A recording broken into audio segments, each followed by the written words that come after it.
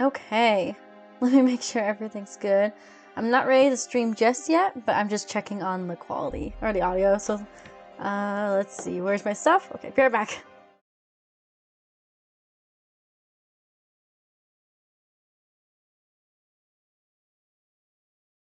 I did it and I didn't even hear it. Let me test it real quick. Hang on. I did it and I didn't even hear it. Let me test it real quick. Hang on. I did it and I didn't.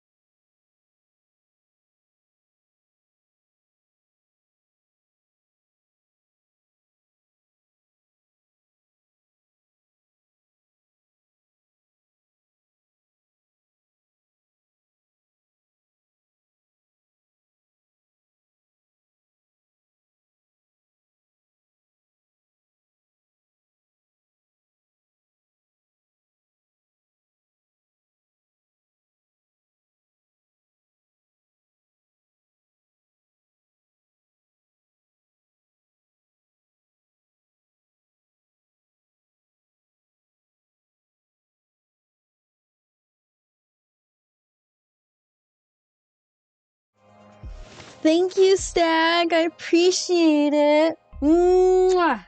Seriously, from the bottom of my heart, thank you. That means a lot. Let me check the. I haven't really checked. I think audio should be fine, but I'm just gonna turn up the. I'm just gonna turn it up on my phone, so there might be an echo. I apologize, but let me just double check and see if everything sounds fine. There might be an echo. I apologize, but let me just double check and see if everything sounds fine. It sounds fine. Okay. Yeah! I figured, why not? You got me all excited for it. Do you not want me to, hon? Do you want me to do it a different time? I can do something else. Whatever you want, my Pookie Bear, is free. This is for you. It's all for you, my love.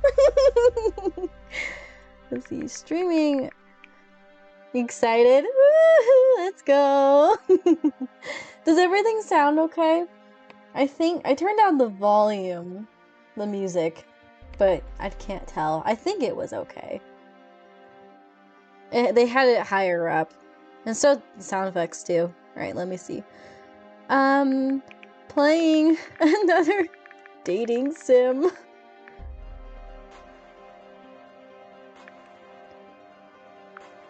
And then I gotta put in the rest of my stuff. You think it's good? Okay. Okay, I was just making sure, 'cause I don't know. Normally I test it, but I was just so excited I didn't want to test it. I didn't want to spoil myself.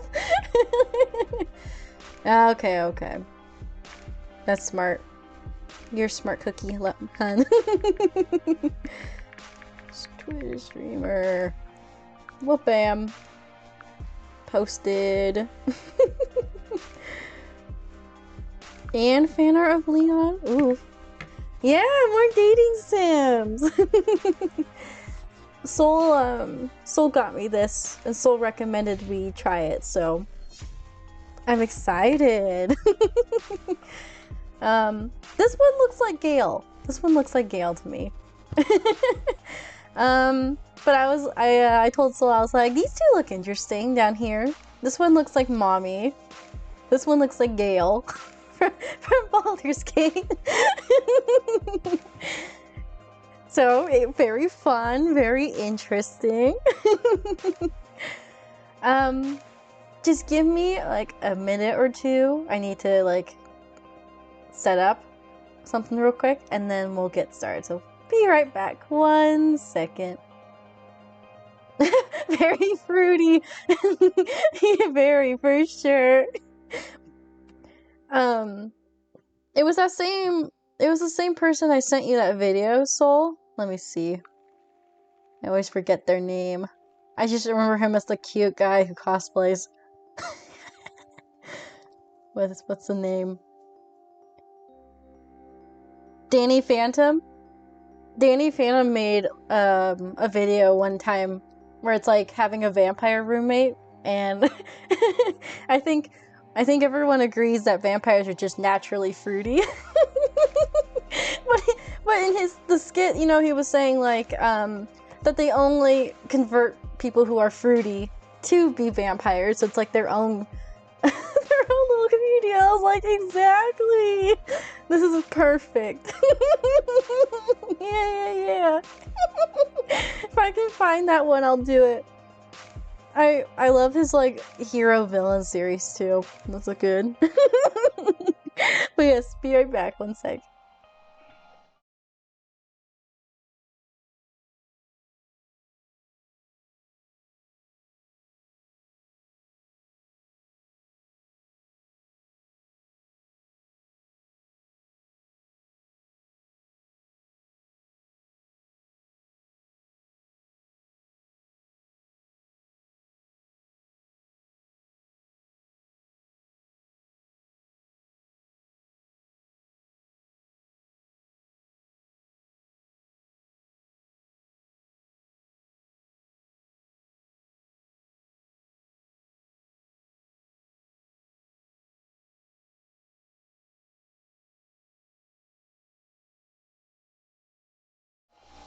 I had to get comfortable, you guys.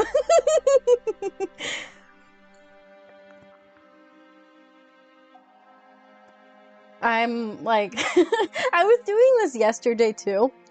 I guess I'm kind of kneeling. I'm kneeling?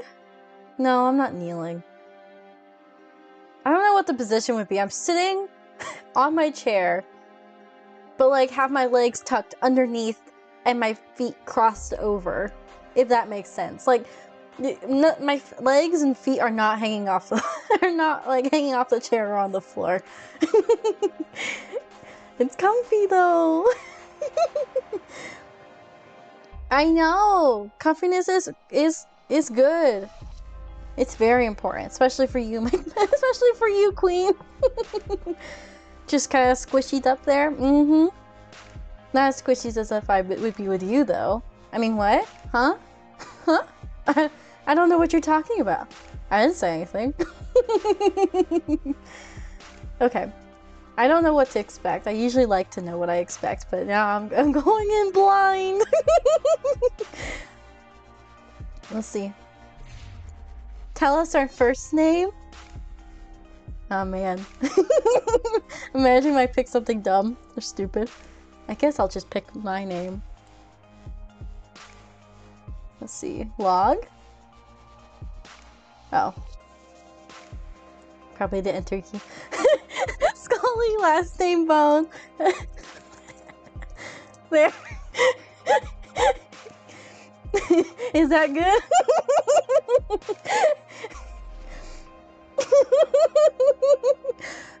It's perfect. You know what? Fuck it. We'll do it.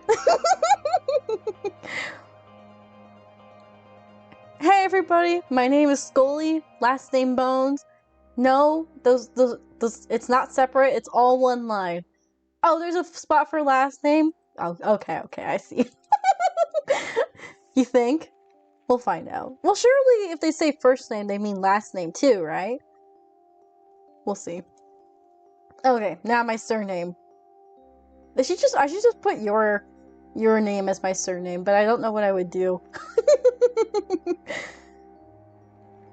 It's been a while since you played, yeah. Bones. Abel. Or no.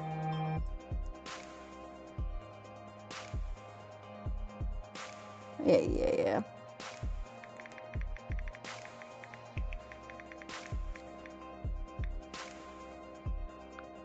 My last name, Abel Bones. There. Because I'm able to be boned, am I right, guys? Is that perfect? I think it's perfect. Mwah. Chef kiss. Yeah, see? It works out. Perfect. And we get to choose our pronouns? That's so cool. I don't see most dating sims giving out this option. I love that, actually. Hell yeah. I'm gonna go with she, her. Nice. Okay, I like this. Very cool. When the night comes. I'm excited. Let's go. Those guys are so good about that. It seems like it. I like the attention to detail. You have been selected for immediate transfer and are authorized to report to the enforcement headquarters in Luris, Escria. Please find your mission information and all after relevant documents enclosed. Once the information has been digested, am I just going to eat the paper? We order that the documents are promptly destroyed. Well, there you go. I guess I am going to eat the paper. It's like that video I saw where you can make Gale eat his clothes. Am I just going to eat my assignment paper? Magic flavored? Real tasty. This information is highly classified, as are all the details of your relocation. Upon arrival, please report to the General Augustus Wilhelm. Probably didn't pronounce that right. Respectfully, somebody. Oh, I didn't get to finish. I arrive in Lunaris at dark.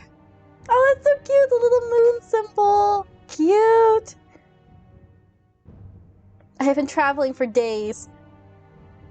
My feet are sore, my eyes tired, and all I can think about is how much I need a damn good sleep.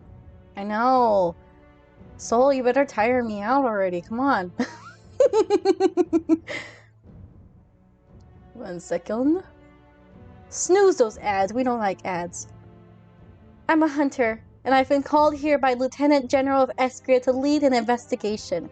The matter is apparently urgent, if the rapid way in which I've been summoned, if it goes anything by, you know? That's the vampire's job now? Right. The things that you... God, the text is so slow. Hang on. Sometimes I read ahead, but I speak like behind, if that makes sense. I need to see it so I can actually read it. Yeah, right? Maybe I'm gonna turn it up higher. It's way too slow for me. just turn. Oh, I can't. No, I want to turn it up all the way. It's fine. We'll see how fast that goes.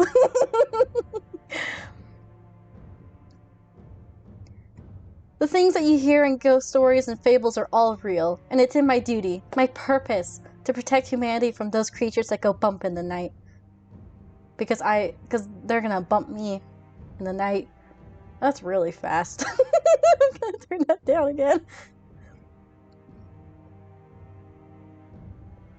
There have been a series of particularly violent murders here in Lunaris lately, and the local enforcers, the agency that oversees us, can't seem to put their finger on who or what the culprit is. I was the most skilled hunter general in the previous town I was assigned to, but I eagerly welcomed the change of scenery. ...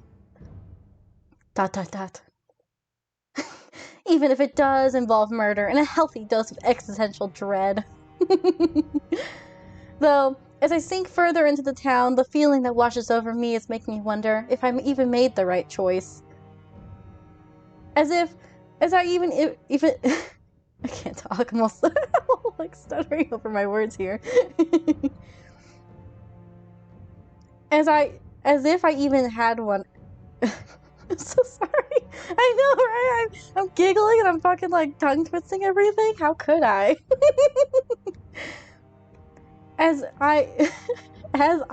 Even if. What is happening? I'm sorry.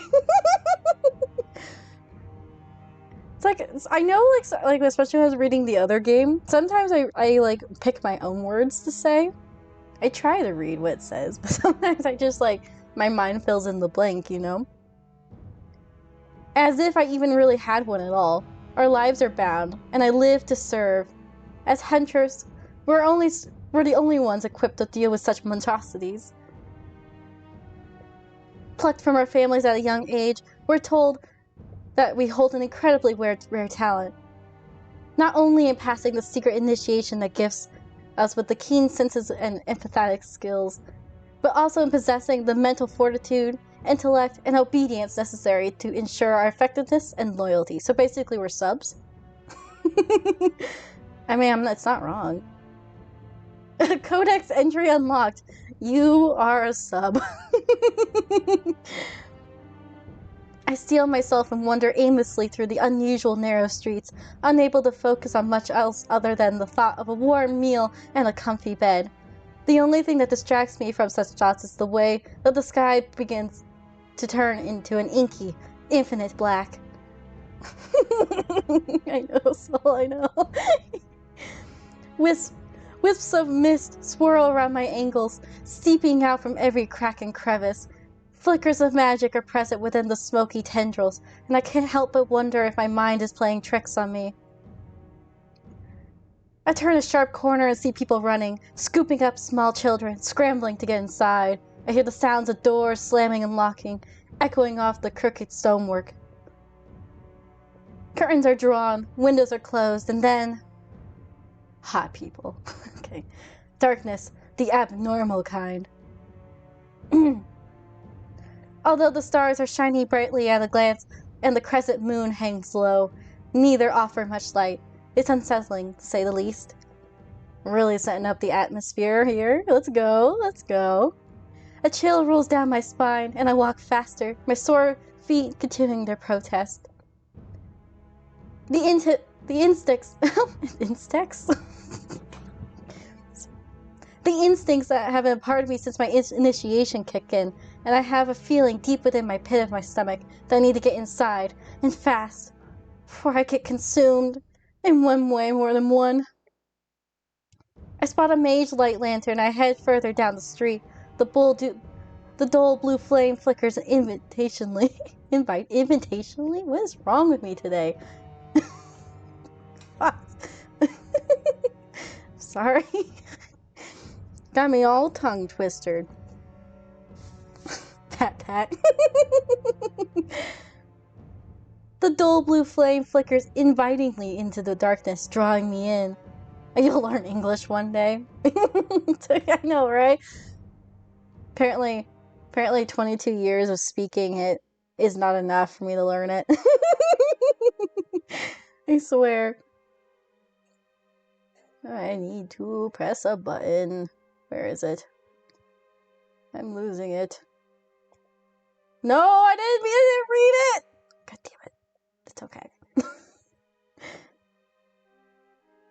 It's empty, only very dimly lit by a few worn-down candles. The shelves are stocked with curious trinkets and jars of strange-looking ingredients and potions, and an apparently endless collection of dusty old books with lines on the walls.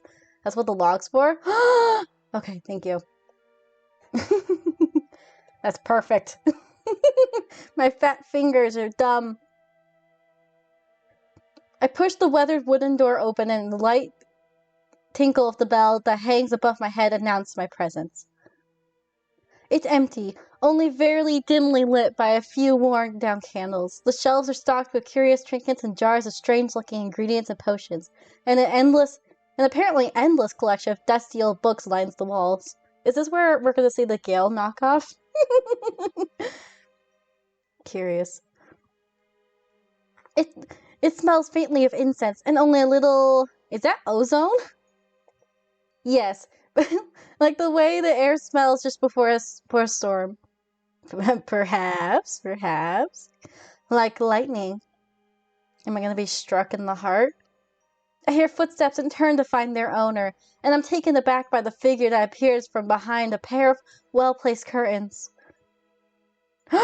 Up, but can I help you? Ah! It's voiced! Okay.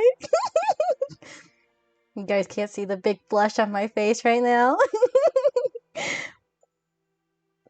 Wide eyes burn into me, brighter than the clearest of emeralds. His aura feels distinctly magical, and I'm very aware that I'm looking at a witch, a powerful one at that. He's cute. Kinda cute. I like the hair. Cute. I'm sorry to intrude, but I appear to be a little lost. I'm looking for the tavern. His gaze falls to my weapons in my sash, his cheeks darkening as realization apparently sets in. Are you the new hunter?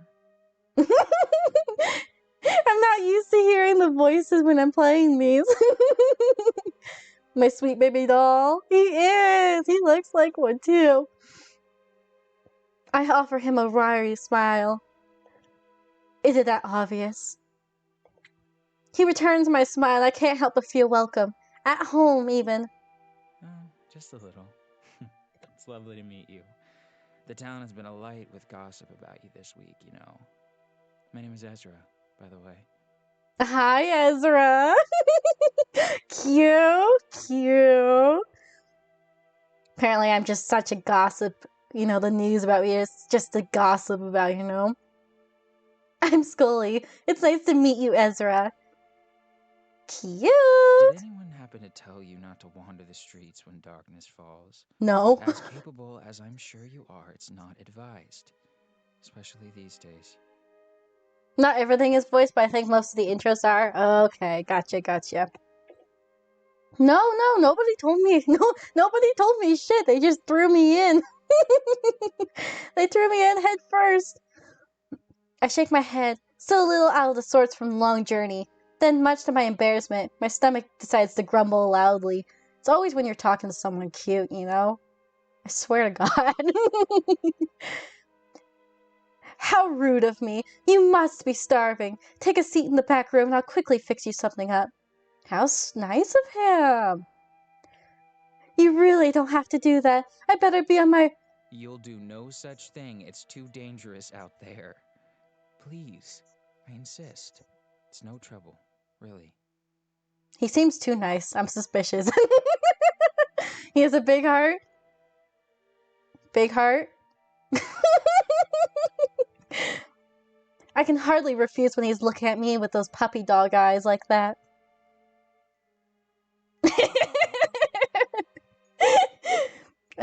He even has a picture of himself on the wall. Cute.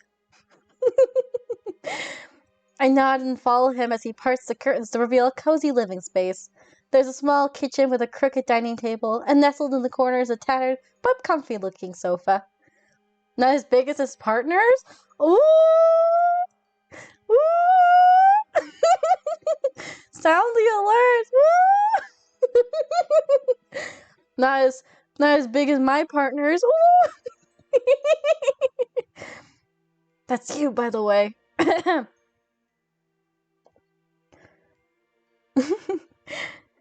Ezra fills an old steel kettle and pops it on the stove, igniting the stubborn burner with a grunt before he turns and offers me a smile. I'm just going to pop upstairs and get you some blankets. I really do insist you stay until morning. You must be exhausted, and I'd hate to send you out into the darkness knowing... I mean, you can tucker me out. It's okay. Or, I mean, not tucker me out. Tuck me in. That's what I meant. Yeah. He is really sweet, though. I know. I'm just a horned up dog. He seems sweet. I like him. He really does seem like Gale. Yeah, slip of the tongue. And other things. He really does seem like Gale. Oh, he's cute though. He pauses, stopping himself. Just wait here, and please, make yourself comfortable. We love a cute little golden retriever. Yeah, we're just very tired hunters, you know. So worn out. I can think of nothing worse than ever walking across the street right now, let alone across town. So I swallow a polite protest. Thank you, Ezra. He disappears up a narrow staircase, and my curiosity instantly gets the better of me. I know, because I'm just like a black cat to the golden retriever, you know? I can't help but be curious. I can't sit and be told to stay. I'm definitely gonna move. A solitary candle burns upon the countertop, colorful, magical little lights hanging from various picture frames and shelves, as well as an abundance of luscious green plants. It's utterly enchanting, just like its owner, and obviously very well loved, with that big heart of his. Very cute. There are a generous amount of personal belongings and keepsakes littering every possible nook, and I eye a tiny dish that's overflowing with brightly colored jewelry. Beside this sit a pile of crumpled parchment. Some of the pages are covered in an elegant, looping script, and others are filled with lovingly rendered portraits. I tentatively reach for one of the sketches at the top of the pile, but the loud creak startles me. I turn, as alert as I've been taught to be at the... I turn, as alert as I've always been taught to be, as my fingers edge close towards the weapon. The hairs on the back of my neck stand to attention, and then I immediately know that there's a creature nearby. My spidey senses are tingling, and that's when I see him. A pair of glowing, fierce, golden eyes peeking up at me from a previously hidden hatch in the floorboards, and before I can even think about defending myself. Dun dun dun dun! Wait, he was in the floorboards? How did he get out? How did he get out of the floorboards? I'm pinned. I just read the rest of it. I'm pinned to the wall by a firm, cold, and inherently not human arm. Who the hell are you? Where is Ezra? Oh, I like a man who's mean to me. His lips curl into a snarl, affording me what feels like an incredibly pointed view of a set of long, sharp fangs. If I hadn't already clocked his deathly parlor, there'd be no second guessing what kind of creature I'm dealing with here. Vampire. I know I'd already be quite dead if that's what he truly wanted, and I feel nothing from him other than an overwhelming desire to protect something or someone. His aura is panicked, but distinctly non-threatening, so I decide to relax against his hold. Yeah, let me just chill. You know? I cautiously raise my hands in surrender in the hopes that he'll stand down. We're not taught to harm creatures who have no intent to harm us. It isn't what we stand for. At least, not the honorable hunters. Chill? Chill, mommy. Chill. Plus, vampires are the closest thing that there is to humans in the Demonology Handbook, and I've met a few reasonable ones in my time. Emphasis on a few. He retreats a little, just as I hoped. Just enough for me to regather my composure. Well, I don't know who he is. He just kind of peeked his head out of the floorboards. I don't even know how he got out of the floorboards. You know what? I actually had a dream last night. Like, I'm not gonna tell you the dream, but like the person in the dream was the guy who plays Damon, Salvatore, which I have not had a dream about him in so long, right? But like he had his nails painted black, and I was like kind of into it, you know. But like that's not what the dream was about at all, you know. But like, I was like, oh, okay, mean goth boy. That drooling on the fucking pillowcase. I only ever do that, I swear, I only ever do that if I'm, like, in a deep sleep. Because, like, I slept for, like, 12 plus hours. Yeah. Anyway, that's my confession to you guys. You're welcome. Who are you? And why do you want Ezra? Who are you? And what do you want with Ezra? What do I want with Ezra?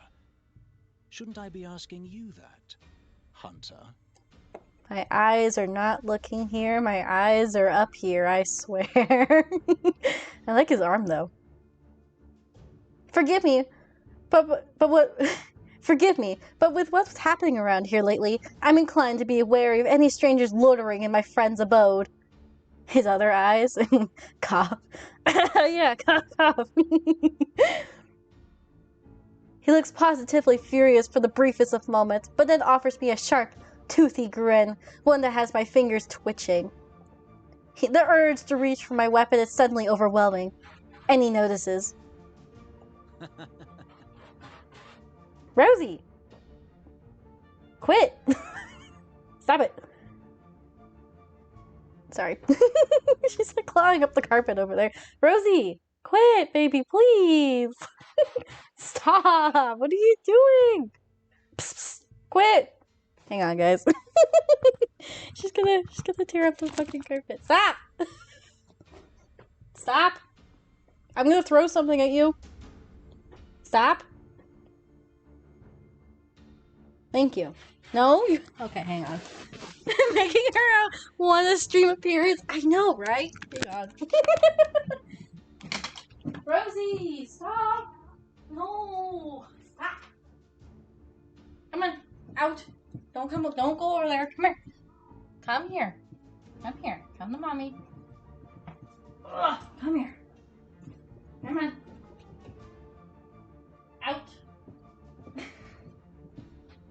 Oh my god. Could you hear her meows? That's so funny. No, don't come. Okay. If you come back in, you have to behave. Okay? Be good.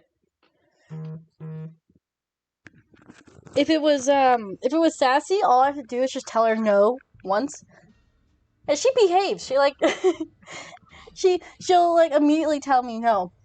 But Rosie's a little fucking bitch. She's my little bitch. She's mad because I'm not giving her attention right now. That's like I gave you my attention all day today. You don't need more attention right now. That's also me too. It's not calling me out or anything. Okay, sorry guys. He laughs, and the noise sends a shiver rolling down my spine. Are you afraid?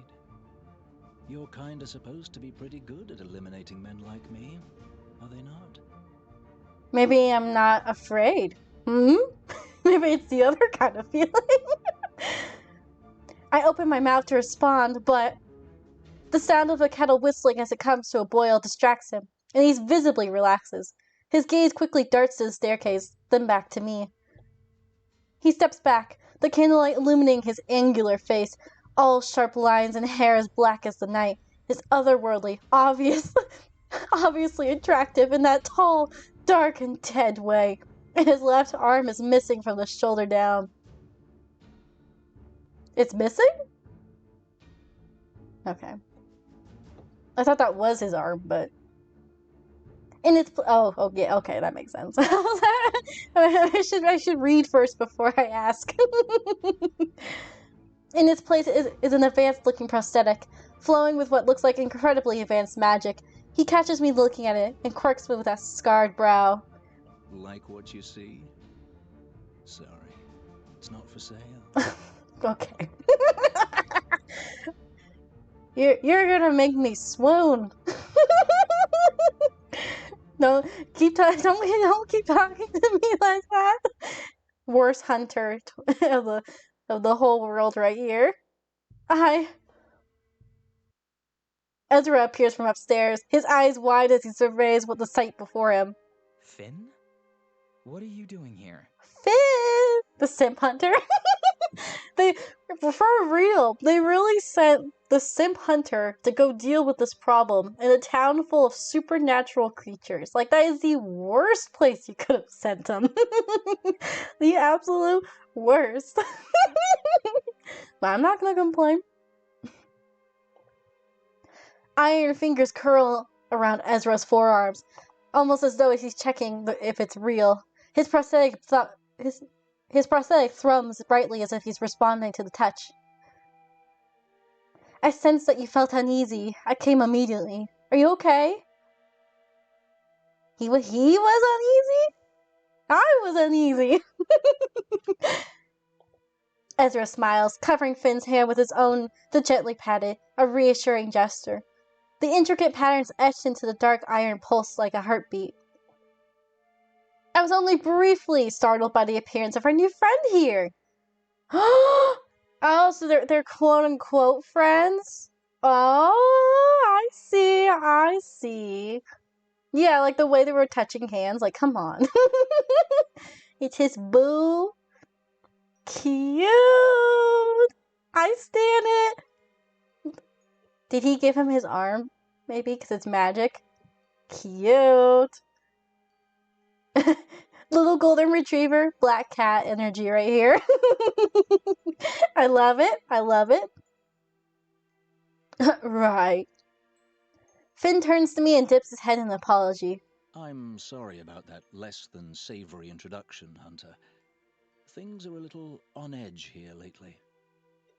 I don't remember his name. Oh, Ezra. Ezra's got a good catch right here.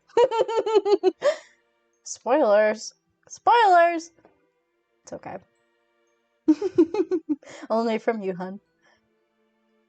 I never would have guessed, especially with how, everything's suspiciously dark outside and scary and how wary you guys are. You should really protect your husband more, Finn. I could have been anyone. I was nice. It was lucky to be me. You need to protect your husband. Ezra shakes his head, clearly amused by my sarcasm. I'm fine. You really don't need to jump every stranger that passes this way. Ghost and soap right here? That final reassurance seems to make the tension melt from Finn's broad shoulders. Sorry, Scully. You don't need to be alarmed. He's an ally. I swear it. Show the little hand gesture. He's an ally. Neither of them are silly enough. That's true. That's true. Even if he doesn't give the first best impression. Finn offers me a genuine, almost soft smile, but he looks guilty. As he should, I suppose. I don't know if he should be guilty. I catch Ezra eyeing me warily, clearly sensing my apprehension. It isn't like it's every night you find yourself in a magical shop staring at both a witch and apparently friendly vampire, Once in a blood moon this happens, but not often. Finn's whole demeanor changed the second he lays eyes on Ezra, and I feel any final traces of fear melting away as he steps forward and offers me his cute little hand. The smile that crosses his lip is mischievous, and the cold fingers grip my own in a firm handshake when I reach for him. It's truly a pleasure to meet you. Thank you. Thank you. Appreciate it. Appreciate you not killing me. I still don't know how you came out of the floorboards, but it's okay. Purr. For real. For real. It's like barking versus meowing, or like purring. It's two different kinds of. It's the same feeling, but it's like for different kind of people, Oh, okay. I was so confused. There's a hatch in the floor under the rug. Okay, because I didn't read it like that. I definitely didn't read it like that. I thought it said you just see the eyes in the floorboard, and then he just came out of nowhere. I was confused. I'm glad you're here. I was like, He just, like, slipped through? His pretty eyes brushed over me like... see, like a caress? All good, babes. You got the braids. I know! I got the bronze. Not the bronze. I got the bronze in certain areas, and you got the braids. It's all good. His pretty eyes brush over me like a caress, his pupils dilating, and I feel myself swaying, leaning toward him almost unconsciously. Oh god, that's bad. That's not good. Not on a first impression. Shouldn't be swooning already. Oh, you guys like hearing the whispers in your head too, right? you guys hear them too, right? You know? No, it's just me. No? Oh, see, you get it. We all have those little whispers in our head. There's a soft whisper of muffled thoughts echoing in my mind, and I can't quite tell if they belong to me or him. It's soothing, and whatever he's doing grants me the foresight to see that he most certainly is harmless, that he bears no ill will toward me. Something tells me he now sees that I'm harmless too. Finnegan, stop that. It's not polite. Finnegan? That's like being scolded by a parent when they say your full name. Finn closes his eyes briefly, breaking whatever connection he's created with me, and offers me a killer smile. Literally. Shit. Those fangs are really no joke. He must be pushing at least 5 centuries. Why, are you trying to say the fangs aren't good? Are they a little yellow? Does he not brush them? I've heard of vampires enthralling their victims before a kill, but that felt more like a request to be understood. Like all he wanted to show me is that he can be trusted. I don't remember! But you did? Oh my god, it makes more sense now! That's awesome! I love that. It's so cute! Hell yeah.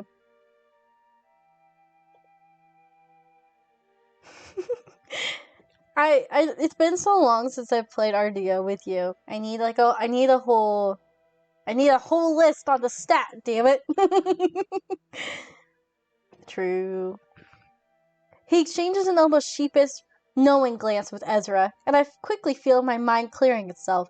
It's interesting to see such a powerful creature wither under the witch's gaze. Sorry, I'm just checking. He looks at me and our eyes lock. I nod once, appreciating that he cared enough to put me at ease. Then he's grinning again, wickedly attractive. I hope you didn't hear anything untoward in there. Yeah, hopefully you didn't see what we were thinking about, you know? Anyway. Ezra fuses with the kettle, pouring me a cup of fragrant tea and offering it to me on a pretty floral saucer. Here, this will help you get a good night's sleep. I take the cup with a nod, both of them staring intently as I take a small sip. You guys don't have to stare, you know? It's a little unsettling. It's good, refreshing, and exactly what I needed. Maybe these two are what I need. So, are you looking forward to becoming a part of this shit? Ouch! Ezra elbows him in the ribs, throwing him a stern warning glance. And Finn flinches a little too dramatically for a big, scary creature. I love that. I love their dynamic so much. Lovely town is what I meant to say. Do you have any idea what you've gotten yourself into? No. Not at all. Is it really that bad? I like a little adventure, you know. I like living life on the edge a little bit. I'm used to a little adventure. I truly hope I can help, among other things. Ezra looks defeated, but strangely optimistic. I hope my words sound honest because I really have little choice. I have to help. It's my job. My duty. Well, you certainly seem capable enough. These two. Mm-hmm. Suspicious. Fin grimaces, exchanging a strange look with Ezra. I feel like they're not telling me something. My clan and I are at your disposal, should you require any assistance. Thank you, Finn. Finny Pooh. Clan? He nods, but I decide not to press on him for details. Yet. I'd definitely like to know how many supposedly quote-unquote good vampires reside here. I offer them both a smile and finish up my tea. Ezra hurries to take the empty cup from me and sets it on the table. He places his hand upon Finn's arm. Yes! They're so cute! No wonder they're staring at me. I'm over here like, aha! You two are cute! I knew it! Just like pointing at them in my mind, you know, that's why they're staring at me. Places it on his titty. Yeah, I would too. He's got enough room, right? Here's Finn's. Here can be mine. You know, we can share. Sharing is caring, right? Sure. Ezra doesn't need the hog up, you know? Two titties for a reason. Exactly. Oh, it's true. That's two is better than one. Oh, I love you. Finn, Scully needs to rest. Maybe you should head home? I don't know, shouldn't you stay here with your husband? Finn nods, and Ezra follows him as he heads for the hatch. Okay, see, they clarified it. It's a hatch. Embrace briefly, let's go! So I'm already like hardcore shipping them. They're so cute! They embrace briefly, and Finn whispers something into Ezra's ear, the witch grinning brightly as he pulls away. Then Finn's warm, golden gaze locks into my own, and he smiles. Be sure to take care. If you ever need anything, just scream, and I'll come running. They're both giving me, like, not monogamous energy here. Or maybe that's just me hoping.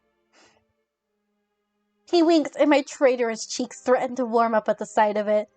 He notices it and laughs quietly, a deep, comforting rasp that I could most certainly find myself getting used to. Yeah, I can tell. And they know it, too. Look at them. Look at their little mischievous grins. They know it. It was very nice to meet you, Finn. Finn gracefully lowers itself into the hatch, and Ezra stares into the darkness until the door slams shut.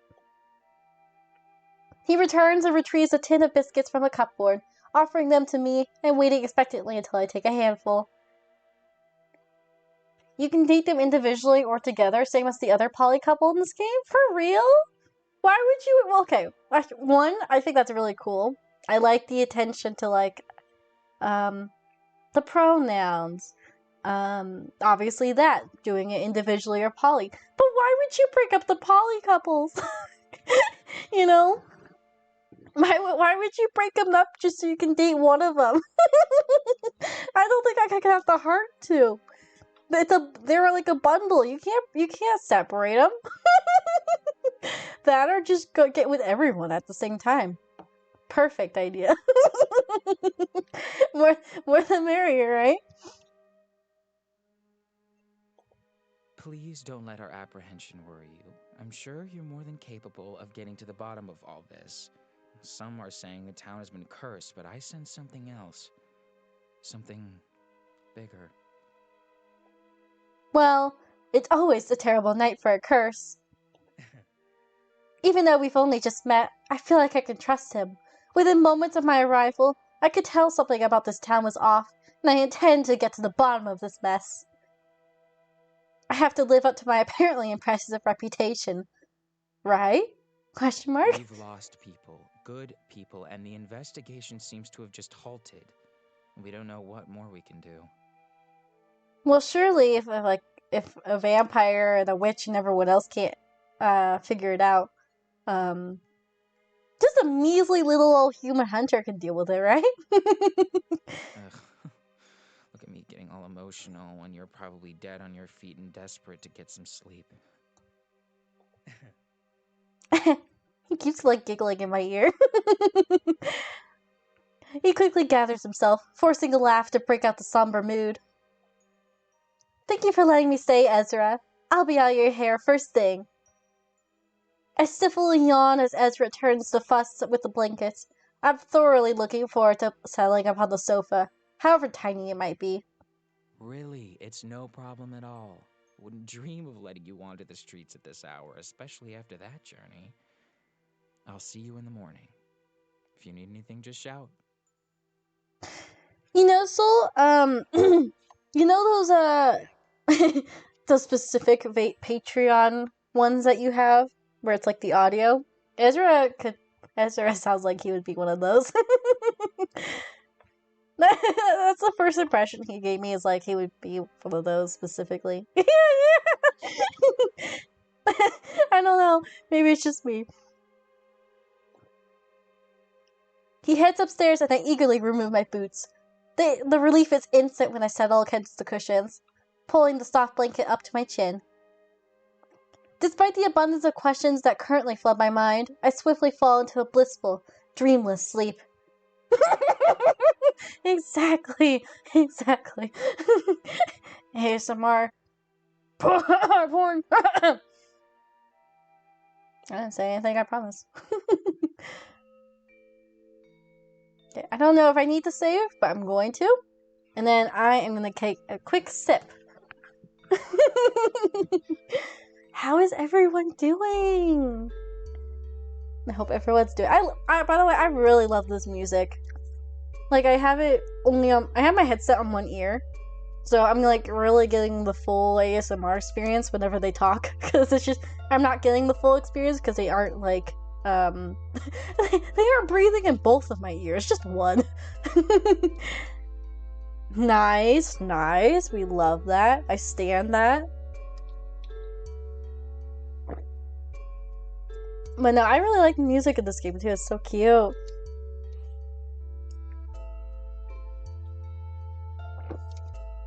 I'm probably taking way longer to go through the game, but I'm slow. Really getting the full experience here. Here, let me do something real quick. I need a different command just for you, but for right now, that's all I can give you. Mwah! Kiss. Let's see here. It's a long game, no few hours. Well, now there's more to watch. I'm looking forward to it. I'm excited. You fuck man. I mean, let me just write that down real quick. I mean, if you're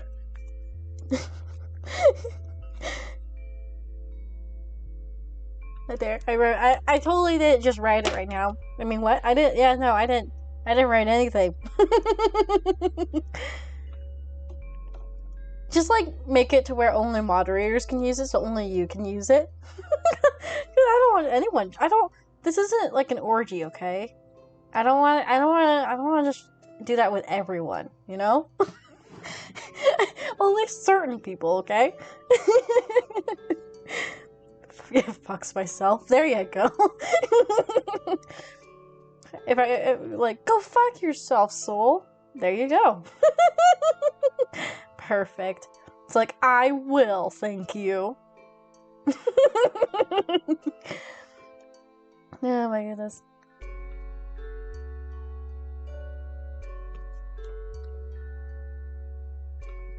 Also, it was so funny earlier too when you said that I was a poet. That was like the least poetic way I could have said that. You just made me burst out laughing. It was so funny. You're quite the rizzler. After I wake up and Ezra eagerly makes me more tea, I join him in the shop as I prepare to leave. I wait patiently while he deals with what sounds like a particularly difficult customer, doing my best to eavesdrop. Doing my best to eavesdrop? Oh my goodness, that sounds just like me. As I survey the books with the lines of walls, most of them are just in languages I don't understand. Because it was a phrase like a poem at first. I know! It was! But I thought it was really funny. It made my, I don't remember what I said it, but it made my morning / afternoon, whenever it was. I know, I'm quite the poet, guys. Most of them are in languages I don't understand. There's a strange energy in the air, and my senses tell me that Ezra's visitor is also of magical origin. Unlike me. I only have... It's Gale! Like this and expect me to have what you need right away. These things take time. It's Gale! It's the man himself! That's always your excuse, Ezra. Do you not want me to work hard to save this town? Purr? The voice. It's getting me. Ezra sighs, apparently not willing to argue. Or maybe he'll know he'll lose. The tall figure he's bickering with turns to look at me, and I'm caught off guard by the piercing eyes, their stare cutting right into my very core. Meow. They scowl, their lips purse as they turn with a towering heel like I have a target on my forehead. Ezra looks like he's about to try and say something to stop them, but they wave dismissively over their shoulder. He acts like he's like a little prissy guy. Not prissy. Like, maybe like I'm rich and I do whatever I say goes kind of guy.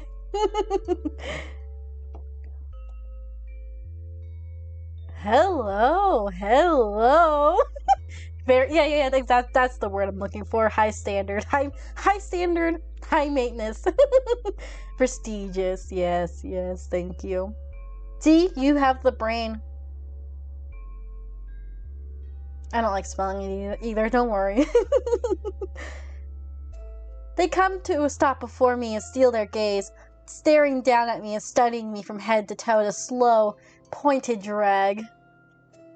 I register the familiar violet sash that adorns their torso, the very same as mine, and exchange a quick glance with Ezra. He looks apologetic as he hurriedly emerges from behind the counter that joins us. An enforcer, then. One who apparently doesn't feel the necessary... One who apparently doesn't feel that it's necessary to wear the standard uniform. Or maybe they simply think that they're too important. Absolutely. They have a commanding presence about them, and I can't help but wonder what rank they hold. So you're my new subordinate? Interesting. Subordinate? Captain? Am I gonna be called... Whatever rank you are, am I gonna be calling you that in bed? Gus? That does not look like a Gus, I'm sorry. Subordinate. It's my good little pet. It's like my good little subordinate. Okay, he's not a Gus. Oh, Gustus. Okay, that makes sense. I was like, I'm sorry. He's not like Gussie. Gus. August? So this must be the infamous Major General William Hine that I've been assigned to. They're a prolific figure countrywide, and they're known for being responsible for one of the best hunters that Eskria has to offer. I don't have enough energy to pronounce that. Willenheim. Hey, it sounds exactly how it's spelled. Mommy, I'm trying, okay?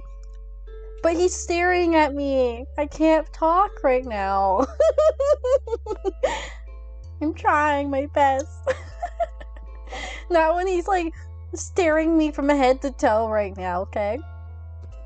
Calling me his little subordinate. It will be a true honor to serve under them, despite their apparently icy disposition. Historically, enforcers aren't the friendliest bunch. They live to serve just as we do, but they hold a much higher authority and love to remind us about it. Okay. I see what they're saying. The dom of the position, then? I bet he would be a sub, too, though. Like a switch. The way Ezra said their name carried a warning, and August scowls at him briefly before turning their attention back to me. I notice how very tired they look, their eyes heavy-lidded and their skin pale. They seem almost to sway when they stand. Apparently Ezra knows this too, a flash of concern crossing his features as he quickly rushes to gather some ingredients from a locked cabinet. Oh no, Gussie, are you okay? He could perhaps be persuaded, but nah. Maybe. But Gussie, are you okay? What's wrong with you? Poor guy. He looks like he's done this before. Seen. Oh, it looks like he's done this before. Seen them like this before. It's a pleasure to meet you. I'm... Yes, I know exactly who you are. Your arrival has caused quite a stir, and more than a little paperwork. I know, I'm just that good. They glance over at Ezra, watching as he breaks off a few sprigs from a neatly wrapped bundle of herbs and pops them into a glass vial. Oh, I see what you were talking about now, Soul. Is this it? And I need to adjust my seating. My leg is falling asleep. I'm now doing crisscross. Their foot taps impatiently on the floor, and an exasperated scoff falling from their lips as they turn to look at me once again, eyes rolling. So tell me, Hunter Abel Bones, are you ready to partake in one of the most baffling missions I've come across? I thought he was about to say something else there.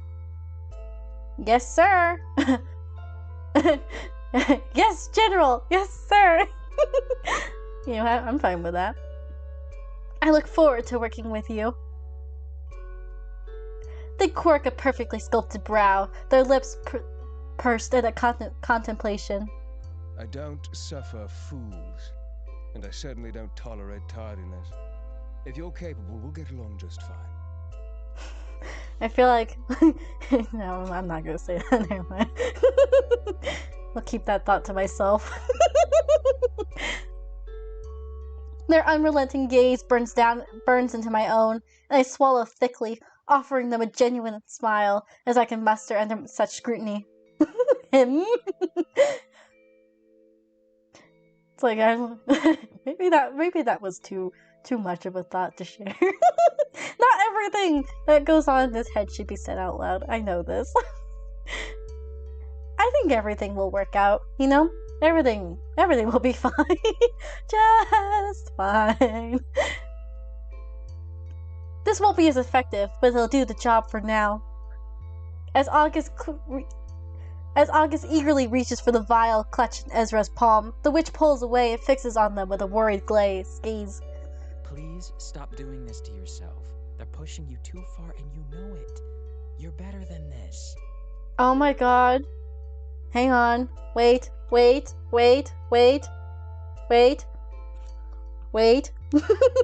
Googling. Wait.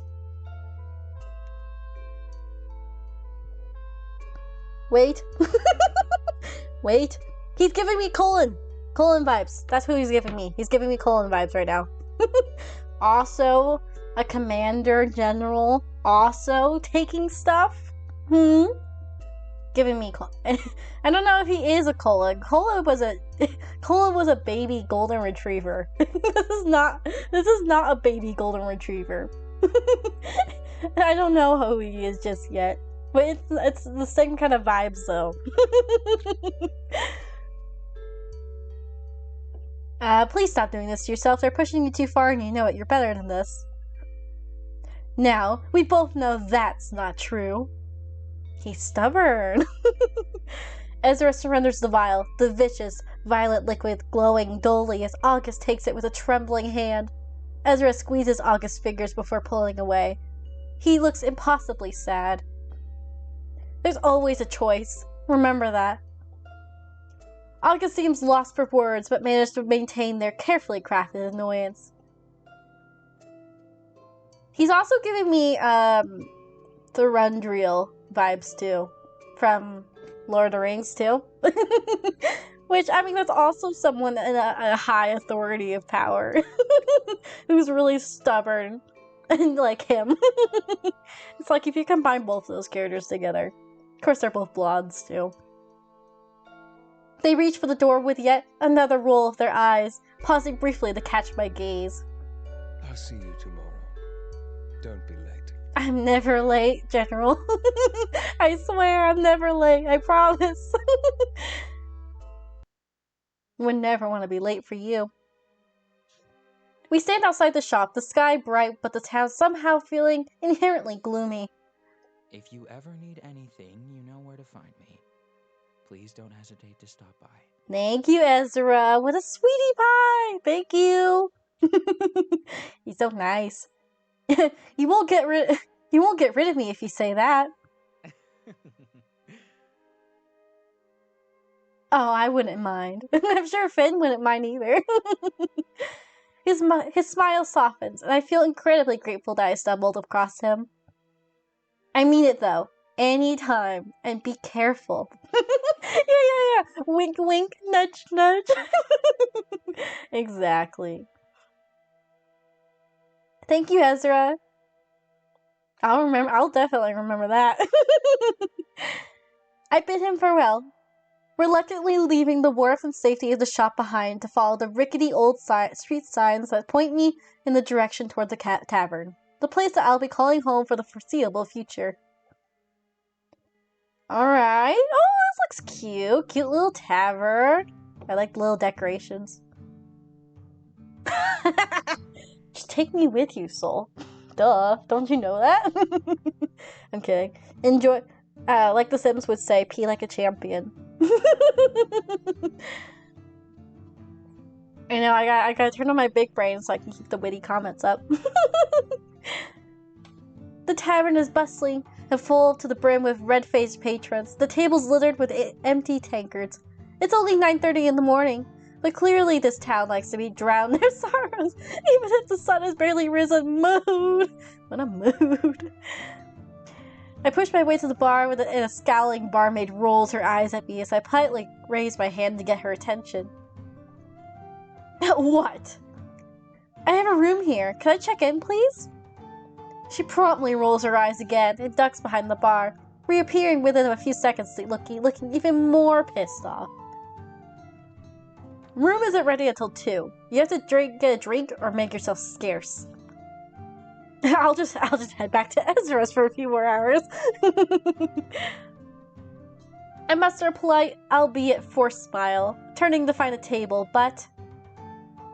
Mommy? Sorry, Mommy? I find myself face to face with a striking, scowling woman who appears to be blocking me entirely on purpose.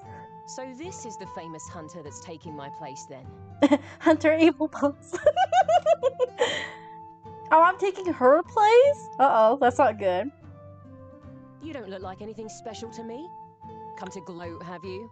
Rub it in my face. No, I don't mean anything. I didn't know you were here. I'm sorry. God, this seems like even more like I'm pissed her off. Like, do I know you? You're so belittle, or like so little to me that I don't even know who you are. Nice to meet you, I think? She looks back. She looks taken aback, clearly not expecting me to be polite, but she quickly straightens up, her features softening. Well, kinda. I know exactly who you are. I'm Piper. Piper Merriman. Piper! I like Piper. She looks nice. Mom, she looks like mommy, but you know. I'm the former general. I was leading this investigation until you came along. Okay. I feel bad. That's awful. Why can't we just work together? I had no idea. I just go where I'm ordered. You of all people must know that we don't have much of a choice. Her gaze drops to her hands as she picks up a non-existent piece of lint off her trousers. Well, yes, I do know that, I suppose. So, I've been really called here to take over Piper's place. She's a legend, having racked up more kills than some of the most seasoned hunters, and all that tender age of 24. I feel terrible. I wasn't told I'd be replacing anyone, and her being upset suddenly seems pretty justified. I'd be devastated if I was demoted. We worked so hard to put our lives on the line, all while the majority of enforcers sit safely behind their desks, holding our fate in our hands that aren't stained with blood while our fingers drip with it. Yeah, I feel bad. Hi, Mommy. She looks so pretty. I love her skin, too. Ah, she's gorgeous. Hey, you came back. Piper. Piper makes a vague gesture at the barmaid and she swiftly handed a glass of warm amber liquid that she delicately cradles in her palm. She steps closer with narrowed eyes, surveying me in a way that almost reminds me of August.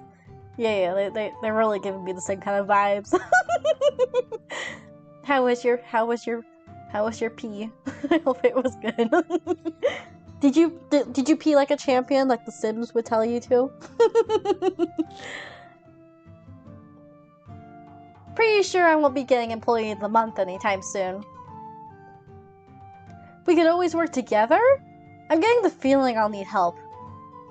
And I'm sorry, truly. I can't imagine how frustrating this must be for you. Oh, you were fixing your teeth? I hope all that went well. She continues to look annoyed, but I can tell a more vulnerable emotion lingers beneath the seemingly rock-hard exterior. She swirls the rum around, watching the gentle slosh of it as it coats the sides of her glass. You know what else she's giving me the vibe of? Cassandra from Dragon Age 2. She's also giving me Cassandra vibes. Yes, well, that's what I get for being utterly shit at my job, isn't it? No, Piper, don't say that. But also, yeah. Like it appears to be hard and like hard on the outside, but actually a softie on the inside, you know? But yeah, don't say that, Piper. You're not bad at your job. No, poor darling. yeah, I can tell. But I love it. I love that. She scoffs a laugh, but the smile that curls out at her ruby lips doesn't reach her eyes. Anyway, I'm sure I'll see you on the field. I'm not totally useless, apparently. They just have me doing the awful jobs, the stuff that doesn't actually matter. What a waste of a perfectly amazing hunter. I agree! You could be doing so much more.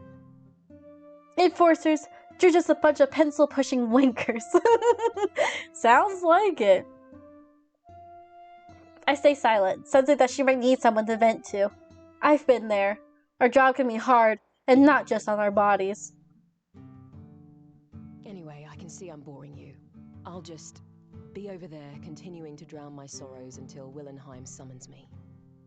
No! Poor girl. Can I keep you company? I don't have a room until 2. Surely we can stick together. They're sort of an arsehole. Yeah, I can tell. I huff a laugh, covering my mouth with a hand in my poor attempt to stifle the noise, and she seems briefly amused by my reaction. She offers me a thoughtful glance, then sighs loudly. Don't take any shit from them, okay? When if I want to.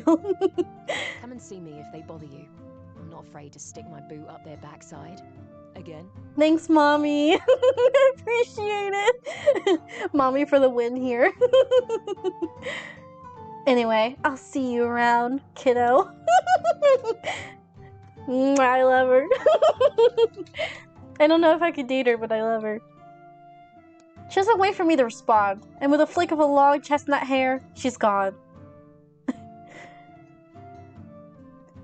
I spot her disappearing into the heavy crowd that's mulling above the center of the tavern, a crowd that's apparently pretty pissed off about something. I decide to investigate. Yeah, exactly. I don't know how to describe it. That she's other than pretty. Exactly that. It's more of a feeling than a way to describe it. Might as well get stuck right in. What could possibly go wrong? Oh, you know everything's gonna go wrong, but it's okay. We'll go we'll go head first into this, why not? I push my way into the crowd, and I find what both baffles and amuses me. A lichen, a hybrid lichen, sat smug bang in the middle of the tavern, arms folded across his chest. He has a smirk plastered across his scarred lips, his wolf ears twitching dismissively as the townfolk hoot and holler at him. My boy! My boy! The lichen doesn't seem to care and grabs his drink, taking a deep swig. So he's not doing anything, right? He's just sitting there? My first impression is that he seems perfectly harmless, even if his cockiness is almost a palpable aura. As I step closer, however, I can see the scar he bears. Yeah, he's just chilling, what the hell? What's wrong with everyone? The seasoned scrapper, then, not shy in the least and eager to stir up the ire of the authorities or other creatures, apparently. He spots me then, his scarlet eyes flashing. Then he's kicking out of the chair in front of him and gesturing for me to sit down. Either he's bold, or he's got something to prove, and I find myself being watched in the eyes of every tavern goer. Oh, we have an audience! Even better! Fun. I can make a real fool of myself now. They're all waiting to see if I'm going to oblige and object in their disdain, and the tavern falls deathly silent. As I take a seat, the crowd begins to disperse. Oh, okay, we're good then. Nobody's gonna see me like get absolutely flustered by the werewolf boy. Though their eyes stay firmly fixated on both myself and the lichen as they return to their respective seats. They're lucky I kept my cool. Wouldn't you say, Hunter? Burr! Burr! Okay, I see how this is. I think I might have to take off my bark like you want it. Oh, woof. Woof. I might need to take off my jacket. I'm getting pretty hot. And it's not hot in here. It's really cold.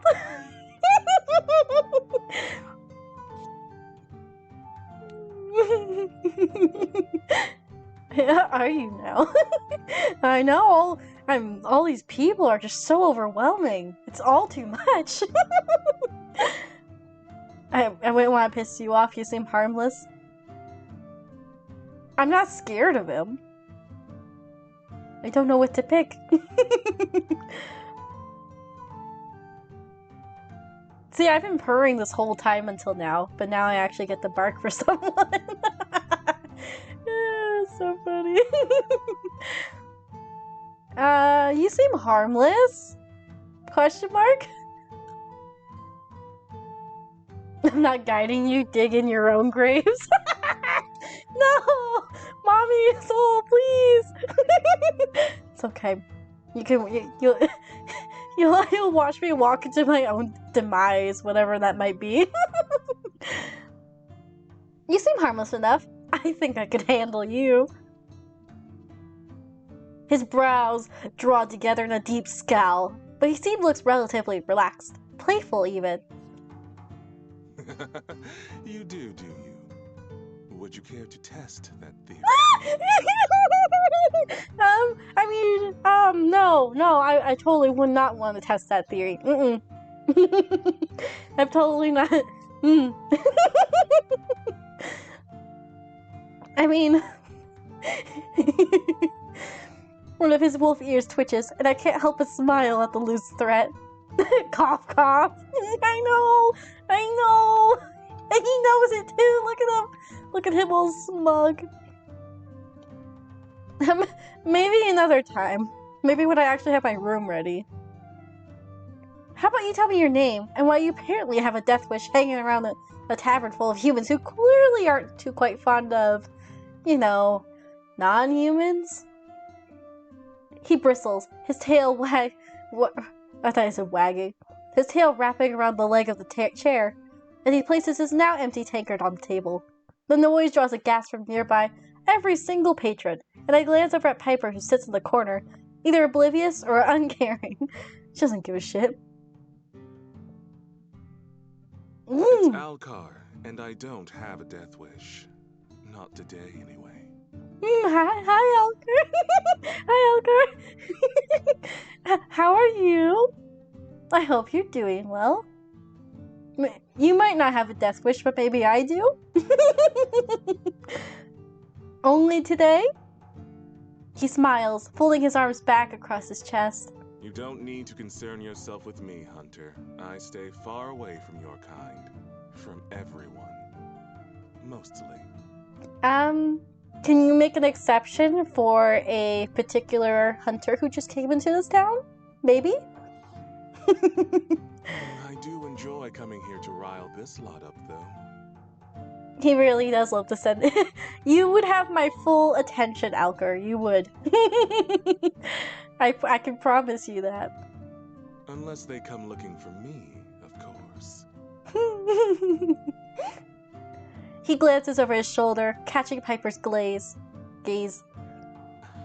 She flips him off and then turns around to face me, his shoulders shaking with laughter. That's actually kind of funny.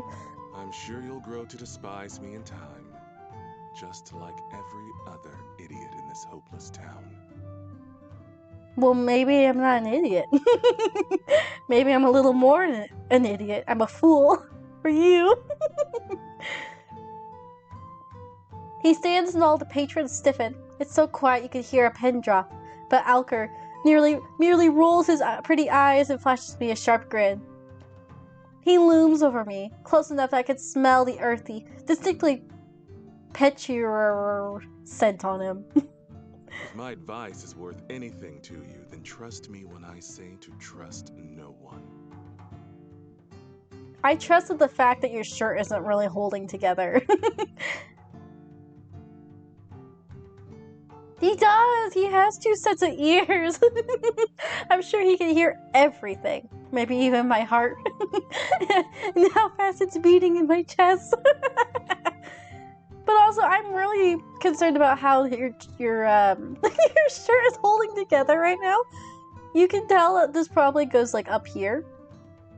I would hope it would go up here because there's so many buttons up here. that just goes down. I'm pretty sure they don't go all the way down here. Down here, you know, they have to cover up his chest.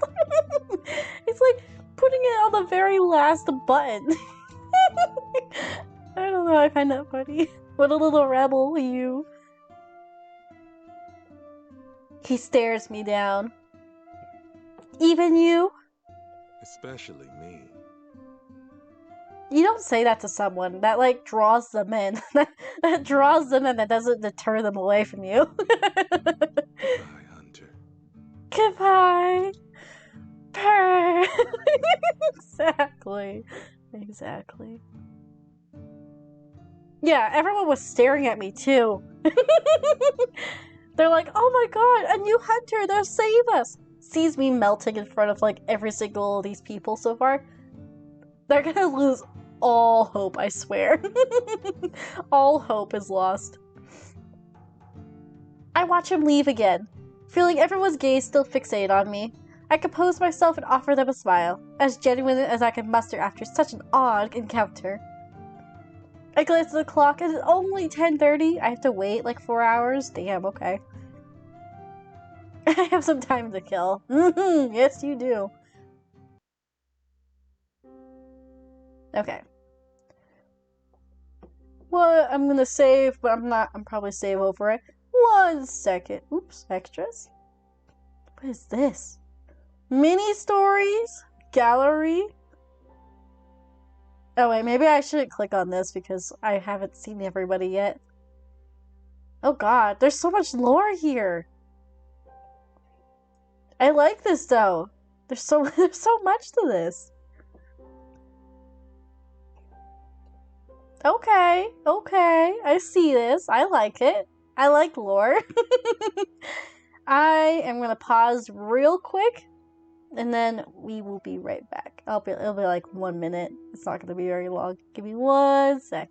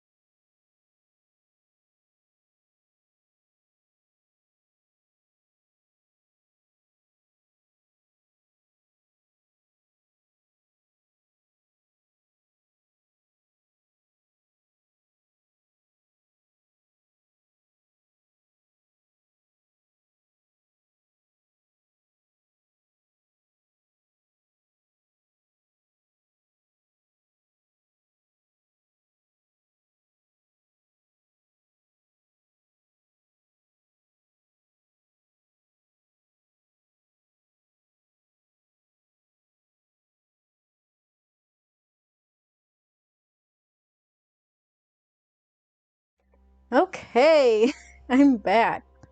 And Soul is mommy. That is fact. Let me take a quick sip real quick.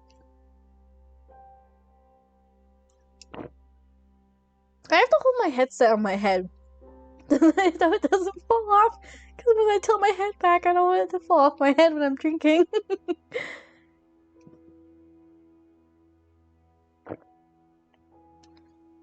Okay.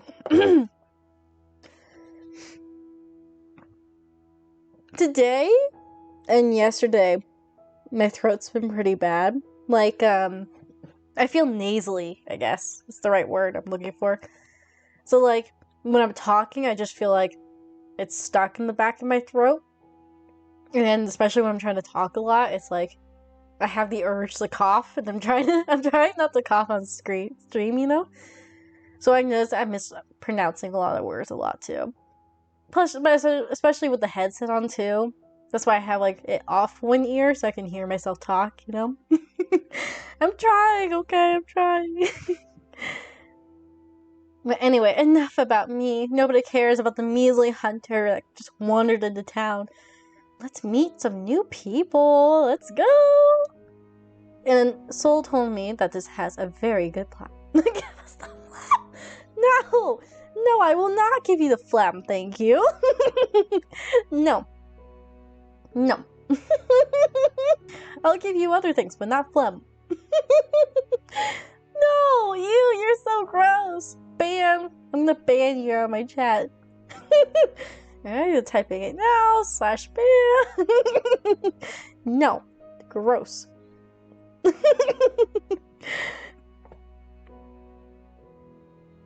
Nobody cares about you, Ko-Fi. Stop. Okay. The town is small. Very small. I gotta turn down the volume. Hang on. The town is small. Very small. And it takes me less than an hour to walk from end to end. On my travels, I find myself drawn to a cemetery. And it's the scent of blood is thick here. Vampires, or because there's a murderer here? Concerned I am. That would be because this is the site of the last oh, okay, there you go. This is the site of the last murder. I come across a patch of scorched grass, the earth around it trampled by the boots of enforcers and hunters alike. The remnants of a crumpled gravestone are littered around the perfect black outline of a body, and I take a deep breath, crouching down to skim my fingers along the edges.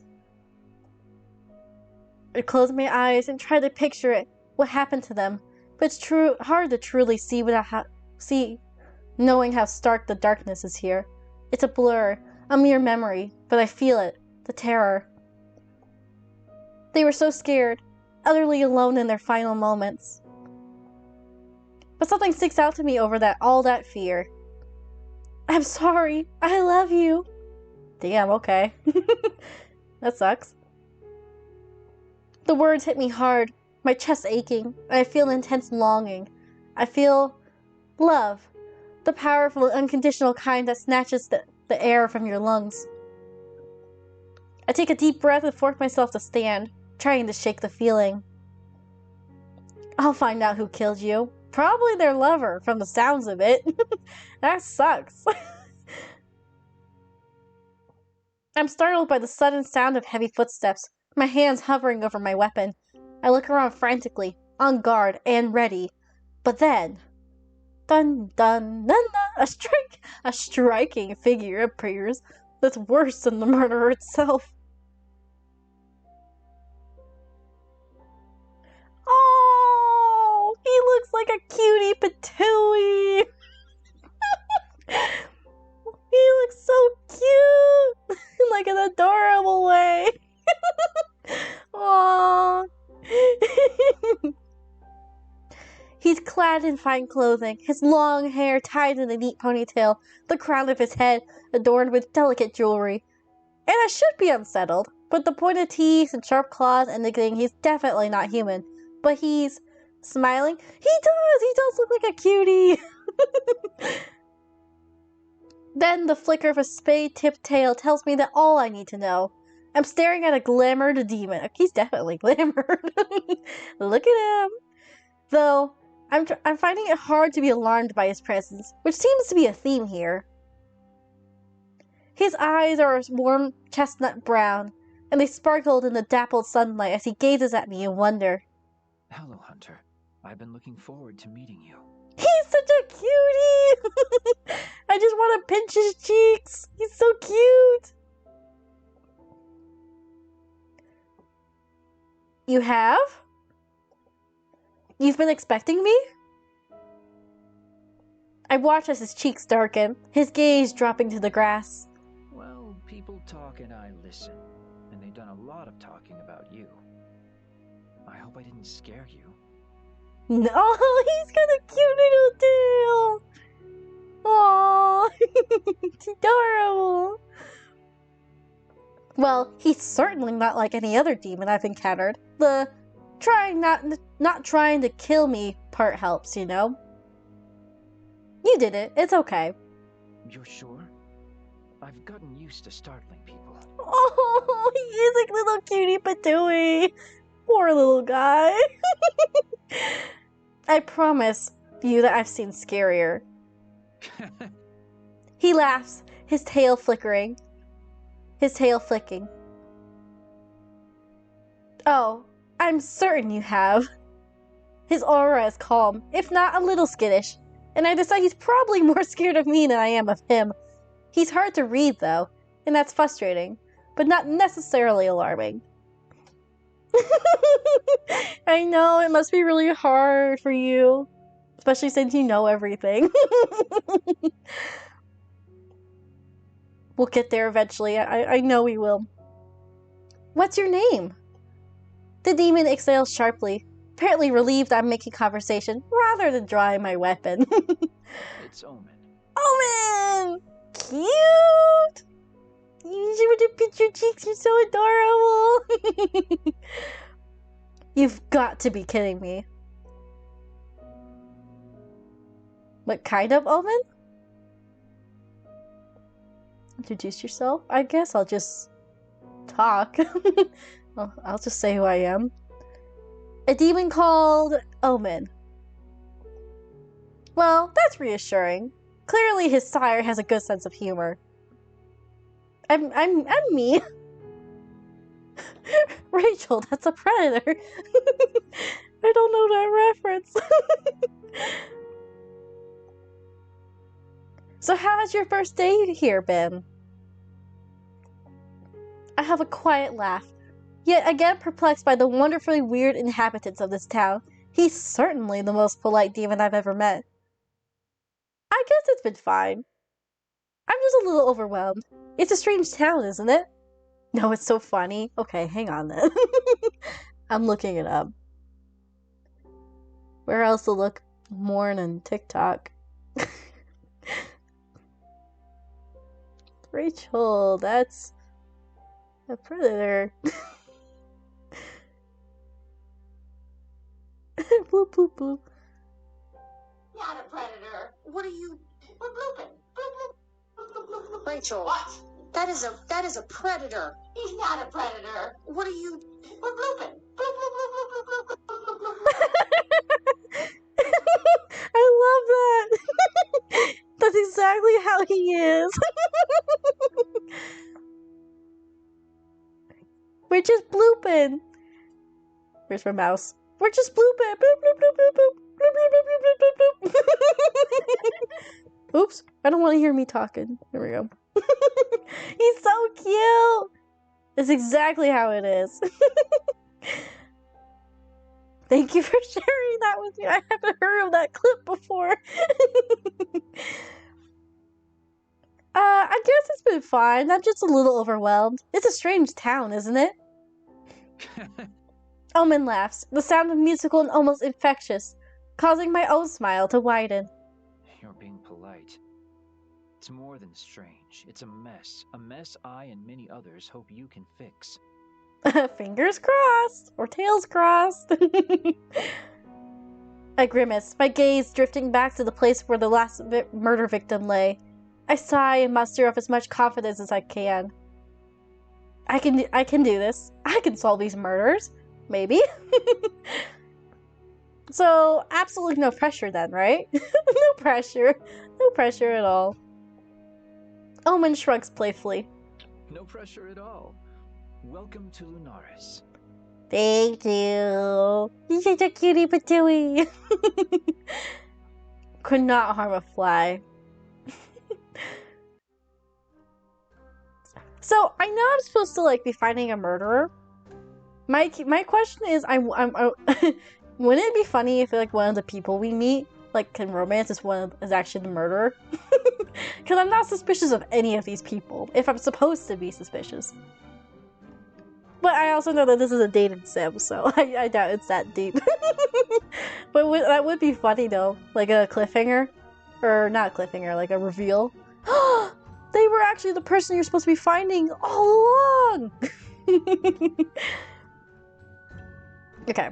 I make it to the enforcement headquarters with time to spare after August's thinly veiled threat about tardiness yesterday. I had a terrible night's sleep on scratchy sheets, and I couldn't possibly feel less ready to face my less than friendly superior. I raise my fist to knock on the door, but the muffled conversation I hear coming from inside has me hesitating. It sounds pretty heated, and I glance at the clock on the wall behind me to check the time. I have 1 minute before I'm sure he'll he will admonish me for being late.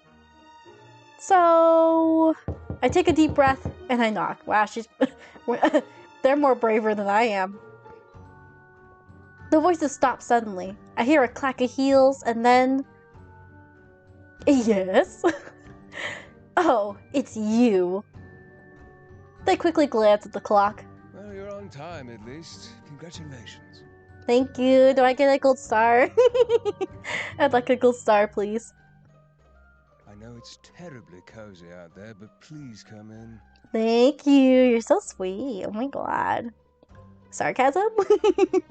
I nod politely and quickly step into his office. It's beautifully decorated with neatly arranged bookcases lining the walls that are larded with a collection of trinkets and tomes that are possibly rivals Ezra's. There's a huge desk in the middle that overflows with reports and letters, and half an empty inkpot and elegant sapphire quill poised and ready. Then, as if I were expecting a rather vivid case of deja vu, Piper! Oh god. No wonder they were in a heated argument. Piper appears before me looking decidedly less impressed than she did in the tavern yesterday. Hunter Ablebones? Look at August. Well, I'll say, I like Piper. It's nice to see you again, kid. Hi, Piper. She stares at me, her eyes narrowed as her gaze flickers to August, who stands quietly just behind me. Their hands are clasped behind their back, a dark eyebrow quirked almost expectantly. Piper frowns at them, her nose crinkling before she swiftly turns to have her attention back on me. Yes, you too. I offer her a smile, but the one she offers in return doesn't quite meet her eyes. I appreciate the effort nonetheless. It's kind of hard if they were in the middle of an argument, you know? She's trying. I appreciate the thought. So, you two have already met, In the tavern again, were you, Piper? August sighs heavily when we both fail to respond, and Piper manages to look anywhere but her superior. Anyway. They run their hands along the edge of the desk, inspecting the perfectly dust-free fingertip as Piper huffs in the general direction. I know you have very important business to attend to, but I'm not finished with you yet, Willenheim. Is that so? I've given you your mission, you've complained about it loudly. So, pray tell, Major, what else could there possibly be? Maybe give her something more important to do? Piper flinches, and I see her demeanor shift, her admirable determination withering and dying as that word foils off his tongue, a harsh reminder of her demotion, and one that clearly stings. I wonder if I'll ever get the chance to ask her about it again. to finally know exactly what she did that warranted her being made such an example of. Nice, August. Really nice. Well, August, don't be so mean. Be nice. You could quite literally cut the tension in here with a dull-bladed dagger. Probably. It's not awkward at all. Not at all. We have a meeting, General? August sighs, glancing at Pepper almost guiltily, but the sorry expression fades the second he meets her gaze. Yes, we do. Is that everything for you today, Piper? Is it ye? I wasn't asking. Ugh. I love his Uggs. They're so expressionful. They take a deep breath, pinching the bridge of their nose between their forefinger and thumb. You're dismissed for today, Piper. They stare each other down, and I wonder how the hell they even managed to become one of the most successful elimination teams in all of the Escria. Me too. I don't know how the hell they even worked together, or if they did at all. I don't know. I've heard countless weird and wonderful tales of their partnership, of Piper's unparalleled strength and August's unmatched intelligence. But here, now, all I see is a dispirited hunter and impossibly tired enforcer. Harry is on his way. I suggest you depart quickly. Shit. She's just like, shit. That's funny. I want to know who Harry is. She blinches at that, and I can almost see her admitting defeat. Her shoulders relax, and the furrow in her brow fades. Fine. I'll go and look for your possibly a small chimera, but probably a big fucking cat. I love her. No filter whatsoever. I'm here for it. One day you'll have to stop punishing me, you know. Piper grabs an... right? Piper grabs a set of expensive-looking daggers from the chair in the front of the desk, strapping them to the back with haste. She pauses in front of me, and those dark eyes soften as she meets my gaze. See you around, Hunter. Enjoy your important meeting, and remember what I said. Foot. Ass. Yes, ma'am. Yes, ma'am. I know. I will listen to you. She glances another glance at August, and they suddenly become very interested in studying their perfectly manicured nails. With a wink, she then fully spins to face August, squaring up to them playfully. The enforcer towers above her, still uncaring, still unbothered. Twat. Had to give him one little final insult before she went. I love her. I love her so much. And with that, she turns on her heel and slams the door so hard it shakes in its frame. He doesn't even question it. He's already used to it. August walks around the back of their desk, practically falling into the well-used leather chair. Hi. Ooh. I scan the piles upon piles of paperwork that litter the surface, taking in the countless reports and letters, scribbled diagrams, and gruesome drawings. I get the impression August is in their head a bit. I get the impression August is in over their head. The disorder of all of this information is making my fingers twitch. They watch me carefully, stifling a yawn with their trembling hand. I know. Trust me. I know. Mood. As much as I hate to admit it, we've got nothing. As of right now, I expect everyone in this town, and so should you. Though I may not really know them yet, I sense that this kind of vulnerability I'm seeing is rare.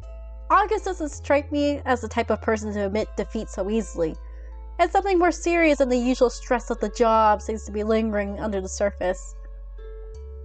After what I've witnessed back in Ezra's shop, I can't help but wonder what they were like before all this. The way the young witch looked at them.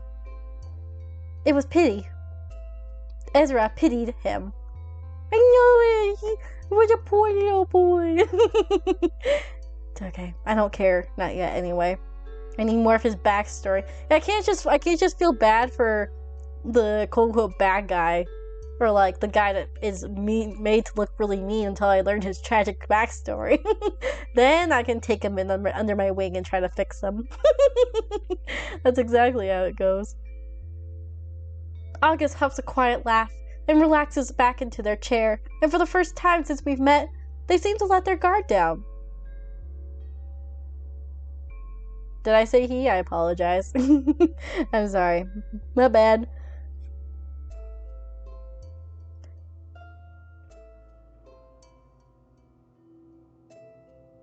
I don't know why Harry decided you were the right person for this job above all others, but I trust him implicitly. So, whatever plan he has for you, we had better make it work. we stand a non-binary king. A non-binary queen.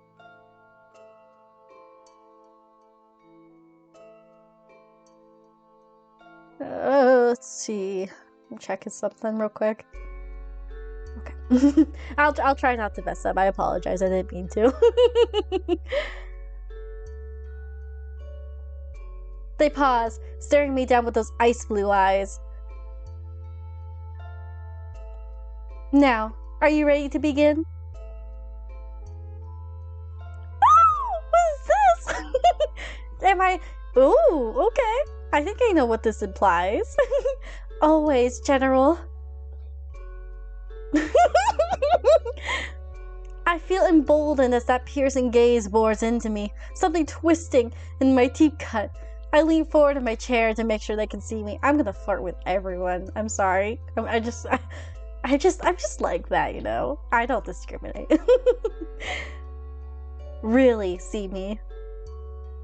I can't wait to see where our partnership takes us, General Willenheim. He's probably so pissed. August presses their fingers to their lips, appraising me. Oh, really? He likes it.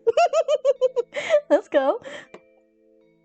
I think we could achieve absolutely anything together if we truly wanted to. Wink. Though they're clearly trying to hide it. I see their lips twist into a sly grin. Let's go. And you stayed this after knowing me for a mere day and a half. How bold. I'm only bold when there's other bold people around me. I know what I'm capable of, and you're quite prolific, you know. Their long, dark lashes kiss the tops of their lightly flushed cheeks, a pretty shade of dusky rose painting their pale skin as they lean in. Closer, closer, close enough for me to see the flecks of violet that swirl at the outer edge of impossibly blue irises. Is he gonna kiss me already? I hope not. It's too soon. You know what else is bold? Oh, you're right. Only you would know, Soul. August is magic, overflowing with it. It pours out of them in waves. I can feel it deep in my bones and settling upon my skin. Wait, so he's just putting magic in me? I thought it was gonna be something else. Call it a gut feeling. A quiet, careful laugh, and suddenly they don't seem so tired anymore. I suppose you hunters hold quite the advantage over me with your gut feelings, don't you? I feel like gives me the feeling that him and Piper probably had something together. Maybe that's why they were such a team, despite being complete opposites. August tilts their head, their face doing something strange, an expression too quick to catch appearing before they settle back into that impeccable ease they've mastered so wonderfully. They curl up to the corner of the page that settles beneath their fingertips, where their hands have drawn closer to me at the edge of the desk. They clear their throat, but their next words sound noticeably husky. Regardless, I do hope you're right, Hunter Ablebones. Besties. That's what historians will say. I'm sus of everyone and everything. Until I see it in fine print, I'm just gonna assume otherwise. Piper and Alucard too? Though? Really? Them too? Really? Well, maybe. She's kind of bold, and so is he, so I can kind of see it. I didn't think that them two together. I can see it. I can see it. They pause. Rather, I look forward to testing your theory. I smile, genuine and warm. Me too, and please, call me Scully. We are going to be partners after all, aren't we? It's very well, but you will still call me General. Yes, sir. Yes, sir. I laugh, but I nod in agreement. Of course, General. I hear footsteps in the hallway, and August quickly rises to their feet. They straighten their clothes and tie their sash a little tighter. I follow their lead and move to stand by their side, my heart hammering triple time in my chest as those footsteps draw nearer. The devs wrote some stuff for him, but it's not in the game. Unfortunate. Sag. There's a distinct clank of metal. Of armor and heavy boots. Then, the door swings open, and an imposing figure enters the room. His gaze flickers between myself and August, his expression stern and almost emotionless. I've heard many tales about Harold Addington III. As he stands before me, I feel a certain sense of pride that he would choose to summon me to deal with such a vital case. He's adorned in the standard enforcer colors of black and gold, but his outfit is far more regal than any of the other high-ranking officials I've seen. A wide smile breaks across his scarred lips, and he pulls August into a tight embrace, a deep, comforting chuckle rumbling in his chest. Cute. Old friend, how the devil are you? It's been a while. Too long, I say. He pulls away, still firmly holding onto August's shoulders. You look exhausted. Have you not been sleeping? August offers him a wiry smile, and Harry drops his hands. I'm trying to sleep. Does that count? That's such a mood. It's so me. Harry throws him a look, something stern but edged with a certain fondness, one that a father might give to their child. Look after yourself, Augustus. August nods once more, still smiling as Harry turns to stand before me. Hunter, it's such a pleasure to meet you. I can finally put a face to all those impressive reports I've read. I'm probably not going to live up to my expectations here. Just say I probably won't. He offers me his hand and I eagerly take it. It's a pleasure to meet you too, Lieutenant General Addington, sir. He smiles warmly, keeping his grip on my hand, the other holding my forearm. Harry is fine. None of that formal nonsense. If we're going to be working together for the foreseeable future, we might as well get familiar, wouldn't you agree? He's like daddy, but like not in the daddy way. He's just dad. I think that's the best way I can phrase it. Thanks, Dad. I appreciate it. You're like the father that didn't leave. Of course, Harry. He laughs, and I feel incredibly relaxed in his presence. Now, let's get to business, shall we? August hands him a standard August hands him a standard issue filed sealing the wax bearing the Scarlet Enforcer emblem. They watch me carefully as Harry breaks the seal, a heavy sigh falling from his lips as he quickly scans the report. He closes his eyes, handing the papers back to August before he turns to face the both of us. A silent moment passes, and Harry rounds his shoulders, clicking his neck before he faces us. You know, I've worked for the Enforcers for nearly 30 years, and I've never felt quite so useless. We've lost some of our best, our brightest, kindest.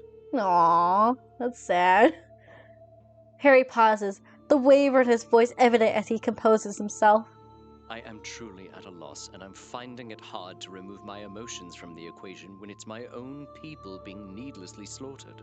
Aw, he's so dad. He's like Price, he's so dad. August averts her gaze, stealing a quick glance at me, seemingly sussing my reaction, but also giving Harry a moment of privacy. Yeah, sussing.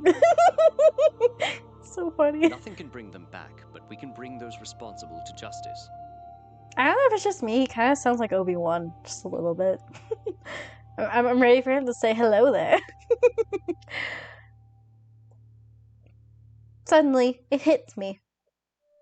The victims were hunters, weren't they? Yes, they were hunters, just like you. Harry huffs a quiet laugh, clearing his throat. I know we're putting a great deal of responsibility on your shoulders, but I have never-ending faith that you're the one who can help end this madness. Do you have any questions? Probably should, but I also feel like I don't have any questions. Are there patterns? Other than the timing of the murders, are there any other patterns that she should be aware of? Harry's mouth twists into a grimace, and he shakes his head. I hope you don't think ill of me, but I'd rather not tell you at this point. But what's the point of me asking then? He and August share a look, and August seems perplexed by this statement. Harry places a hand on August's shoulder, a reassuring touch, a smile, and then he's back looking at me. Please, just trust me, both of you. I want you to go out there and see things with your own eyes, utilize your abilities, and then we can discuss what we've already discovered. Doesn't that seem like a waste of time? Wouldn't it be better to share your patterns with us so we can try to connect things together? But okay. We'll start from scratch, I suppose. This is a complex case with many intricacies, but I think it's important that you don't let our opinions cloud our judgment. As terrifying and baffling as this may seem, I can see where Harry's coming from. I don't want to be influenced by an investigation that's so obviously failing. Okay. What about the victims? August looks at Harry for guidance, and Harry nods for permission. 4, but we anticipate more. The victim has shown up every 7 days for the past month. That's a pattern! That's a pattern! That's something, at least. Yes, with the most recent being 6 days ago, which is when I called for you. Enough is enough. We're due a body, if our calculations are correct. Ooh, just in time for me! How lucky. Sarcasm. Harry clears his throat, twists the gold band on his finger. I'd like you to concentrate on the latest victim for now. Male, 46 years of age, a general. He was one of our best. We owe him this. That's the one that said I love you, right? So clearly I would think the general knows the murderer, no? Unless there's it's secretive. A secret romance. A hunter with someone he's not allowed to be. Someone forbidden. I don't know. That's probably a stretch. I take a deep breath before I ask my next question, feeling immensely guilty before it even falls on my lips. Were all of them burned? I saw ash and charred ground. Each body has been burned very badly, yes, to the point where we cannot determine what wounds are sustained beforehand. Ooh, we have a smart killer. Interesting. You know, I like murder mysteries and stuff too, and watching crime podcasts and stuff, so this is cool. Not even with magic? He shakes his head, exchanging a look with August, one I can't quite place. Not even with magic. So, where would you like me to start? I almost expect him to tell me to figure it out myself, but Harry surprises me. Well, the most obvious place would be I don't know how to pronounce that. The what? A curious pair are the Woodridge twins. They've taken up residence in the old church in the middle of town. I'm sure you've seen it. Well, thank you for giving me a starting point. That's helpful. I saw it, alright. Big, imposing, and very obviously dilapidated. Yes, I did notice it. It's quite hard to miss, but I assumed it was empty with it being in such a state of disrepair. We can only dream that it becomes vacant, unfortunately. August clenches their fist. The faintest flicker of magic shimmering in their palm. They're a plague upon this town, spouting their drivel and preaching to the dumb and ignorant. They're idiots. Okay, but surely they must know something. Maybe. August takes a deep breath, their magic dissipating. Right. Sorry. And I'm not fond of them, if you couldn't already tell. Yeah, it's okay. It's okay to have that opinion, though. You don't have to like everybody. I don't think you like most everyone, either. Maybe I can be the exception to that rule. Harry and I share a glance. He smiles warmly, winking at me. Oh, I think we got the picture. I think so. Now, as I said, I suggest you start with them. Just see what you make of them. You might need to play along with the woman. She tends to favor playing games. Anything to baffle you. Okay. Good to know. I'm more curious and wary now, but it's okay. Have they already been questioned? Are they dangerous? Are they human? Harry shrugs, and August's annoyance at him being so unbothered is obvious. Yes, they're human, and yes, they've been questioned. Hunter Merriman saw to that, but she and the woman have a rather tumultuous relationship. Good to know. Seems like Piper has that reputation with a lot of people. Their alibi is solid. They have a guard, a human who has connections to Clan Casimir. But she has no reason to support the Albic other than just doing her job. I'd still be interested in hearing what you think of her, though. So, in theory, they're harmless, but they do have the people's ear for some bizarre reason. Some bizarre reason? I guess we'll have to find out, won't we? They prey on fear, and the town is infected with that right now. Be cautious of them. They certainly won't take kindly to you. I'm sure they'll warm up to me, right? Right, guys? Nervous laughter. Oh, I think the General can handle them just fine. Have some faith, August. Yeah, have some faith in me, buddy. Come on. Don't make me self-doubt myself. Come on, man. August waves their hand dismissively, wandering over to a filing cabinet that's nestled in the far corner, whilst mumbling something under their breath. A warm hand touches my arm. We trust you. Now, once you've spoken to them, I suggest just going where your gut tells you. There are plenty of other Lunarians for you to get to know, so just take today to really find your feet. No hand, no one to guide me, oh no. I must meet with August and some of the other generals now, but please report back to us in the morning. Unless you find any damning evidence, of course, in which case, report back immediately. Yes, sir, I will. Sounds good. I nod, glancing over at my superior who has taken it upon themselves to dive headfirst into yet another pile of paperwork. Trust no one, right? Not a bloody soul. Suspect everyone. Question everything. Got it. Sounds good. I close the door behind me, leaving August and Harry with their discussion. I feel a bit overwhelmed, but ready.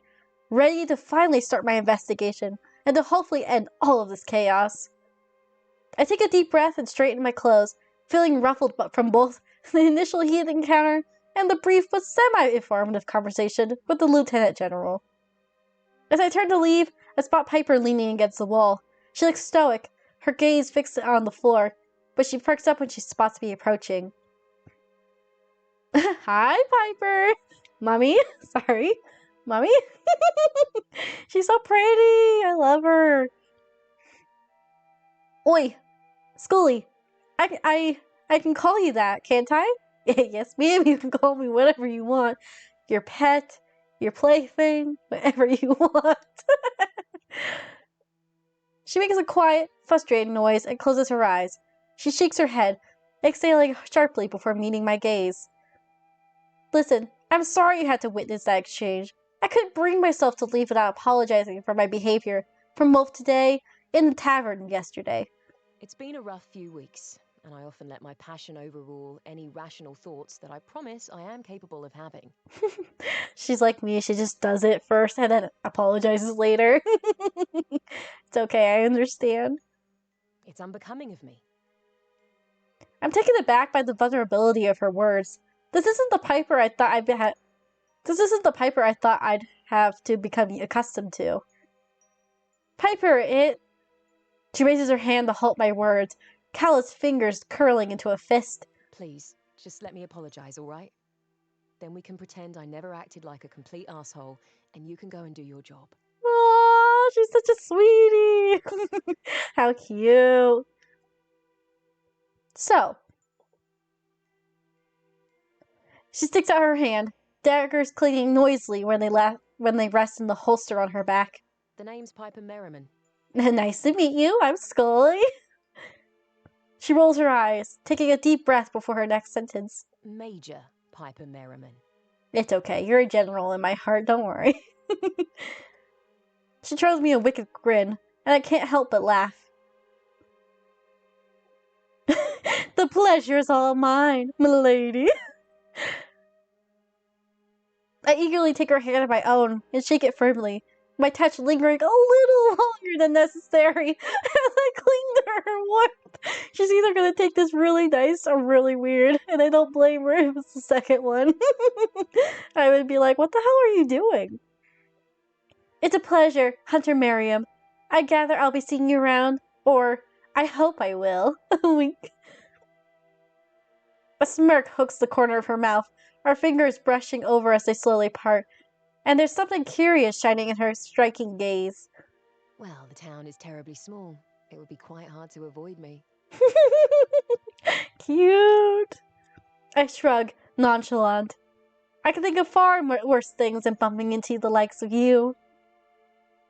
She narrows her eyes, shoving me playfully. The most subtle flash of color creeps across her freckled cheeks. It's so cute, she's blushing! Aww, that's adorable. Oh, I don't know. I can be pretty scary if you ask nicely. Yes, ma'am. Yes, please. Oh, she's so cute. Nicely, you say? She pursed her lips, her sapphire gaze sweeping over me like a caress. Well, well. I think we're going to get along swimmingly. Let's go. She's quite an enigma, and I could feel my skin prickling under her heavy gaze. Certainly not an unwelcoming feeling. That's for certain. Oh, she's got a cute little snort. That's so cute. She starts to laugh, the sound wholly inelegant, but charming nonetheless. What's so funny? She narrows her gaze, shifting from one foot to the other, as if she has the excess energy to spell. Oh, nothing much. I just didn't expect you to be so interesting, I suppose. I feign offense, and her answering laugh is magical. I'll just have to prove myself then, won't I? That you will. Let's go. This is so cute. Piper glances at the clock before turning back at me with a roll of her eyes. Oh, I better get going. I have an inevitably worthless mission to get on with. Well, I hope I see you soon. People in this town are adept at mistaking common house cats for ghastly creatures. Must be something in the water. It sounds like it, huh? This whole town is like tipped over upside down. I should go too. Yes, of course. Now, off you go. Save Lunaris and all that. I'll see you around, Scully. Cute. She turns on her heels and heads for the exit, pulling her chestnut hair up into a messy bun as she goes. I gather my wits, checking my supplies and weapons, adjusting my armor, Yeah, because she got me all flustered, right? Why else would I need to adjust everything? It's time to begin. Ooh, let's go. What's that music? It's a strangely beautiful day in Lunaris, regardless of the biting cold. The sky is clear, and the cobbled streets are abuzz with the smiling faces of townfolk strolling to the local market with empty baskets and full of pockets. There's certainly a different vibe to the last time I walked on this street. No panic, no haste. As I draw nearer to the center of town, I see that imposing white building. Scarlet flags sway in the wind of the roof, but as I look closer, I can see that they're tattered and dirtied. The twins may very well be human, but the way my stomach drops and twists as I approach the weathered wooden door tells me that I might be shocked to find what I'll find inside. Oh, the angelic music is gone. Oh no.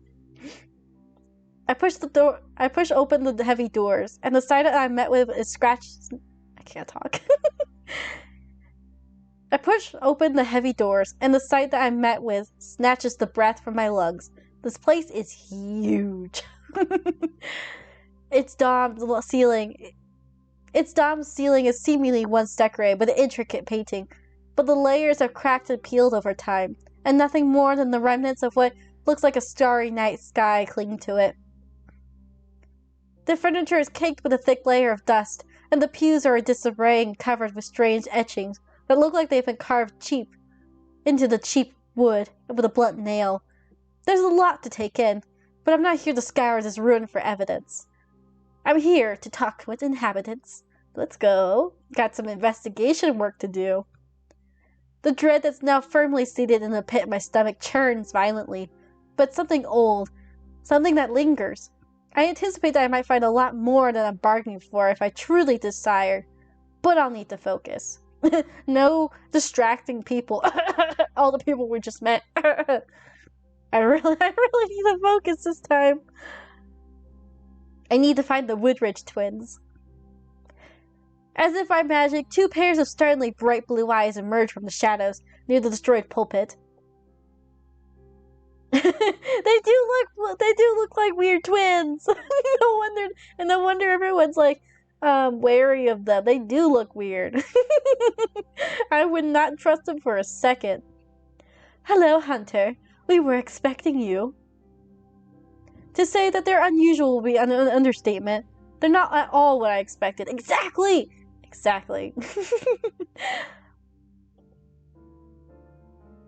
I'll start slow. I don't want to be mean. Well, not mean, but like I don't want to make them off-put like Piper did. I'll start slow. I gotta tread carefully with these two. I offer her a smile, friendly smile, however forced it may be. Words travel fast in Lumaris. I'm Hunter Ablebones. I can't help but giggle every time I see the last name. I'm Hunter Ablebones. She narrows her eyes at me, suspicious for the briefest of moments before she's smiling unnervingly again. Despite her best attempt at apparently trying to be cute, it's still absolutely terrifying. Agreed. I'm Aurora, and this is my dear brother, Armaros. It's a pleasure to meet your acquaintance, Hunter Ablebones. I nod politely, not quite sure which one of them I should be focusing my attention on. Armaros doesn't appear to enjoy talking, or maybe he's not simply not permitted to. His overbearing sister is clearly the leader of the two. In that case, I'll address her because he doesn't want to talk, right? Unless I could do both. I study her steel gaze. I can't talk. I study her steel gaze, and she seems completely at ease. Aurora, can you tell me what you do here? Armaris looks relieved I didn't focus my attention on him, his once stiff shoulders sagging. Aurora clears her throat, a delicate hand covering her mouth as she does so. Well, what exactly would you like to know? Well, do I get to ask both? What is... I wonder if, like, everyone knows that the murderers are hunters, or if it's, like, they just, I don't know, they just think it's just regular people. But I guess they would know, huh? It's not like it's a secret. What is the ibex? I clear my throat, try not to be distracted by their unnatural stillness. Can you explain to me what you do and why? Yeah, this is a good question. I want to learn more about their character. That's exactly what you do for an investigation. They share a look, and they share a look, and Armeros nods once under his sister's ice-cold gaze. Our purpose is simple. We spread the word of the night, of those who are oppressed and murdered in cold blood. And who exactly is oppressed? She giggles, the sound musical, but edging on maniacal. So creepy. The creatures, of course. What, like non-humans? I look at Armeros and he drops his gaze, color sweeping off his pale cheeks. They're oddly pale. I would be surprised if they're not human. I wouldn't be surprised. Is my answer not satisfying? Is my answer not satisfying, Hunter Applebones? Surely you know that the institution that serves you brings harm to innocents. Oh, so they're anti-hunters. Okay, that makes more sense. That the creatures that you kill are nothing more than confused and lost, merely looking for salvation. I pause, carefully contemplating my response. My adult life has consisted of seeing bloodthirsty killers, or creatures, trying to mindlessly murder innocent people, and in turn trying to kill me as I protect them. Yeah, so we got like conflicting views here. I see no desire for salvation in that. I appreciate that the creatures who don't intend to harm anyone, even some are kinder than most humans. But... I smile once more, and I take a deep breath. But I cannot bring myself to understand how you can blindly support the slaughter of your own people. Armeros frowns deeply. I swear I see him shaking his head at me, but it's just subtle enough for his sister not to notice. He's trying to help me, poor guy. This guy needs help. He needs to get away from his sister. This is like a Crimson Peak situation. Quite literally, too. Because humans are inferior and pathetic. Okay, I see. We infest and corrupt the earth by dedicating our time and resources to ridding of the only things that our wretched species any hope.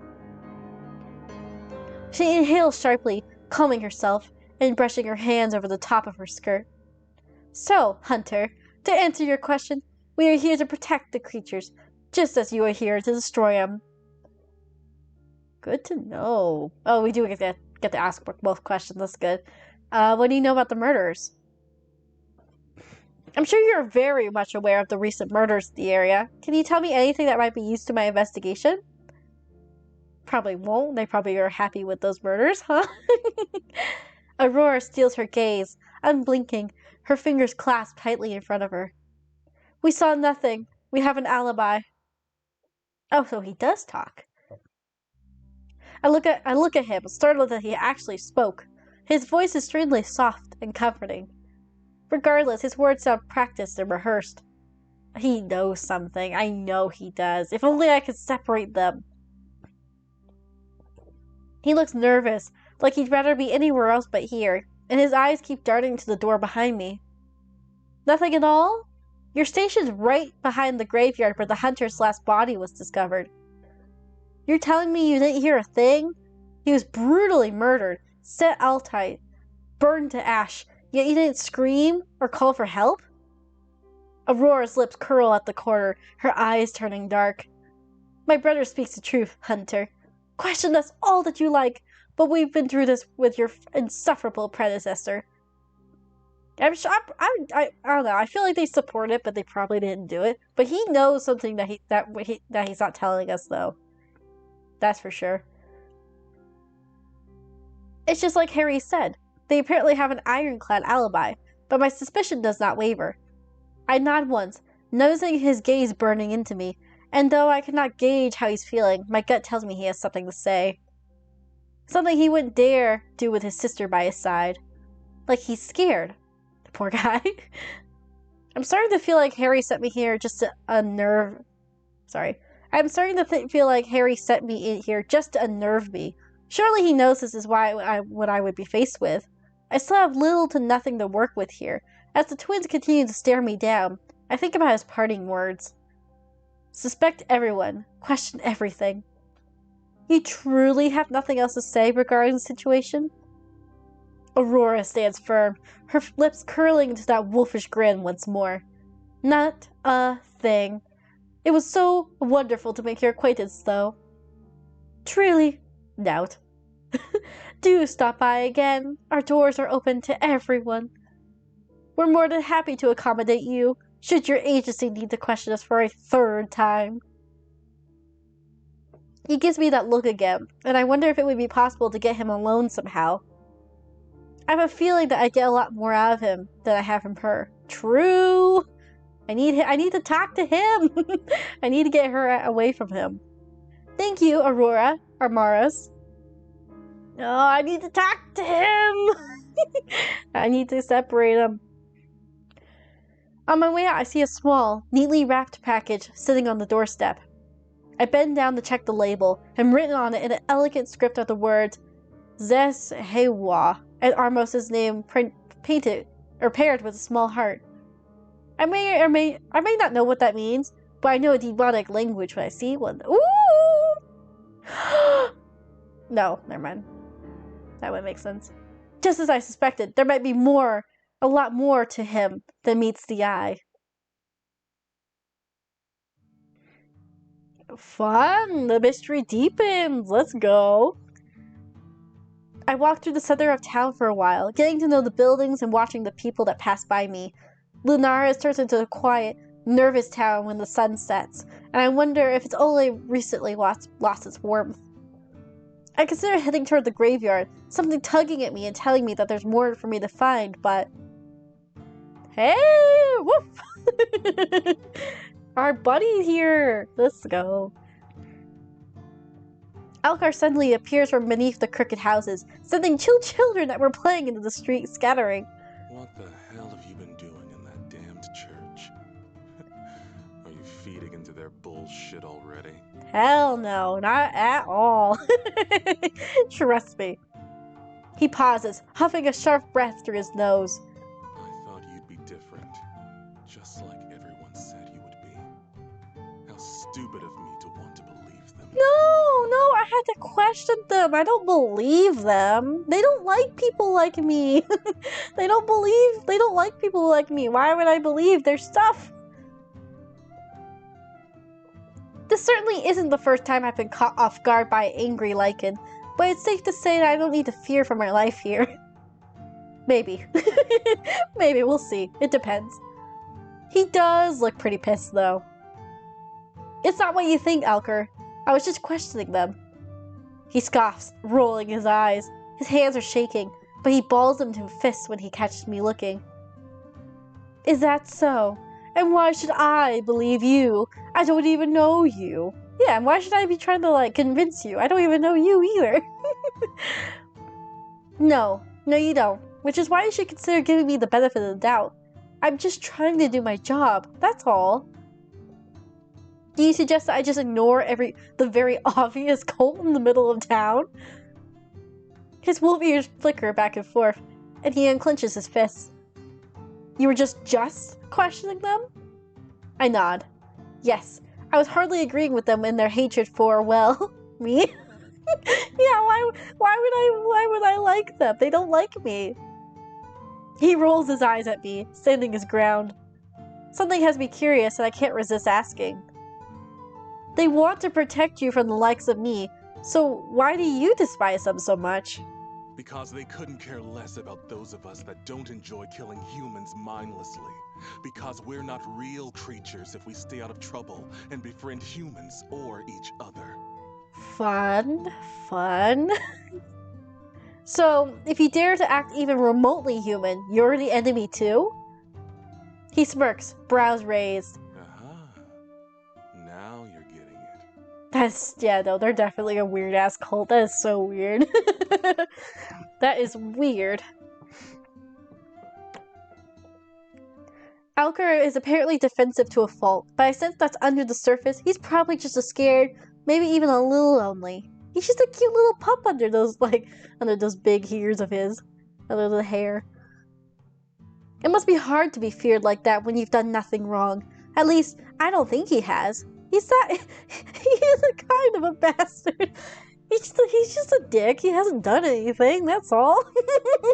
He's done no wrong. He's just a good boy. Were you following me? I feel like everyone's following me, so I'm gonna ask if he has friends. Are you close with anyone in town? He bristles, his tail swaying behind him. That's an odd question. And close is reaching. Do you at least know anyone in town? You and Piper seem aware of each other. Yeah, because Soul thinks you and Piper like each other. He scoffs, his lip curling in disgust. Merriman and I are not close. Unless you consider her kicking my ass her way of showing affection.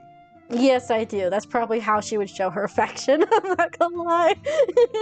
She seems like that kind of person. I tilt my head, contemplate that she might actually. That's what I'm saying. Depends on what you're into, I suppose. Trust me when I say Miriam and I are not friends. Yeah, you're probably something more. Who knows? Then you truly have no one? He softened slightly, his gaze dropping to the ground. I have no friends, I suppose. Or I have friends, I suppose. Finn, Ezra, maybe even the demon. Soul is back here with the statement. Let's go. The art of her Peggy you says otherwise. There you go. What are you hiding? What are you hiding? Oh, it's so funny. You know you're more than just friends. You can't lie. I see it now. It's easier for me to keep my distance. Anyone who gets close to me always gets hurt. Aw, poor guy. He's just a sad boy. Is that so? I think about the way he acts, his cockiness, and his smirking and flashing fangs. Is it all just a show to keep others away? To keep him wary? Well, I suppose it works. As much as it also earns him his bad opinion. And also lures little hunters like me closer to him. Why do you ask, anyway? You seem lonely, that's all. That's so awkward to say. You just look lonely. I can fix that. He straightens up, wolf ears pressed flat against his skull. Well, maybe I like being lonely. Have you considered that? I am a wolf, after all. Aren't we supposed to be solitary creatures? I know, wolves usually go in packs. Unless you need a mate. Ow. Well, that depends. Yeah, surely you have a pack! I spoke too soon! He stiffens at that. His next words are firm and final. No, and don't ask me that again. Okay, I hit a soft spot, my bad guy. Sadness swiftly replaces any trace of anger that I feel for him. I'm sorry. I promise I won't mention that again. Thank you, Hunter. A moment passes, and Alker restlessly shifts from one foot to the other. He doesn't seem incredibly satisfied with my answer about questioning the twins, but I can't really do much to convince him. Nor do I care to right now. True, I have no motivation. So, where are you headed now? Do you live nearby? He narrows his eyes at me, clearly contemplating if he wants to divulge such information. Why? You know I have to do it. You know I have to. Well, I'd like to get to know you, you know? You don't scare me. Can't I just try to get to know you a little better? And why would you like to do that? I offer him a smile and I shake my head, incredulous that he is so obviously suspects the worst of everyone. Because I think there's more to you than meets the eye. Am I not allowed to be curious? He narrows those vivid scarlet eyes, meeting my gaze and holding it. I suppose you are. Wink. He continues to stare me down like a piece of meat, taking a tentative step closer. So, if I did let you get to know me a little better, what then? Oh, he's so cocky, I love it. I contemplate his question carefully, taking him in and surveying him from head to toe. Well, for starters, I'd buy you some shoes! I don't even know what to say to that. I was expecting something flirty. Okay, I guess I need to get the man some shoes. He smirks, his scarred lip curling at the corner. He looks handsome when he smiles, a little softer. How thoughtful of you. But you wouldn't be the first to try. No? He shakes his head, wiggling his bare toes against the cobblestone. Stop it! I don't like toes! Stop it! I run faster without him. And who exactly are you running from? If I told you, I'd have to kill you. Okay, I see how it is. We share a quiet laugh, something passing between us. It's warm. I feel like I'm finally getting to experience the real Alker for the first time. Or, at least I hope. Funny. I'm a funny guy. Yes, you are! Yes, you are!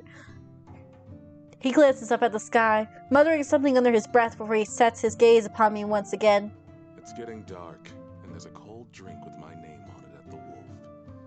As much as I'd love to stay standing in the middle of the street talking to Lunaris' new favorite person, I'd better dash. Well, I hope to be seeing you around, stranger. Oh, he just leaves. Tail! Look at him, he looks so cute! He turns as he's just about to leave, but he pauses, pointing at the Albeck. The building looms over the town, and it appears even more unsettling now that I know who resides there. Stay away from them. You might think you're safe because they're human, but words can do just as much harm as knives or claws in this town. Yeah, I don't trust him for a single second. No, thank you. I do not trust him. I get the horrible feeling that he's right, and maybe I should have pushed harder with them. I should be asking him about the murders too, but... Harry just told me to trust my instincts, and right now, something is pulling me towards that graveyard, not towards a scrappy, sarcastic wolf. No, he's good. I don't think he would do anything. I'll be careful. See to it that you are, Hunter. The town might fucking implode if it has to deal with one more. Okay. He makes a dismissive noise, scowling at me, but he's unable to mask his obvious worry for my well-being. Not that I care, you know. Not at all. He cares. Yeah, he's a sweetie patootie. He cares. Anyway, I'll catch you around later. Cute! He offered me a half-arsed wave, paired with a decisively mischievous grin, and then he slinks back into the alleyway whence he came. Cute! Ooh, and now the graveyard's at night. Spoopy. The graveyard looks so different at night. Beautiful, even. Fog twists and curls around my ankles as I walk, glimmering specks of vivid blue light sparkling in its haze. I have a question. I think they said it was earlier today, but they said that the new a new murderer is expected to happen, would that murderer by chance choose me? Because in that case, me standing around in the dark right now, I'm like, I'm like an easy target, you know? I'm just saying, you know? I could be the next victim, who knows? I'm just theoretically. Then I would definitely know who the killer is, at least. Easy job, well done. Thankfully, the darkness is a little more forgiving this evening, and something seems to be guiding me along and leading me right to the place where the murder happened. I'm hoping that I might be able to get a clearer idea of what transpired here that night, now that I know who he was, or rather, what he was. I follow the path and see a dark figure crouching before a neat line of gravestones. There's no danger here, not that I can feel, but I approach with caution anyway. Is it the demon? As I draw nearer, I recognize him. It's Finn! Of course, it's nighttime and it's Finn. I'm no fool, and I know he senses me here, but he doesn't flinch, keeping his gaze fixed on the dark forest that surrounds us. No warm welcome this time, buddy? I clear my throat, quirking my brow as he stands to turn to face me, effortlessly graceful. Oh my goodness. Hello. There are no walls for you to pin against me out here. How will you cope? I love this so much. His golden eyes shine in the darkness. He offers me a sheepish glance. When good people are getting brutally murdered, my instincts tend to get the better of me. But I apologize again. I'll do anything you require for you to feel comfortable around me. Oh no, I was just joking with you. I'm just being flirty with you, that's all. It's okay. Aw, thank you. You don't have your boyfriend around to keep you in check though this time. No mind reading? He shakes his head quickly. No mind reading, unless you ask, of course. Or unless you have any particularly loud thoughts. Then I'm afraid there's not much I can do to help it. I think I'm in the danger zone here. Good thing this character doesn't actually have my thoughts, because I would be screwed in more ways than one.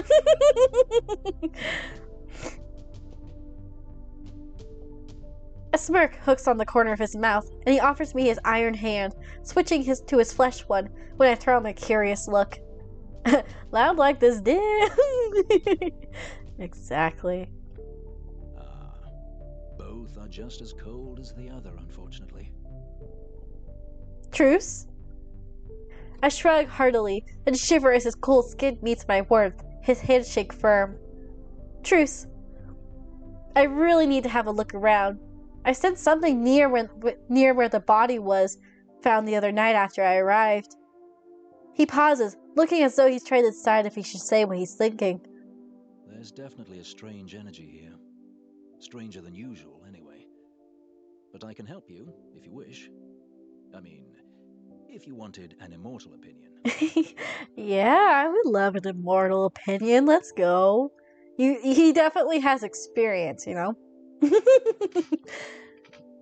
How exactly can you help me? He huffs a quiet laugh and folds his arms across his chest. Would an excellent sense of smell and the ability to see things your human eyes cannot be of use? Yes, sir. Yes, it would. I feign disinterest, a playful roll of my eyes as he waits for my response. I suppose I shouldn't dismiss any help, but how do I know that you're not the very thing committing these horrible crimes? I've been told to trust no one more times than I can count. So tell me, Finn, why should I trust you? He offered me a wry smile, but sadness lingers in his gaze. Freedom. Freedom? Yeah, freedom? Question mark? He nods again, taking another unnecessary breath. I've been trying to become a better man since the day I died. My sire was a cruel man, a tyrant. Being around that for centuries does something to you. Aww, poor guy. Aww, now I have his tragic backstory. Cute. It's like a stereo. Where's your sire now? He swallows thickly, rubbing the back of his neck. It's almost a nervous gesture, and the first time I've seen him do anything that looks remotely human or graceless. Dead, killed by your Lieutenant General. I owe Harry my life. He freed me from Levi's shackles.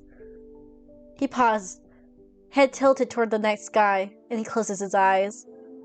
A smile crosses his lips, something wicked. I've done terrible things in my time, and I intend to pay penance for those for the rest of my days. Which, if you hadn't heard, is forever. He's too harsh on himself. You have to forgive yourself eventually, my guy. There are so many things I long to ask him. He's seen so much, done so much, and I assume lost so much. So, to answer your question, I value doing the right thing above all else. Even if sometimes I tend to stumble a little. Metaphorically, of course. Maybe. We'll see.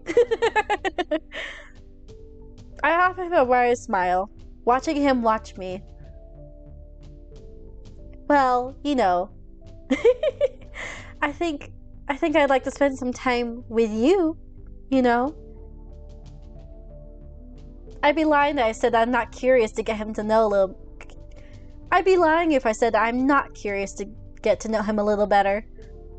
in more ways than one. You know, spending some time with you wouldn't be so terrible, I suppose.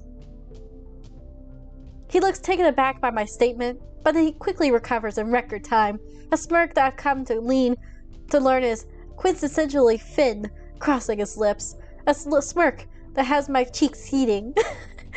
It's got me flush and giggling like a little kid. Suppose. Yeah, I suppose. I step closer, his gaze burning into mine. I feel a shiver roll down my spine, the hairs on my back of my neck standing to attention. He notices. I'm sure he notices a lot more. A lot more than just that. Are you cold? He's teasing me, so I decide to play along. Freezing. He makes... I heard that noise! I heard it! He makes a quiet little noise, one that I think I could become quite fond of hearing. Unfortunately, I can't warm you up.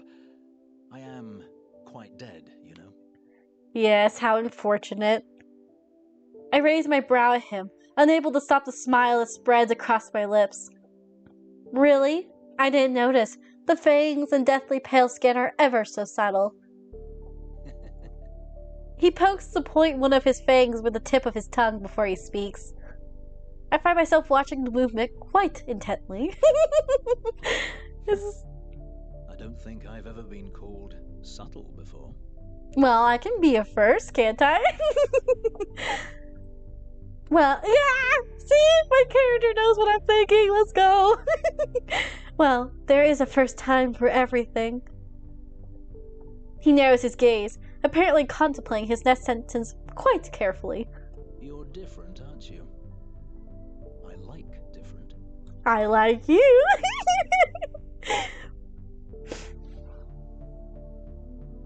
I clear my throat, staffing myself out with as little daze I appeared to have lured myself into. We should... He smiles, wider this time. He's handsome bathed in the moonlight, even more so than in the artificial light of the shop. It's quite distracting, if you ask me. I would never be able to get anything done at this rate. He's apparently quite distracted himself. He clears his throat before he speaks. Yes, we should. I brush past him, a little closer than necessary. Another shiver overtakes me as I feel his cool skin against my own. I can't tell you guys how much I'm giggling. I'm smiling right now, I swear. I head for the crime scene, hyper aware of him following close behind, knowing his gaze is burning into me. Alright, now we gotta get away. We gotta stop with our blushing and get on with this murder mystery. Even though I want to keep flirting with everyone. We stop at the charred patch of grass, Finn bending to pick up one of the bloody shards from the shattered gravestone. He brings it to his nose and glances at me before he gives it a little whiff. A big sniff. He's apparently quite repulsed by whatever scent he's picked up, and he hands me the stone, wiping his hand off with his trousers. I suggest you keep that. That's not something I've experienced before, and I've smelled a lot of different things in my time. It seems off. If it's from a creature, it's certainly not one I've come across in my 600 years. What have you eaten? Wink, wink, wink.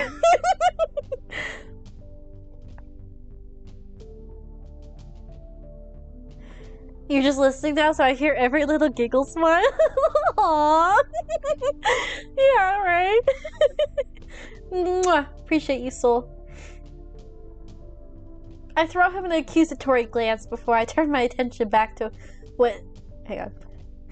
I have the sniffles. It's making me all nasally.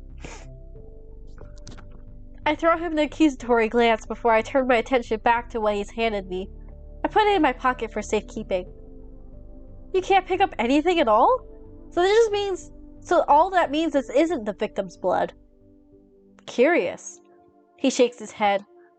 Definitely not his. Alright. So, killer supernatural question mark? We'll see. Well, here goes nothing.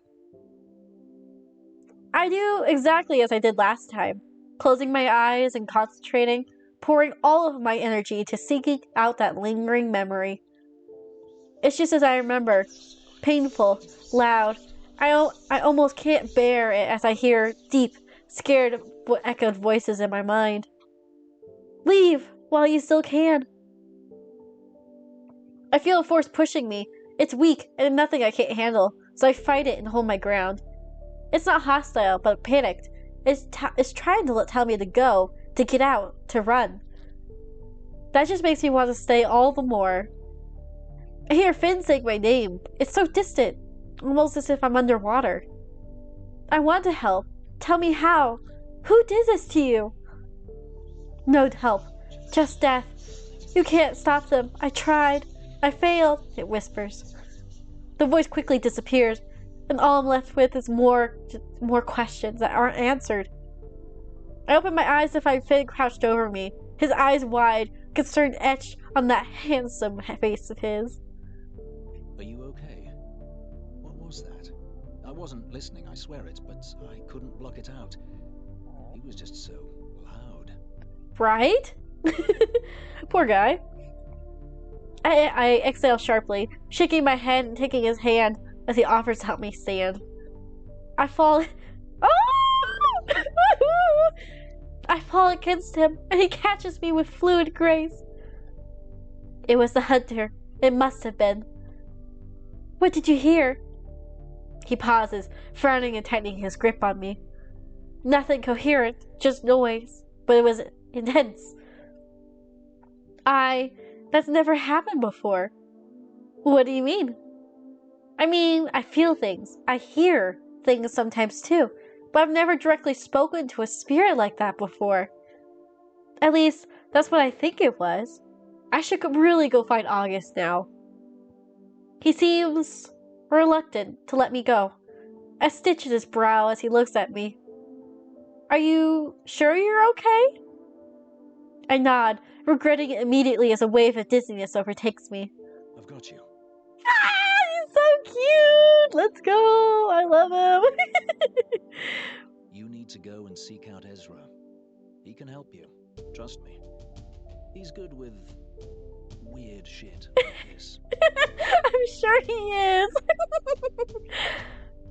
I contemplate heading to go see August, but I suspect they wouldn't appreciate me disturbing them at this hour with little more than a ghost story. I need more evidence, more proof. You're right. I'll head for his shop immediately. Finn nods, still watching me and holding me close in those big, burly, cold arms of his. Head straight there. Promise me? Oh, he's so cute!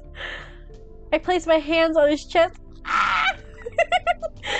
And Finn holds my arms as I try to steady myself. I will. Thank you, Finn. This is so cute. I chase his touch as we break apart, his cool fingertips feeling so soothing against my skin. If you need me, don't hesitate to come find me. Ezra could tell you how to find me, like in the hatch. The hatch in his floorboard. I swallow thickly, nodding, and try to shake myself free of this haze. I will. I swear it. Cute! He's so cute. I love him. He turns and heads for the forest, casting a final, lingering gaze at me over his shoulder before he disappears into the darkness, into the unbeknownst of the forest. Now, I need to find Ezra, and fast. Alright, I am gonna pause real quick. I'm gonna save just because we're stepping away for a second. I will be right back, and then I will tell you guys all my thoughts so far, because I have a lot. This is so good. I love it. Be right back.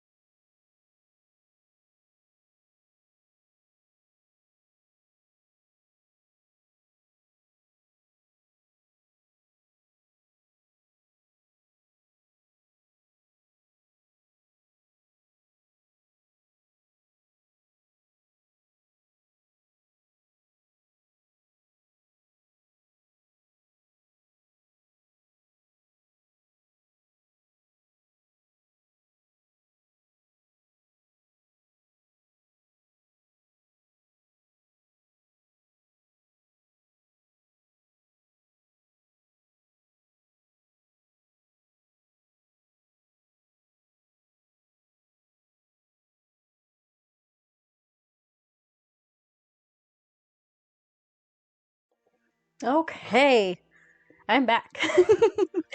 I just want to appreciate everybody for sticking it by, especially Soul. I know you're listening, but appreciate you. I love you. My Pookie Wookie Bear.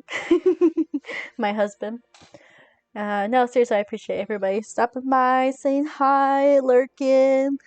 I know this isn't my normal, like, streaming time, so I appreciate everything. It means a lot. I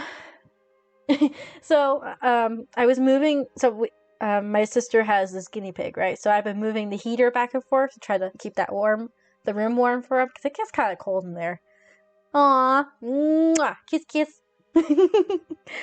Anyway, I was trying to move I moved the heater back in the living room because it is getting quite cold out there. I'm just warm, which is weird for me because, like, I've been taking, like, iron pills to try to, like, fix my body. So normally I've been super cold, but, you know, maybe all the giggling and laughing and all that is making me warm. Who knows? But, yeah, so I moved I went to go get the heater and move it. And, and I look out the door and, Aurora, she's like a Chihuahua, like a small, like, Chihuahua Greyhound mixed kind of dog. She's just standing there in the doorway. It's like pitch black, so all I see is her, like, barely the front of her face, standing there staring at me, holding the treat in her mouth. And I'm like, go eat, go on.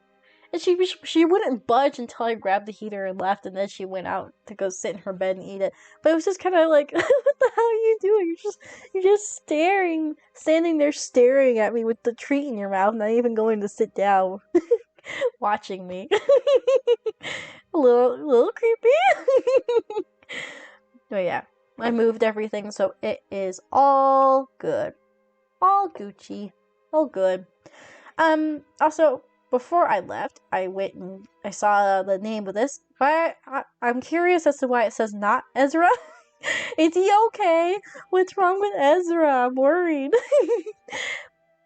I don't know why it said that. The demon makes sense, and so does this, because it has to do with those people. But not Ezra? I'm worried about our boy here. I have to go check on him and help him. Unless it's just, like, for a totally different reason. In that case, I don't know.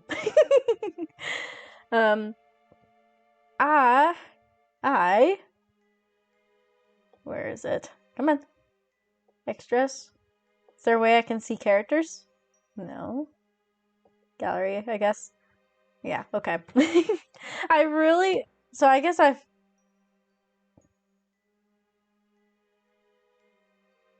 these two together? I didn't think I see these two together. Is that what this means? Is that they're, like, couples together? That's cute. He's really got me. I like him and him. I like them a lot. He got me all giggly last time.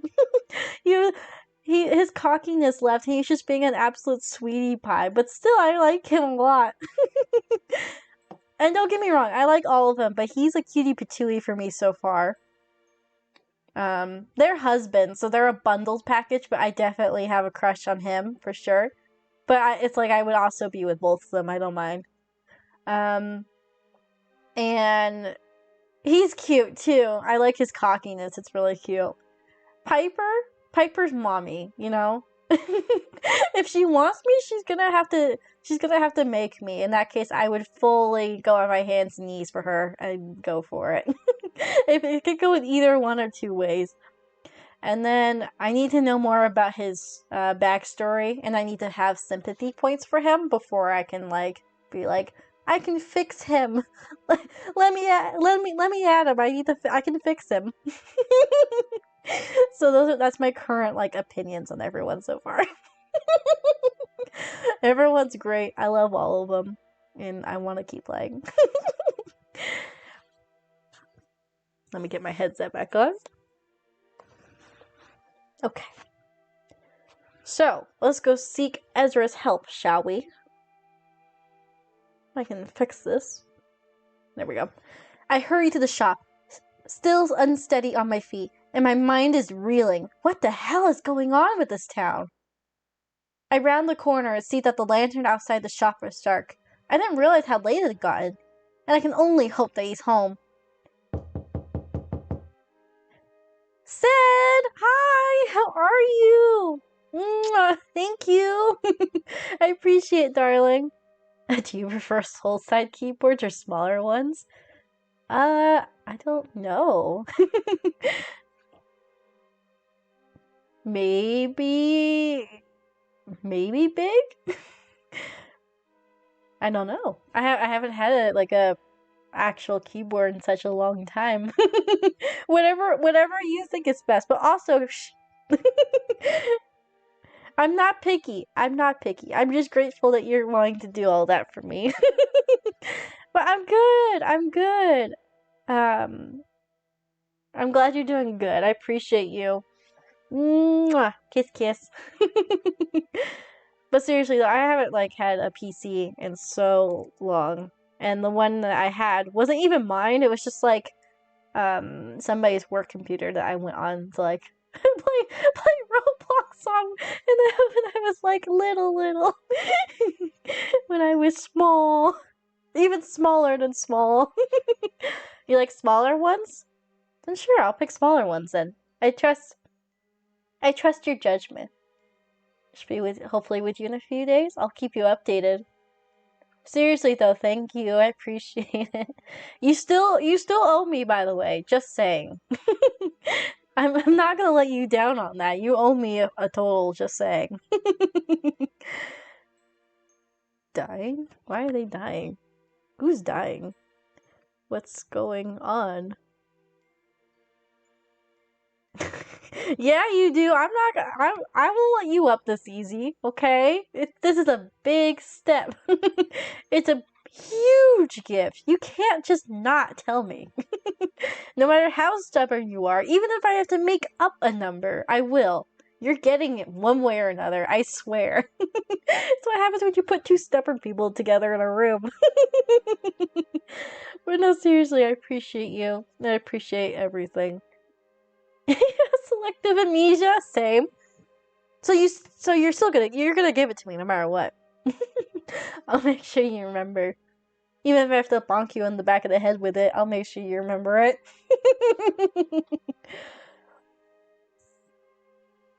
Uh-oh. Ezra's place. Oh no. Let's see. I hear a knock on the I knock on the door and I hear a loud crash, followed by quick footsteps. Not Ezra! He's oh no! Totally. Shh. Bad. You're good, but also bad. Bad set. What's happening to Ezra? Oh, it's our little demon Pookie Wookie! What's he doing in Ezra's place? And where is Ezra? The door creaks open slowly, and a face that definitely isn't Ezra's appears. I'm taken aback by the sight of Omen, his eyes wide as he stares at me. Are you supposed to be in there, Omen? I don't think so. He blinks, and a moment later he smiles, full of sheepish remorse. That answers my question, though it's difficult to even work up any annoyance if he's actually trespassing. Is he influencing me with his powers? Or is his human face just that cute? Or Finn got me worked up so Omen could get away with trespassing. Yes, I'm maybe kind of living here right now. What is your desk situation like, just in terms of desk clamp mounting stuff? It's a mess. Hang on. Let me tidy it up real quick and I'll send you a picture.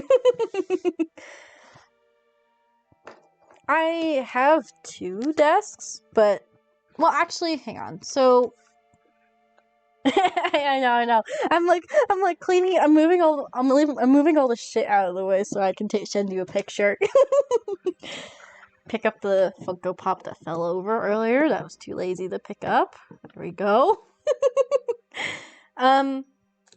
So right now I have like they're technically 2 desks, right? But one's behind me. Yeah, exactly. I don't want them to see the mess. Like goodness. Not available using this lens. Okay, whatever. I'll figure it out. Okay, fine. I guess we're standing up. Hang on. So, I have 2 desks. But I'm currently using the other one to put like all my Funkos on. So this is the main one, I guess. Oh god. I'm bumping into everything because it's a mess in here and I haven't cleaned anything up. Oh, you can see the mess because I had to use Flash. It's okay.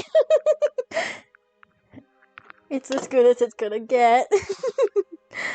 But in like a month or 2, I think I should be getting more room so I could put those desks together. Otherwise, though, this is all I got. Okay. I'm cropping it. Hopefully this is good enough.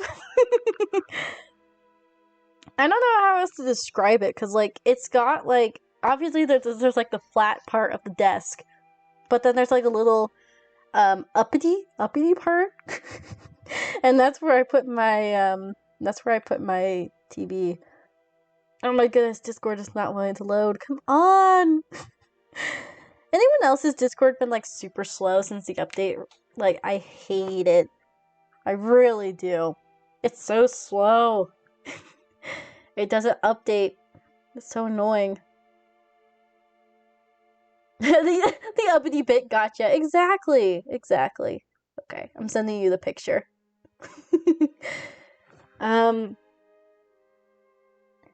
Desk clamp mounting stuff. I don't even know what you would be referring to. I don't even know what desk mount stuff you're talking about. Yeah, that's the current situation. Don't need it.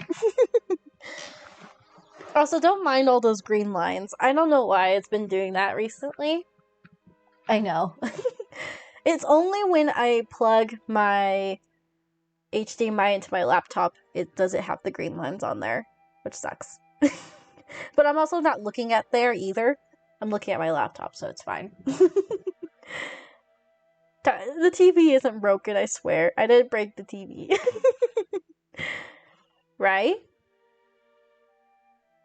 It's only with that port too. If I plug it into my like capture card, or if I plug it directly into the console, it's fine. So I know it's the laptop. Yeah, similar thing with one of your older monitors. Okay. It's just my laptop. You gave it to your brother. Mood. I mean, hey, they gotta appreciate it, you know. It's a hand-me-down. Something's better than nothing, right? Fucking mood though. Okay, so Omen, you're living here now? What do you mean? This isn't your home. And where's Ezra? Oh, really? He smiles shyly, his ears twitching, and he looks away for a moment. Do you like the clicky keys or the quiet ones? That's a good point. I like, you like when you see those videos? I think the clicky ones are satisfying, but I feel like quieter ones might be better. Which ones do you use, though, Said? I wanna know which ones you use first, though. But like you've probably seen those like videos too, right? Like the satisfying clicking ones. But I also feel like that might not be good. I don't know. You like you tune them out. You tune them out after a while. Okay, then I'll choose clicky ones then. They are satisfying. Yeah, exactly. I like the clicky satisfying ones. It itches the back of my brain like that, and I like it. But again, I'm not picky either. He smiles shyly, his ears twitching, and he looks away for a moment. Is Ezra here? I'm kind of like dying right now. He shakes his head, opening the door a little more. No, he went out. He said he wouldn't be long, but I don't know when he'll be back. He said his boyfriend's. But I kind of need him right now, though. Unless Omen's gonna try to, like, put a concoction together for me.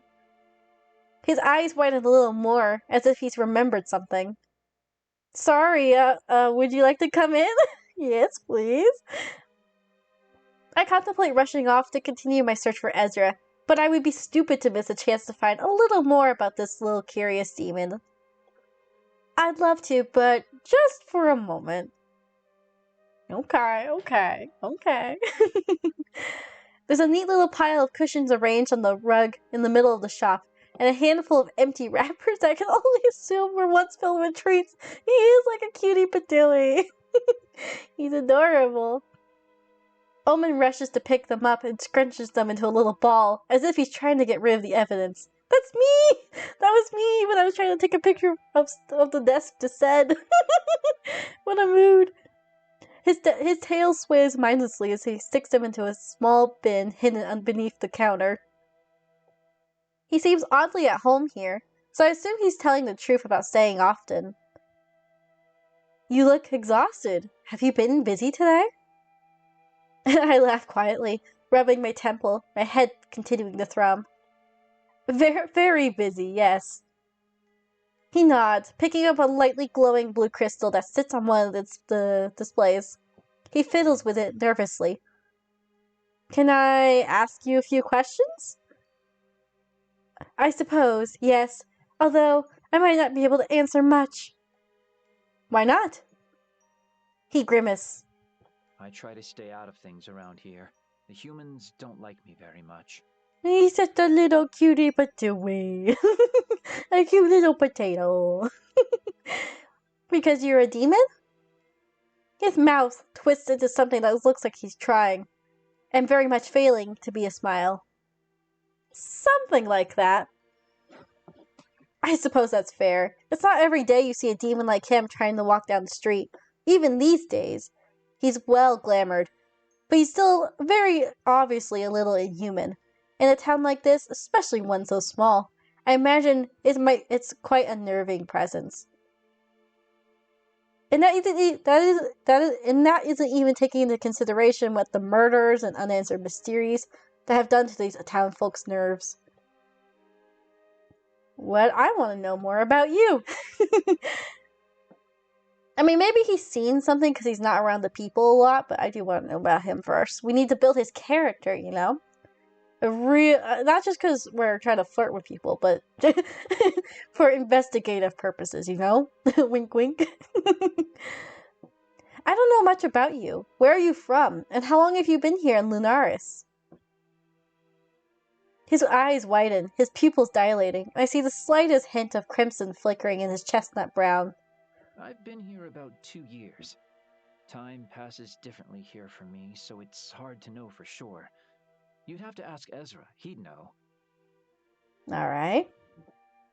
I don't miss the way he so tactfully ignored my question about his origins, but I decided not to press on him. If he's giving me something. I'll take anything at this point, I guess. Yet. How did you meet Ezra? He lights up at the question. I met him the day I arrived in Lunaris. He was the first person I saw, and he took me in without question when I was in need of shelter. Aww. That sounds just like Ezra, too. He did the same for me! How cute!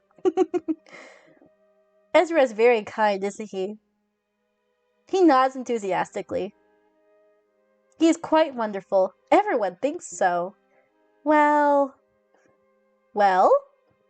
He fidgets, dropping his gaze to his hands, fingers toying with the blue crystal again. The General, August. They don't seem to like him very much, and that makes Ezra sad. Aww. But yet August comes to Ezra for help, so... I don't know, it just seems like August doesn't like anybody. That's just the kind of person he is, you know? Aww. But Ezra seems to, like, pity him a lot, though, so I can see why he cares. Do you know why? He shakes his head, biting his lip. No, I didn't want to ask, but Finn says they've known each other for a very long time. So obviously Ezra's known him since before he started acting this way. So no wonder he's like, he feels for him. Ezra has been very, very kind to me. I don't want to pry, not about things that might hurt to say or to hear. Got it. You respect people's privacy. That's good. I nod slowly. It's hard to argue with that, I suppose. Alright, murder time! Let's go. Do you know much about the recent murders? Omen passively looks out the window, a sad look crossing his face. I know that the humans are upset, and that the ones who were killed were hunters. Ezra is tired all the time, and Finn visits him less. Alcar is distant. Everyone's distant and tired and sad. He sighs, a knot forming between his brows. Everything is so different lately. I don't like it. He's such a cutie between one. Poor guy, he's so sad. I just want to give him a hug. His eyes light up as he turns to me. But now you're here. A solution. A fresh start. Eventually, Omen shrugs. The wind changes, perhaps towards shore this time? He smiles at me, full of optimism and faith. His trust is almost sweet, but I can't in good conscience lie to him. I know, right? I don't want to break his poor little heart here. I hope so, Omen. But it might take me a little while. Right. Yes, I understand that. He fidgets where he stands, his eyes flickering to the curtain that hides Ezra's living area. Can I show you something? Well, of course you can, of course. What do you want to show us? One moment. He's like a little golden retriever, too. He dashes through the curtain that separates the front of the shop to the back, reappearing within seconds, clutching a weathered notebook. Here, I keep notes on things I find interesting. Mostly humans, but also Finn, Alcar, Ezra. He trails off, looking wistful. I thought maybe this could help you. If you need to know stuff about certain people, I might have something here. Aw, that's so thoughtful! Thank you, Omen. That's sweet. Okay, at this track record, I have to, because we've done this with everyone. Well, is there anything about me in there, in your little notebook of yours? You said you write about things I find interesting. I can't talk. You said you write about things you find interesting, right? That's right. Anything that intrigues me, I guess. Sometimes things I don't understand, so I can ask someone later. Human things, mostly. Well, I'm a human, so does that... do I go under that classification? I smile, enamored. He's so wonderfully curious. It's a nice break from the doom and gloom of others I've spoken to that have been emanating. Is there anything about me in there? He stutters, holding the book a little tighter. Look at the cute little blush on his cheeks. Oh? Maybe? I raise a brow at him, and he shyly drops his gaze. Yes. Yes, there is. He's so cute! My smile grows exponentially, and Omen smiles in return. The color in his cheeks is almost matching his shirt. What did you write about me, Omen? Do you want to tell, or do you want me just to look for myself? His tail sways back and forth enthusiastically, curling around his leg. You're really putting me on the spot, huh? Yeah, I am.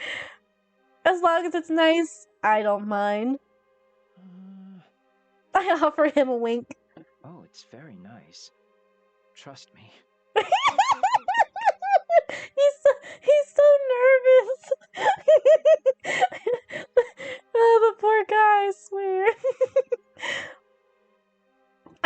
sigh dramatically, watching him watch me. I have a feeling there'll be more notes in the book this evening. Well, I guess I'll have to trust you if you're not going to show me. Never say never. I feel a sudden twang of pain in my temple again. God damn it, it's cock blocking me. The sensation is unpleasant and it burns. Are you okay? Omen rushes to my side, the notebook forgotten upon the counter. He reaches for me, but he's hesitant. I can feel an impossible warmth radiating off his palm, but he withdraws his hand before he touches me. I'm fine, I really need to find Ezra. Do you have any idea where he could be? I don't know for sure, but he usually goes to the market or the tavern. Maybe even the catacombs. Where his boyfriend is? The catacombs? He nods, leaning closer. Yes, that's where the vampires are. I figured. He presses his finger to his lips, a human gesture that looks out of place, like he's been practicing it. I would try the tavern first, though. He did mention he needed a drink. He likes to drink a lot of wine after a busy day. Oh, poor guy. Thank you so much, Omen. I better hurry. I bid him a quick farewell and headed back into the darkness. We gotta go find him. We're not feeling good. We have an ouchie. I push my way into the tavern, scanning every table for that shock of white hair, and, well, much to my relief, I see that friendly face that I'm looking for. Lucky me. He's noticed me already, his hand raised as he beckons me over to where he sits alone in the cozy spot in the corner. His smile is as bright and as wide as I remember, and I take a seat opposite him. It's good to see you. I hope the town hasn't scared you off yet. I raise an accusatory eyebrow at him, earning a laugh. Well, even if I was, quote-unquote, scared off, I can't really go anywhere, can I? Ezra's smile softens, but he seems restless. I suppose not. No. What's that like? Being bound to do whatever you're told by your duty. I don't know, maybe I like being told what to do.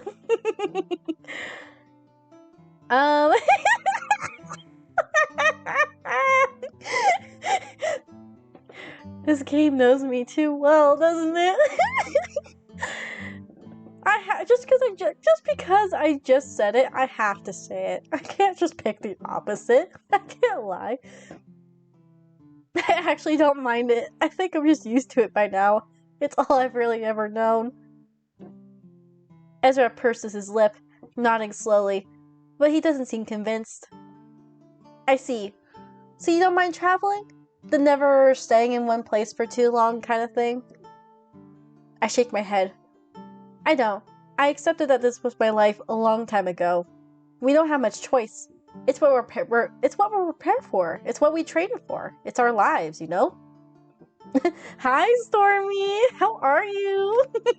I hope you're doing good. Today's stream is a little more tame than last time. I promise. So far, at least. I can't guarantee that. Isolation comes with a job. You can't get too attached because you'll inevitably be moved along.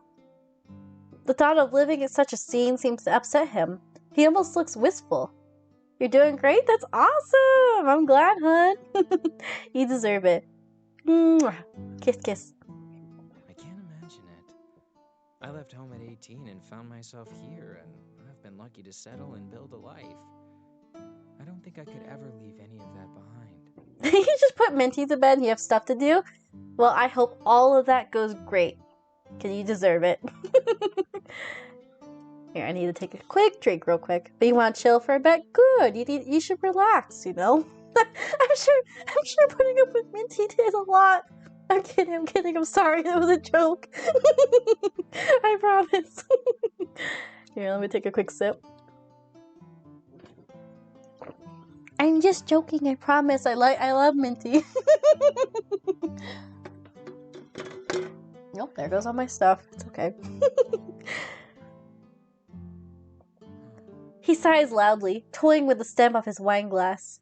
I admire you, you know? seem to be surrounded by people with resilience that I could only dream of having.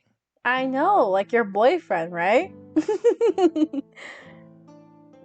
Well, I don't know you very well, but I get the impression you're resilient too. Are you drinking, or just drinking? Just drinking. Not drinking, I promise. I would not do that on a stream. At least not yet, anyway. I'm not really a drinker kind of person. I might sound giggly all the time, but that doesn't mean I'm actually getting hammered all the time, okay? I'm just giggly, it's all. When I was little, my mom used to say, like, I would be, like, an alcoholic because, it was, like, this apple cider kind of drink. But I would have some, like, every New Year's, and I would get super giggly, and, like, and, like, you know, like, swaying a little bit, giggly, and they were like, oh my god, Catherine's drunk! But I swear to God, every year, even now, if I have some of that, I get super giggly off it. I'm like, quote unquote, a little bit drunk. I swear. It's just me. I don't know. And I already know that I'm like a light drinker too. I had just like 2 or 3. Definitely not an alcoholic. No, I promise I'm not. I rarely drink unless it's like I'm with people. And we all know how that is if I'm chronically online. But like I went out with my mom one time and it was hot. So, and I didn't eat much, but I had like 1 or 2. I think it was like 2 or 3. I'm definitely on the 3rd. My mom was like, okay, you're definitely a light drinker because I can tell you're drunk right now. And I was like, oh, I don't think I've ever been drunk before. Or at least like without like realizing it. So yeah, I'm very like picky on what I drink because I know it doesn't take a lot. You're the same. Twins! Let's go! You and I can share. Oh my god. I gotta read you guys this. I just got a picture of this from somebody. So somebody sent someone I know a picture of themselves, and they said bone jaw. And obviously the person's like, what? Bone jaw. Are you dumb? Like, huh? It's French for hello, dumbass. What the hell? That's so random. That's so weird. It'd just be a professional Russian, only vodka. I'll be like my Saints Row character, you know? Really, really live in the character, you know? I fight Russians with my hands. Or, sorry, I fight bears with my hands. A real Russian. I drink vodka straight from the bottle. I can't do the accent. Only a real Russian does straight from the bottle while fighting bears at the same time, wearing big fur coats, you know? Yeah, exactly, Stormy, exactly. Bear nothing, comrade. Right? Oh god. So you can drink whiskey, beer, whatever, have fun, but you have 1 glass of wine with my dinner the other night and I woke up with a banger headache the next morning. You poor thing! I don't get it. I guess we're just unfortunate. we're just the unlucky bunch of the draw, you know? Like, come on, like, let us drink a little more before we get hammered a bit, at least. Like, come on. I want to drink more. I want to drink more. I want to drink more without feeling hammered, you know? Balls? Oh god, okay.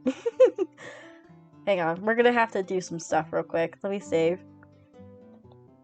So, I don't have it up right now, but it's my VTuber thing. But let me pull it up. I gotta quit the game though, hang on. Just for you, Stormy, I'm gonna pull it up because I don't want to make you wait. I still see the game on my screen. Hang on. Uh-oh. It's like everything's gone. Where's my stuff at? His application is not responding. I can tell. Close it. There we go. I know, right? I guess I just have to shave my balls every day because like I'm showing them off every day. You guys just can't get enough of them, I swear. It doesn't matter what I do. Here, let me turn this off real quick. Okay, I'm loading it up. Give me a minute. I know. I've never quit the whole game just to show it off either. You're lucky, Stormy. You're getting like special privilege here. You gotta appreciate the effort I'm going through for you. I just can't run the VTuber thing at the same time, which sucks. But it's okay. Okay, hang on. I think we're good to go now. Are we good? No? It's here. It's here on my screen. Aha! There we go. Close it. Close it. Discord using overlaying room. I don't care. Okay. Let me. All right. So this is what my VTuber thing looks like normally, right? Let me get a real a real close zoom in for you, Stormy. Okay. Are you ready to be prepared, Stormy? All right. Get ready in 3, 2, 1. Ba-dun! Balls dropped. That's it. That's all it is. Oh, I love it. It's got a little jiggle too. When I move this up and down, it bounces. Well, sometimes it bounces. Bringing me back to my youth. Sad. Oh my god. And don't ask why it has like the little like ties around the ball. I don't know either. There's no explanation for it on the website. There's no explanation for it anywhere else. I'm just gonna have to assume it's not for the things that are running in my head because that's all I can think about all day. And these dating sims are already making me unhinged as is. I don't need to be worse. Thank you for the stretch. I appreciate it. Just how the ball is. It is. It is. Let's see. If I go into the binding menu, it's called. Where is it? Scratch's ball. That's all it says on here. There's no other details other than that. That's all the information I get. Drown. Thank you. I'm gonna drown myself while stretching at the same time. Let me. Okay, I guess I can keep this open for a sec. You know what? We'll multitask. How about that? I'm gonna get up out of the chair to do a big stretchy. The biggest stretchy you've ever not seen. I'll even turn the laptop. Big stretchies. my ankle is sore. I've been sitting in these weird positions all day, but they've been comfy. You know, for like 30 minutes and then it's not comfy anymore. Nice pops back thingies. Arm stretchies. Get the big stretches in. You need a 3D VTuber for stretches? I know. Maybe someday. I just like the. It's like. I'm not gonna lie, I look like a complete mess right now. But it's like I can get away with it because you guys aren't seeing my face, you know? I can get away with it. It's nice. But like if I was streaming with my face again, I would not be able to hide it at all, you know? So it's like it kind of takes the pressure off of not having to show you guys, you know? But I used to do it. I just remember like always being anxious about how I looked and everything. So it's like if I'm feeling myself, then yeah, I want to do it with a camera. But if not, then this this kind of works, you know. I can blush. Look at me, I'm blushing. Oh my goodness. I can be mad. I can be sad. Yeah, I know, right? They're sad. Or they're sorry, they're not sad. They're expensive. I mean, but yeah, it just depends on the mood I'm in, I guess. I like I like not having to be self-conscious all the time unless I'm feeling it. Sometimes I am. But today today I'm I'm sniffly snotty. I'm still not feeling my best. And I'd rather look all like tired and greasy and play a dating sim and actually go take a shower and get all nice for you guys. I don't want to put in the effort. You guys just have to deal with it. It's the one nice thing about getting away with that. Anyways, let me go ahead and close out of this. Making you feel bad now. You're usually all greasy and tired while on camera. Well, I never noticed, said. If you were, I never noticed. If that makes you feel better. You're self-conscious even if no one's there. True. It's just the fact of you're just self-conscious. The walls are judging you. There you go. Exactly. Exactly. Oh, there we go. But yeah, no, Sid, I never think you do. I think you look great. When the night comes, the only thing coming at night is me. I mean, what? Okay, let me check my phone real quick. So Soul's the one that recommended me this game, and they just said, love you too, obviously. Listen as long as I could, but then all of a sudden I just hear balls without context. I realized I was probably sleeping. Oh, go get some sleep.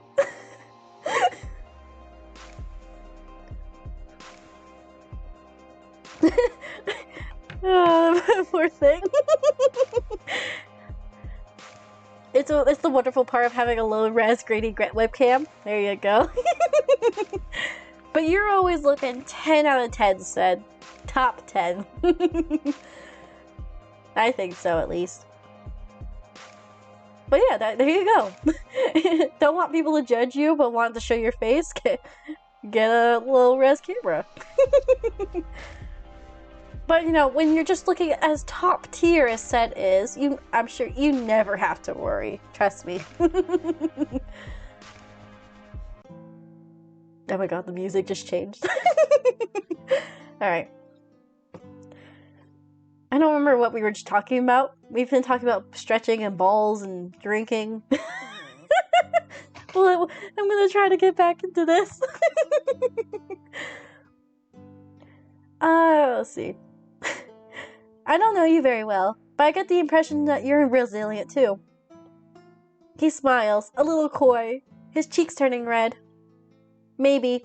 Finn says that often, as does my mother. I guess it's hard to see it in yourself sometimes. I'm gonna need you to give me positive reinforcements every morning. I will if you give me that total amount said. If you do, then I will. I'm holding my positive compliments hostage until you do. Let's see, I already said this. You're working on that? Okay, okay. I'll give you one later as like a preview. The barmaid comes over and rolls her eyes, hands on her hip as she addresses me rather curtly. Drink? I just got an achievement that says bottoms up. I guess we are drinking tonight. Oh, I forgot. I do need to drink too in real life. Hang on. I'm sorry, Stormy. I'm gonna have a soda. Cheers! Gonna down it.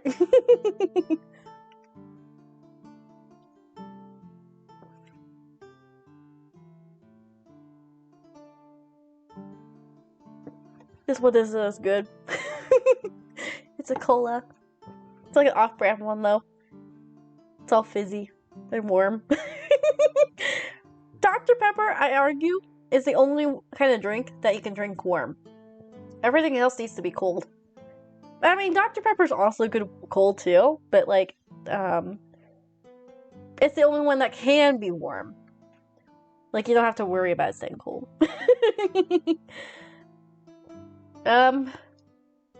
Well, if it was real life me, I would say this. But, you know, I'm trying to flirt with everyone, so I'll have whatever he's having. I gesture at Ezra's half-empty wine glass, the dark liquid looking more appealing. I'll have the same, please. She turns and wanders off with another roll of her eyes, and Ezra poorly stifles a laugh. Don't take it personally. That's Adina. She's notoriously, short. Me too, but not in the personality way. I grimace as she returns with my glass of wine and I politely nod. Thank you, Adina. Adina grunts, turning her heel and throwing me a dismissive wave of Ursula. It's okay, she's always been like this. Case in point. The wine tastes rich and I eagerly savor the first sip. Like I'm drinking from a sippy cup. Are you okay? You seem tense. Oh yeah, we haven't told him why we were searching for him. we feel like shit right now. I was actually looking for you. I need to tell you something. But I need you to promise me you won't think I'm crazy. You're talking to someone who lives in Lunaris. Try me. Alright, I'll try you. I take a deep breath and edge closer, checking to make sure no one else is listening in on us. I visited the graveyard after I left your shop yesterday to see the crime scene. I tried to get a feel for what happened there that night. Ezra leads in, his eyes wide. And? I really didn't get much other than an overwhelming sense of loss, which is, well, you know, quite normal in my line of work, considering the circumstances.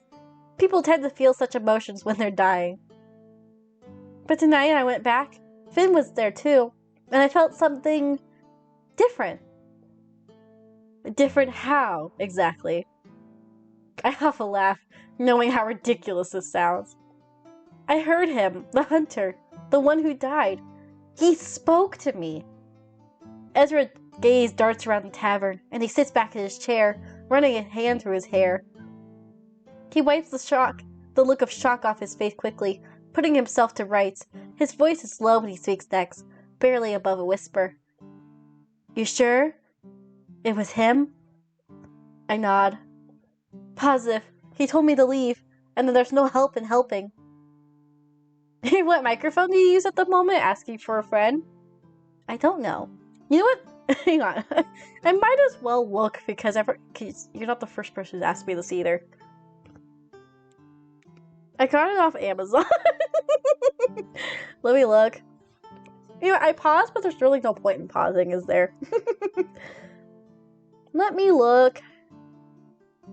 Oh, I have to sign in. I don't want to sign in. Never mind, never signed in. Just put in your bio so people don't ask. That's true, huh? Mike. I remember I got it because I needed to do it for like a college assignment, but that's the last I ever remember doing that. So, let me see. That's headphones, those chargers. Okay. I found it. I found it! Don't worry, I found it! It is unavailable, out of stock. Good. I definitely didn't spend a lot of money on this though. It was for school, like I didn't need it, really. Currently unavailable. Okay, let me send it to you. Right, I was just like, I just needed it for the time, that's it. But like, I have a headset, right? If I connect it, cause it if I keep stuttering, it'll make sense. It can, I can't talk. It can connect to both my console and my laptop at the same time. Which is nice. Or I can connect it to my phone and my console at the same time, so that way I can like game and listen to music at the same time. The problem is that if I connect my headset to my laptop and my console at the same time, it mutes the game audio on my console, and it only happened after like a certain Windows update. And I've tried contacting support and looking up things, but like nobody seems to have answers for it. It's like a SteelSeries headset. I'd have to look. Have you heard of Spotify on your console? I know. For example, I could have my Spotify on my phone and have it on my console and then listen to the game audio on my console, and the audio is just fine that way. But I can't. For example, the only reason why I would need to connect to my laptop with my headset and the console at the same time is if I'm streaming, right? So like, if I'm streaming a game from my console, if I wanted to use my headset mic, I would have to connect to my laptop, and then I would not be able to hear the game audio, which is what I was doing for a while. And then I was like, this isn't really fun. This isn't really fun because I can't hear anything that's going on, you know? But now I was like, oh, hang on. I have that microphone that I bought for like really cheap years ago. I could just connect that to my laptop and use that, and then use my headset separately. So I'm not using my headset mic, I'm just using the external mic. So that's been good. Anyway, it's dumb. It's dumb, but it works. I'm not complaining. SteelSeries. Let me look it up.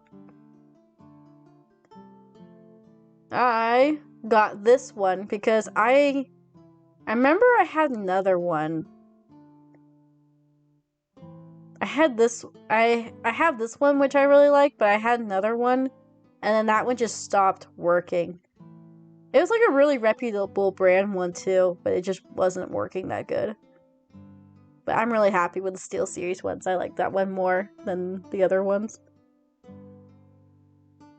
Anyway, that was my rant. Back to romancing, shall we? I sent you pictures, by the way, said. Because I don't know my tech stuff, so that's all I can give you. I'm pretty sure you helped me with that SteelSeries one too. Yeah, I feel like you probably recommended me that one, because I know I had the other crappy one that wasn't as good. And then that one stopped working. And I think you did. I'm pretty sure. Because I tell you, I always come for you for help. So, chef's kiss is crisp audio. Thank you. I'm always blasting my ears with it, no matter what. So thank you. Okay. If you're happy with your current mic, you'll leave it off the list. You don't have to get me anything. You don't have to do it. Bare minimum, said. Bare minimum. You're already doing a lot. You don't have to do anything else.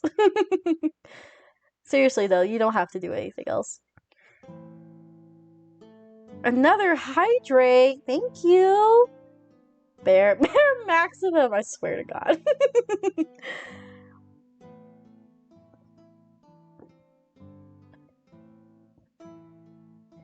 If I was to get, I don't know what kind of microphone I would get though, if I was gonna get another one. But I feel like that's a problem.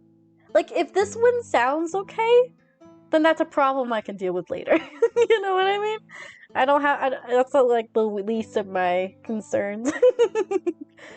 I'll get you an Overwatch rank. We'll get an Overwatch rank. You sound great. Good. Because I know it's a really cheap microphone. So it's like, so I'm like, oh, good. That's good. If it can pass for like good quality, then I'm fine with it. I'm all good. I mean, the clamp broke, so I have to like rig it on. Like, it's an easy fix. I just haven't wanted to fix it, but you know. You can't offer me an Overwatch rank? You've never played the game before? That's okay, you're good. That's all competitive stuff. I haven't been playing that recently anyway. Anyway, cheers! This is for you, Stormy. You can't give yourself a Rocket League ranks? I have not played Rocket League.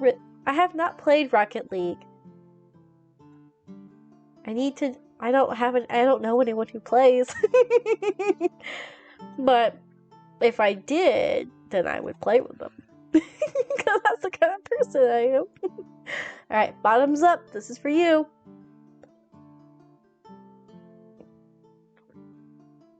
You haven't played in like a year? Well, maybe that can change. Who knows? I'll totally not, like, weigh you down, and you'll have to, like, carry me. You used to be in Diamond. Oh, and you were competitive, too? Goodness gracious, look at you.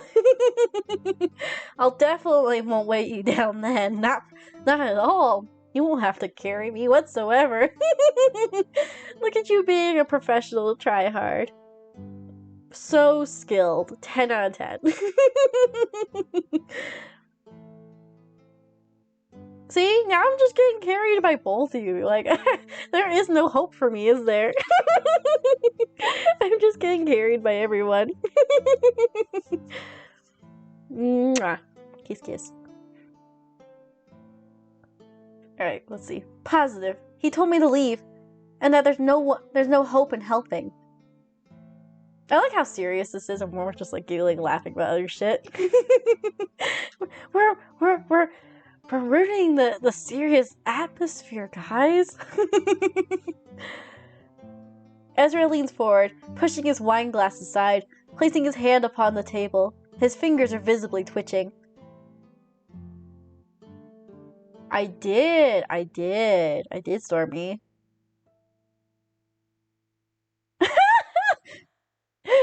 It is time, my children. It is time. We've done this so many times, you know what time it is. I mirror his movement and place my hand upon the table beside his, shamelessly needing comfort and contact.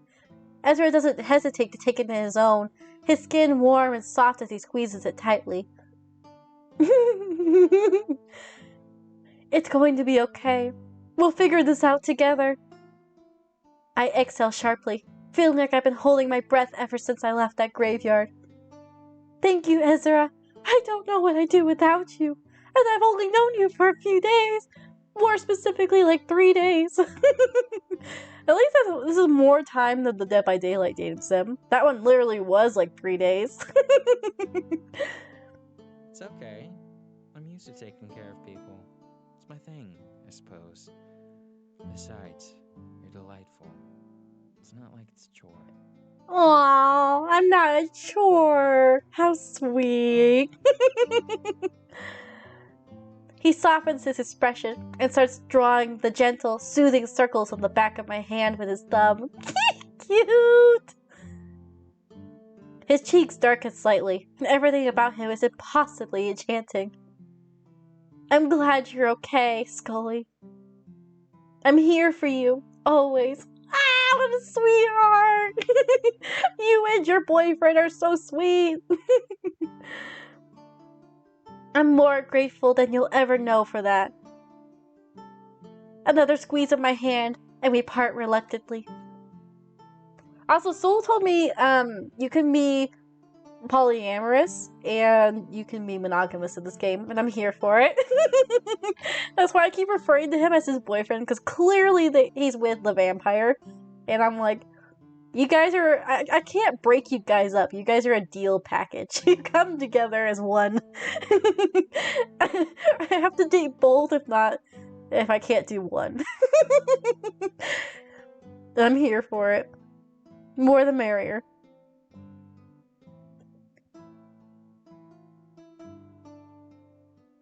Hi!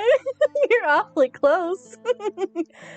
So, what now? He curls his fingers around the stem of his glass and sighs deeply. I don't even know how to unpack this, but I do know that you need to rest. How's your head feeling? He's such a caretaker, like the mom of the group.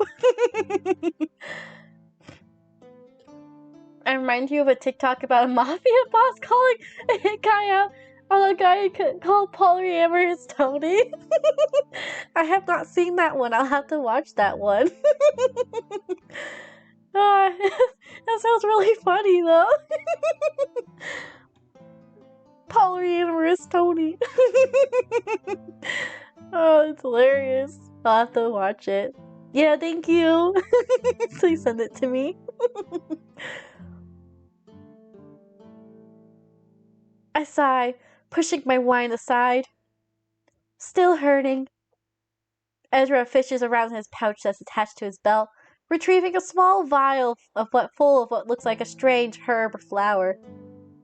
Here, crush this into some boiling water. It should help with the headache. It's just some feverfew and butter burr. Completely natural, I promise. I take the vial and tuck it safely in my pocket. Do you have a pharmacy in there? He laughs softly, shaking his head. What kind of witch would I be if I didn't carry a cure for a migraine? It's the bare minimum. At least I could do that. Here, 1 second. I should head back for the shop. I left Omen unattended with the kitchen cupboard unlocked. He leaked me out of a house and home. Right? He had like so many wrappers and stuff left over. I'm surprised he hasn't already.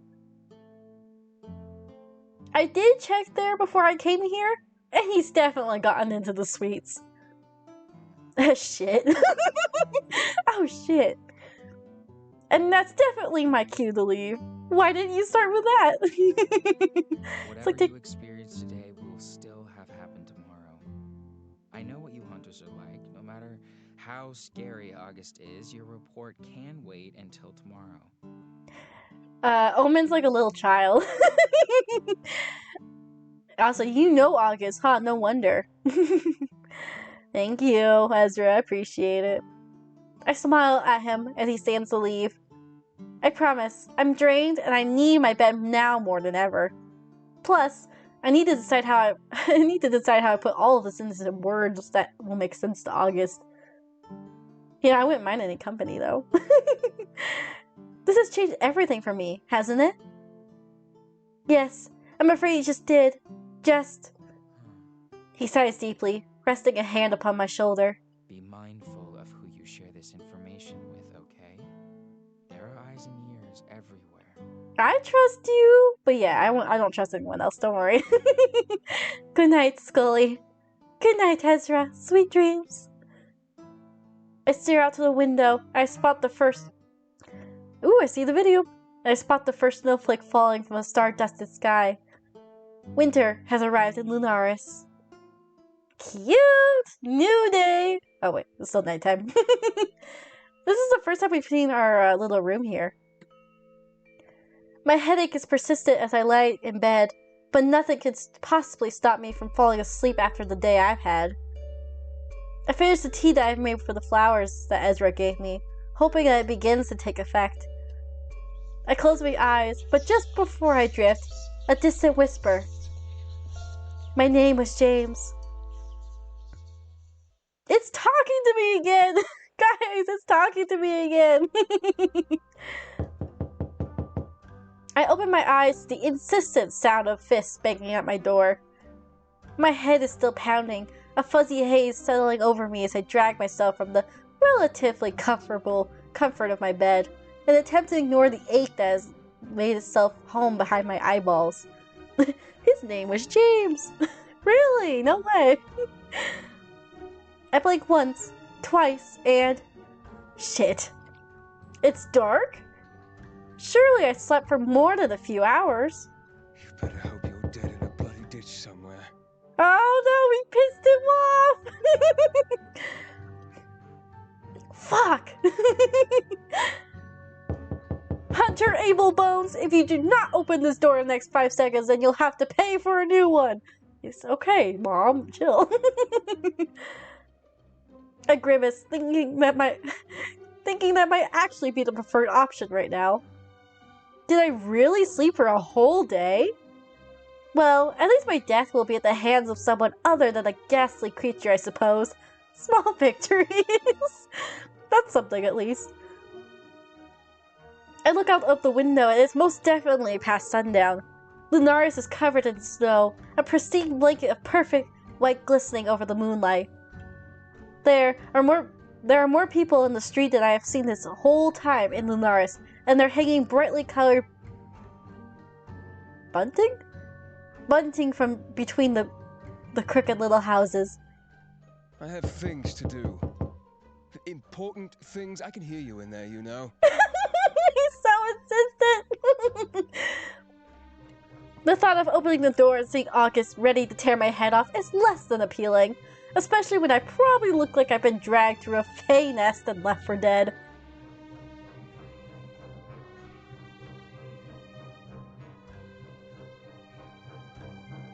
One second. Hang on. 1 second, guys.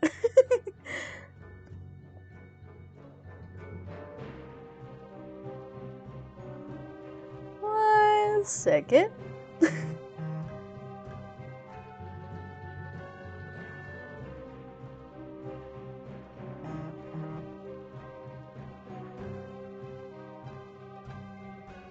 Said, I swear to God, if you've done something, you are so sussy. You are so sussy. Said, no. I swear to God. You didn't have to do anything. I swear to God. You've never done anything never done a thing in your life? Uh-huh. You're already doing so much. What are you doing? Sad. I'm notorious for never doing anything. You are so devious. Just ask my mom. Oh yeah, your mom would 100% agree, right? Maybe you should give me her phone number. I'll ask her right away. Thank you, Sid. You didn't have to do anything. Appreciate it. Maybe not. Yeah, exactly. I'm calling you out on it now. I don't even know what you did. I just saw the notifications pop up, but I don't know what you did. How do I check? It won't tell me? That's even scarier. What did you do? It just says surprise. Well, I guess I'll find out in a few days, won't I? Thank you. But also shame on you. You're already doing a lot. You didn't have to do more. I'll get back at you, I swear. I keep my promises, and I'm pinky promising you very firmly. A firm pinky promise. I'll get back at you. Thank you.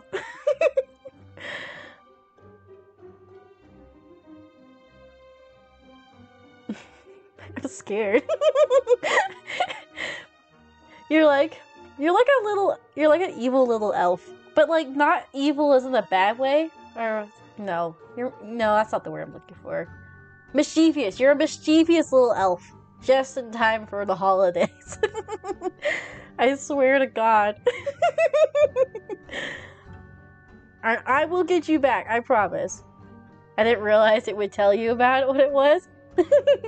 All it says is surprise gift. That's it. It doesn't say who either. It says anonymous gifter. That's it. Mary said miss. Mary said miss. And a happy new year. But no, it's like, it doesn't say who did it. I put 2 and 2 together, you know? I am solving a murder after all. Like, I'm pretty sure I'm qualified as a, like, investigative person, you know?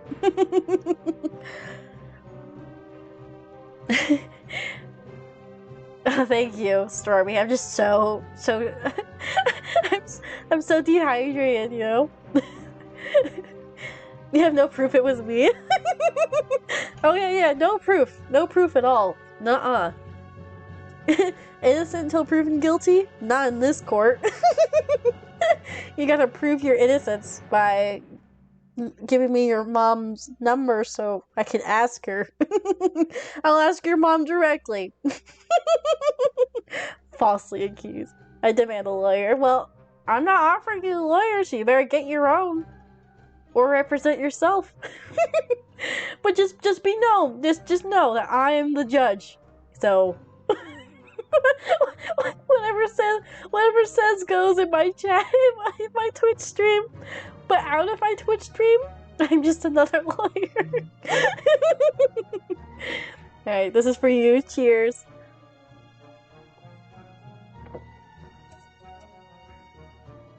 I played enough Ace Attorney to be able to represent yourself. Objection! Exactly, there you go. Objection! I want to play that game too. I saw it came out on Game Pass and I wanted to play it. But I think I uninstalled it again. I've heard it was good though. I want to play it. You need to finish it? Nice. You should finish it. Stream it or something, and I can watch.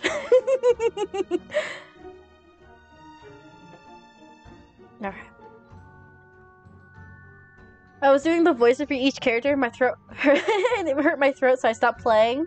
I feel you. Like early, like especially when I was doing the Dead by Daylight one, I was trying to do voice, like not voices, but like different tones. My voice is just so. I'm just reading everything in my normal voice now. I don't know how you did it. I have no idea how you did it. It's so like straining, especially when you do it for long periods of time. It's like, damn. It's worse than getting some D by some fictional characters. I mean, what? I didn't say anything. Right? It was uncomfortable. It was painful. And not in the good way. What? I didn't say anything. Yeah, I mean, what? I didn't say anything. Not at all.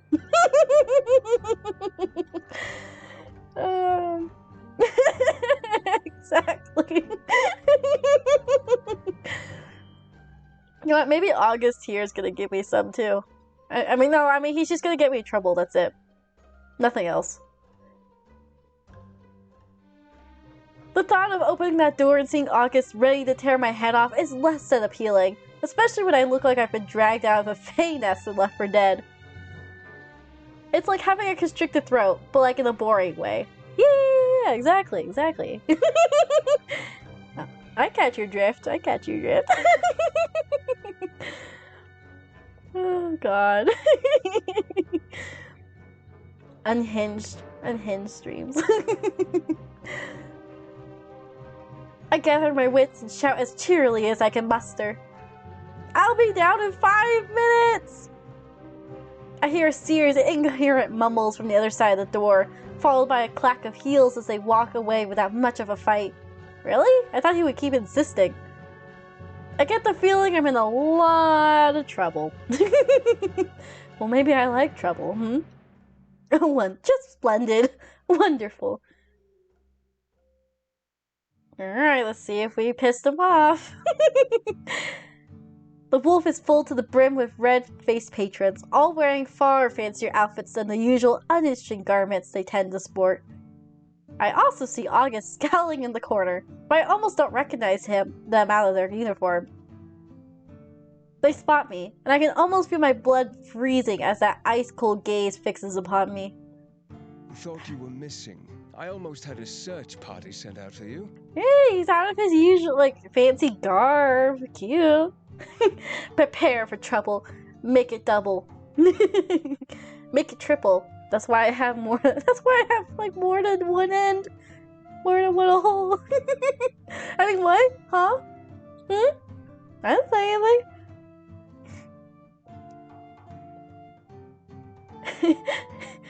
Well, you look good. I catch myself staring at August impatiently. Taps their foot, clearly waiting for an apology. They look different, more relaxed, and far more approachable. It clearly doesn't help my growing infatuation with them. You look different.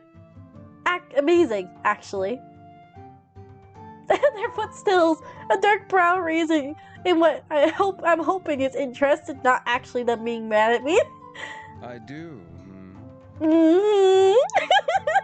Yes, sir. I smile, biting my lip to prevent it from growing as wide as I'd like it to.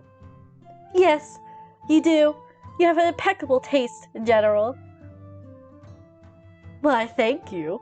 It's hard to find a decent tailor in these parts, so I wasn't talking about that. They halt their words, narrowing their gaze, apparently suddenly suspicious of my curiosity. Exactly.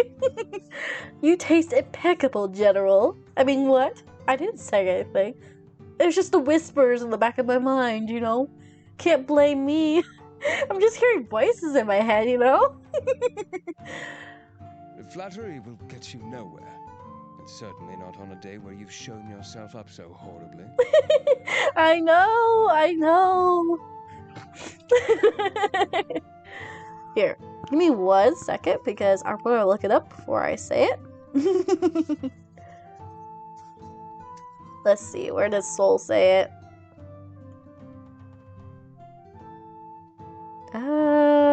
Where is it? Okay. I don't know which character it is, but Soul said that they got the voice actor for Fenris for one of these characters. I'm not sure who it is because I never played that game, but the guy for Fenris is one of these people, which I think is cool. That's cool. It's pretty neat if I say so myself. Anyway, that's your fun fact for the day. I'm really sorry. I didn't do it on purpose. Hydrate? I know, I'm thirsting for this man, I swear. Cheers, this is for you. We're in a bar after all. Or tavern.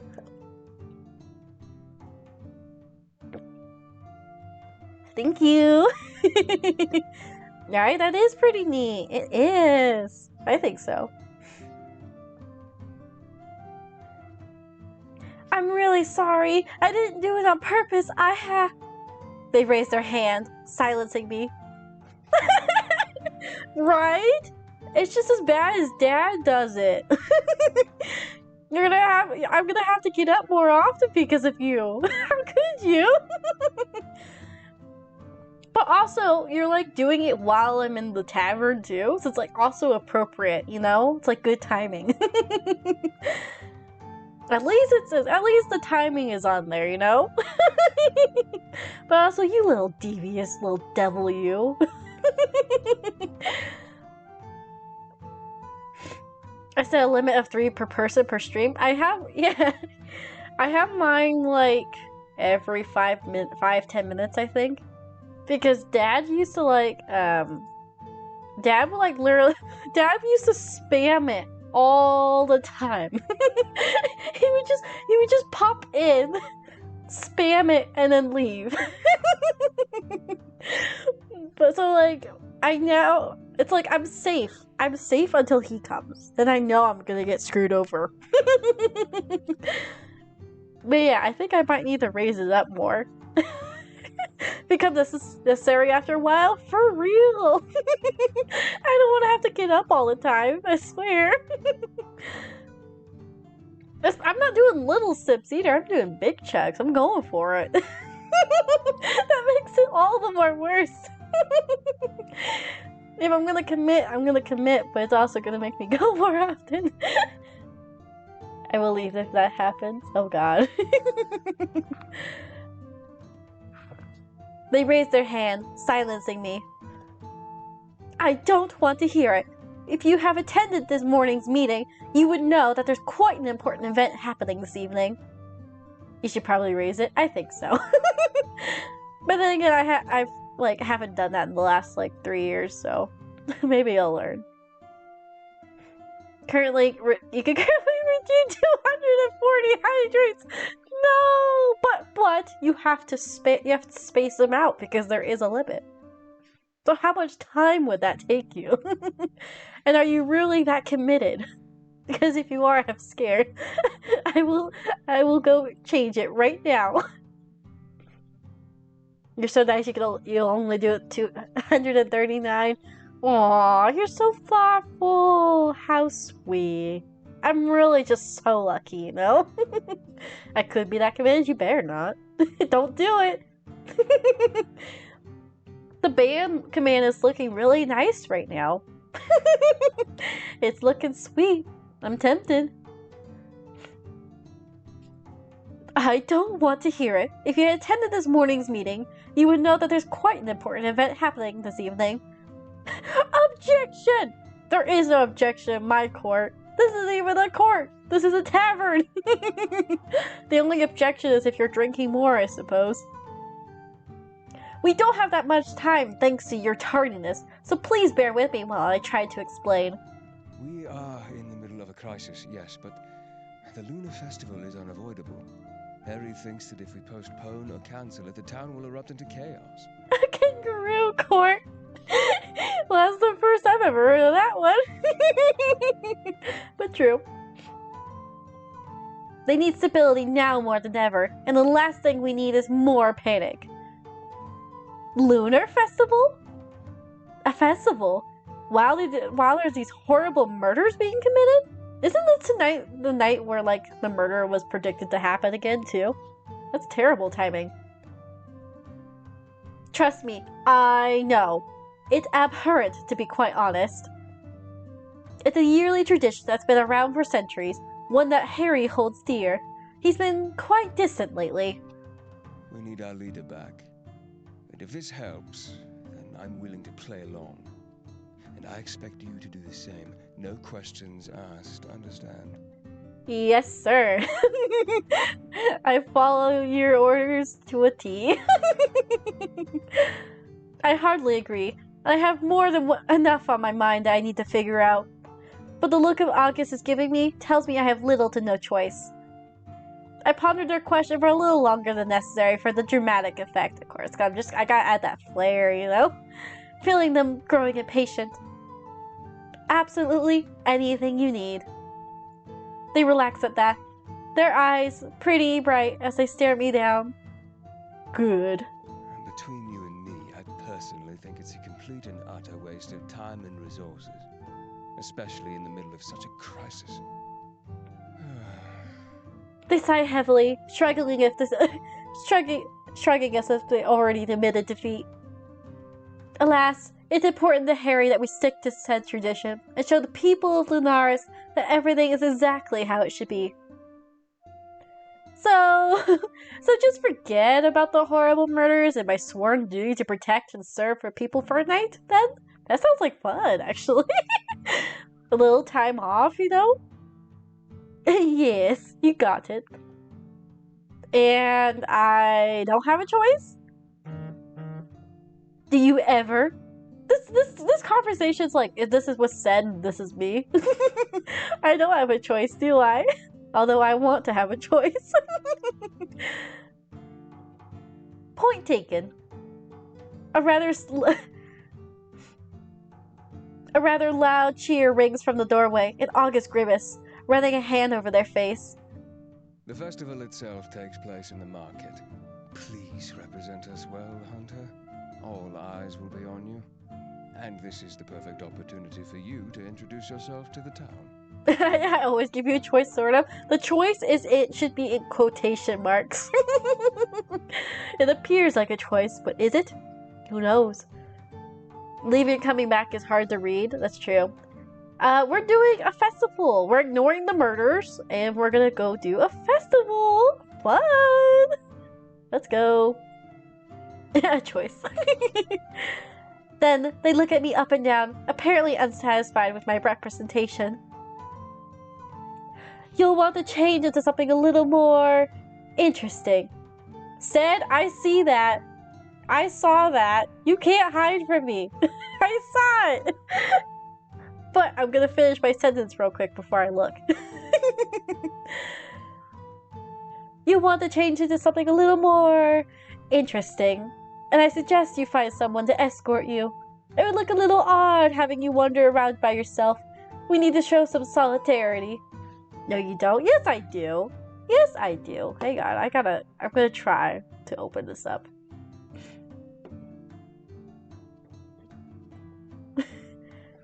What did you do?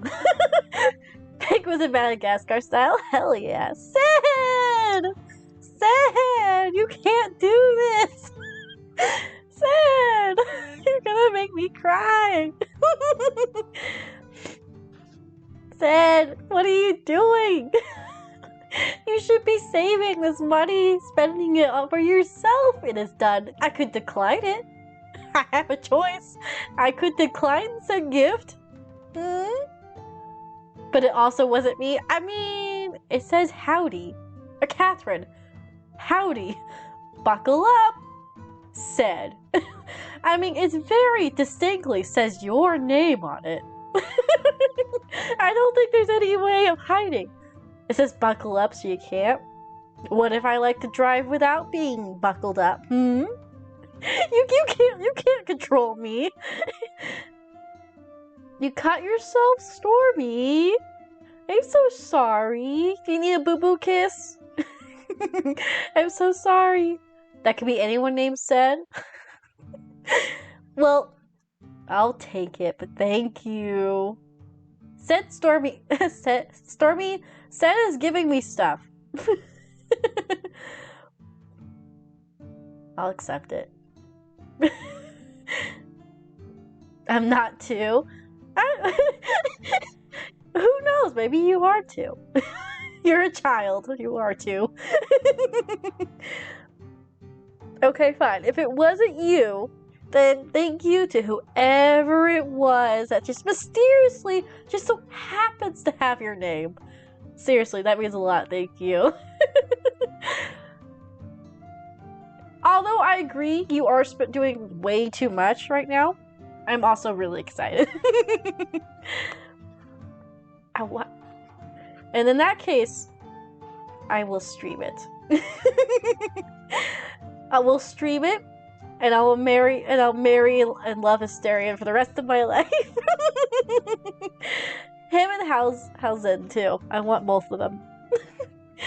and the weird like alien tentacle emperor guy. I want him too. Yes, excellent. It's like that raccoon gift. Excellent.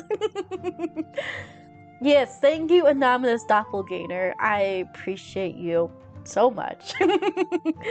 From the bottom of my heart, thank you. Mwah. Kiss, kiss. What them tentacles do, brother? Let's find out, shall we?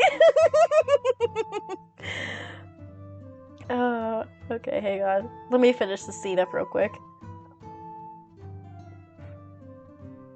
Oh, shoot, I get to make options. Okay, hang on. This is a good stopping point then. I mean, nothing wrong with some tentacles, just saying. Speaking of games, I'm having a brain fart. Brent was asking me about the Dead by Daylight dating sim, and he was like, "Oh yeah, I played Sucker for Love," and I was like, "Oh shoot, I forgot about Sucker for Love. That's literally like the Lovecraftian dating sim. That is literally tentacle dating sim, like." And I love that game. It was so good. Oh no, you definitely need more tentacles in your life, Stormy. Everyone does.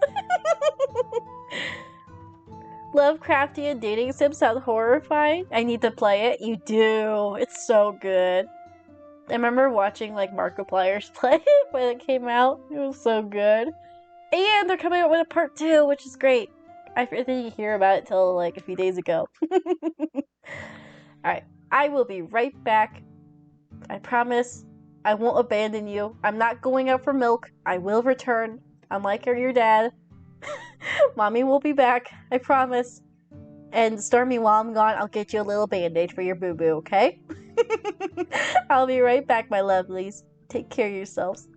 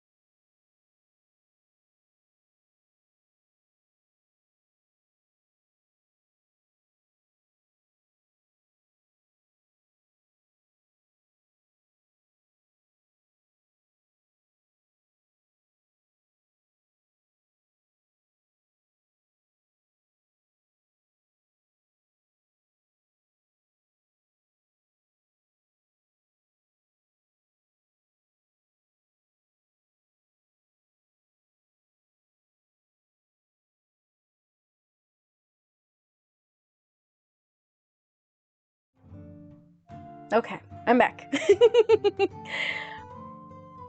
I'm still not entirely well, so I don't want you guys to hear me hack away. We got twinsies. Oh, sorry, unlike we're gonna find some daddies in this game. All right, we'll find some daddies in this game, and mommy me will take care of you. Don't worry. And I'll give you a band-aid with that hug, Stormy. You'll be okay. I'll give you a kiss on your boo-boo, wherever it might be. Papa? Like, it's not just the tentacles, okay? It's personality, alright? It's like Iron Bull from Dragon Age, or like Thane and Garrus from Mass Effect. It's not just because they're different, not human, right? It's the personality. And maybe, I mean, their personality both on the outside and in the inside. Can I have some chocolate milk as well? Just because you've been the bestest child here, yes, you may. I'll get you all the chalky milk.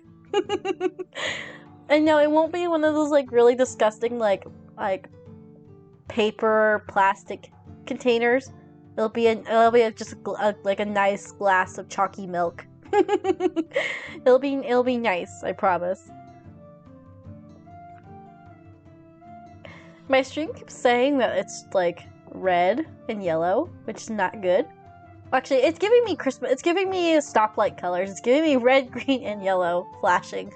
So if it starts to get bad, let me know, and I will do something. Rub my hands together and pray. Do some magic on my Wi-Fi box or something. There's not much I can do, but like, it's the thought that counts. Yay! Chalky milk, let's go! Freshly sourced, straight from the fridge. Nice and cold. I'll even get you a straw if you want one. Oh, I have to pick someone, but I want to pick everybody.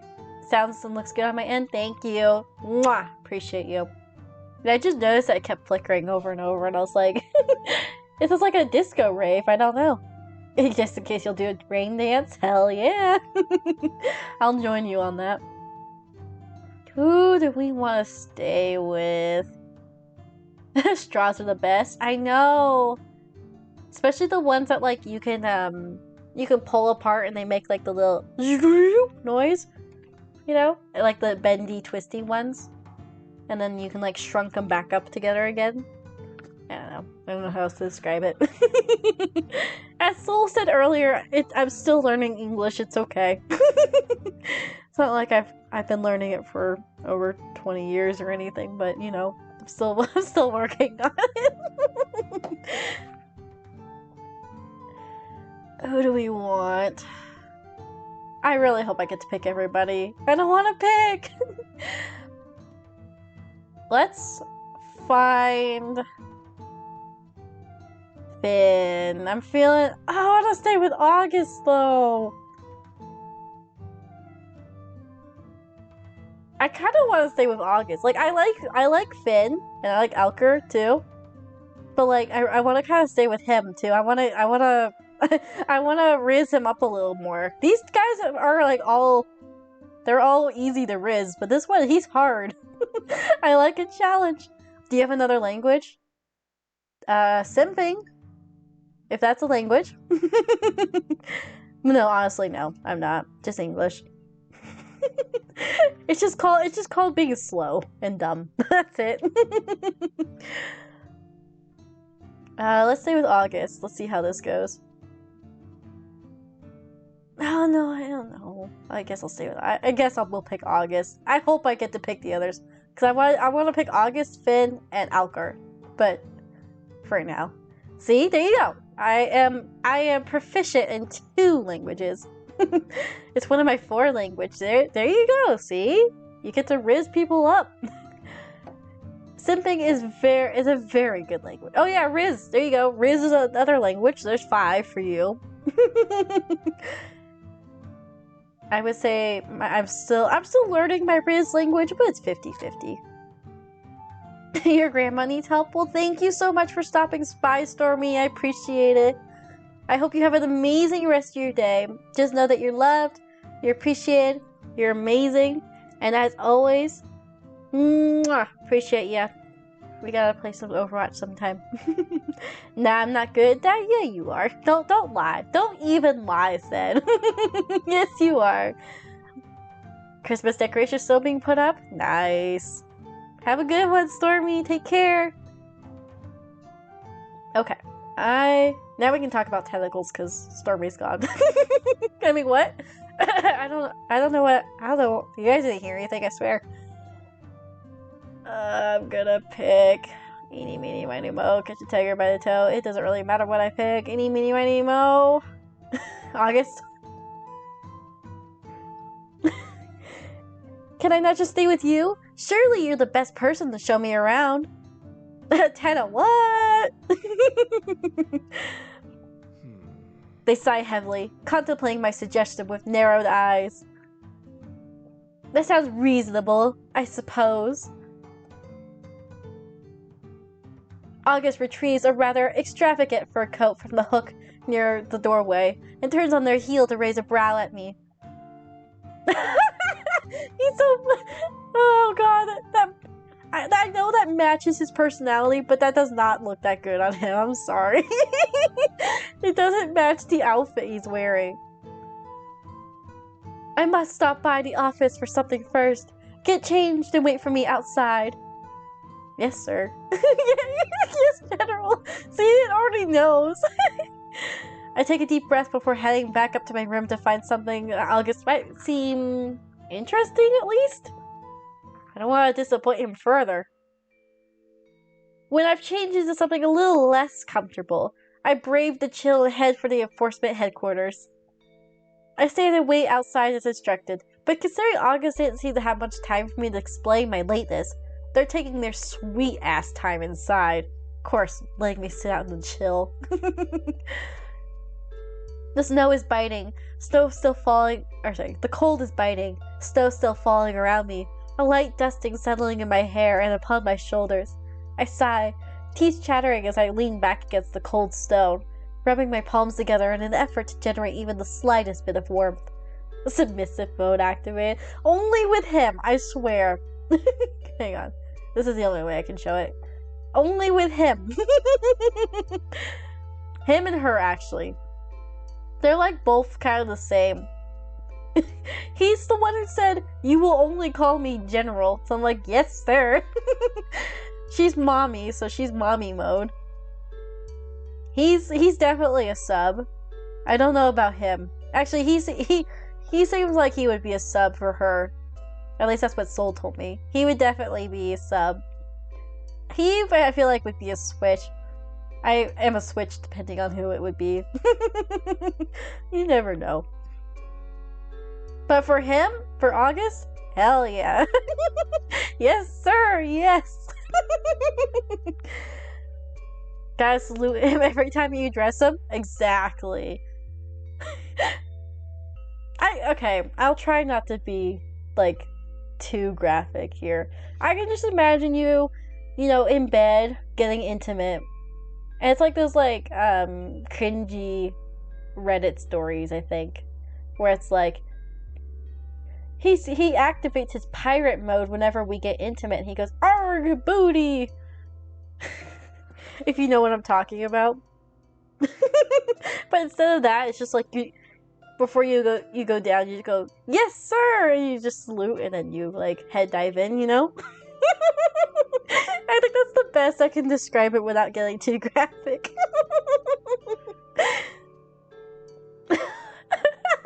Of course, somebody just followed too. Thank you so much for the follow. Sweet and sour sauce. What a beautiful name. I appreciate it. Thank you. I hope you're having an amazing day so far. Hope you're having a grand day. Sounds like something you would do, right? Me too. Me too.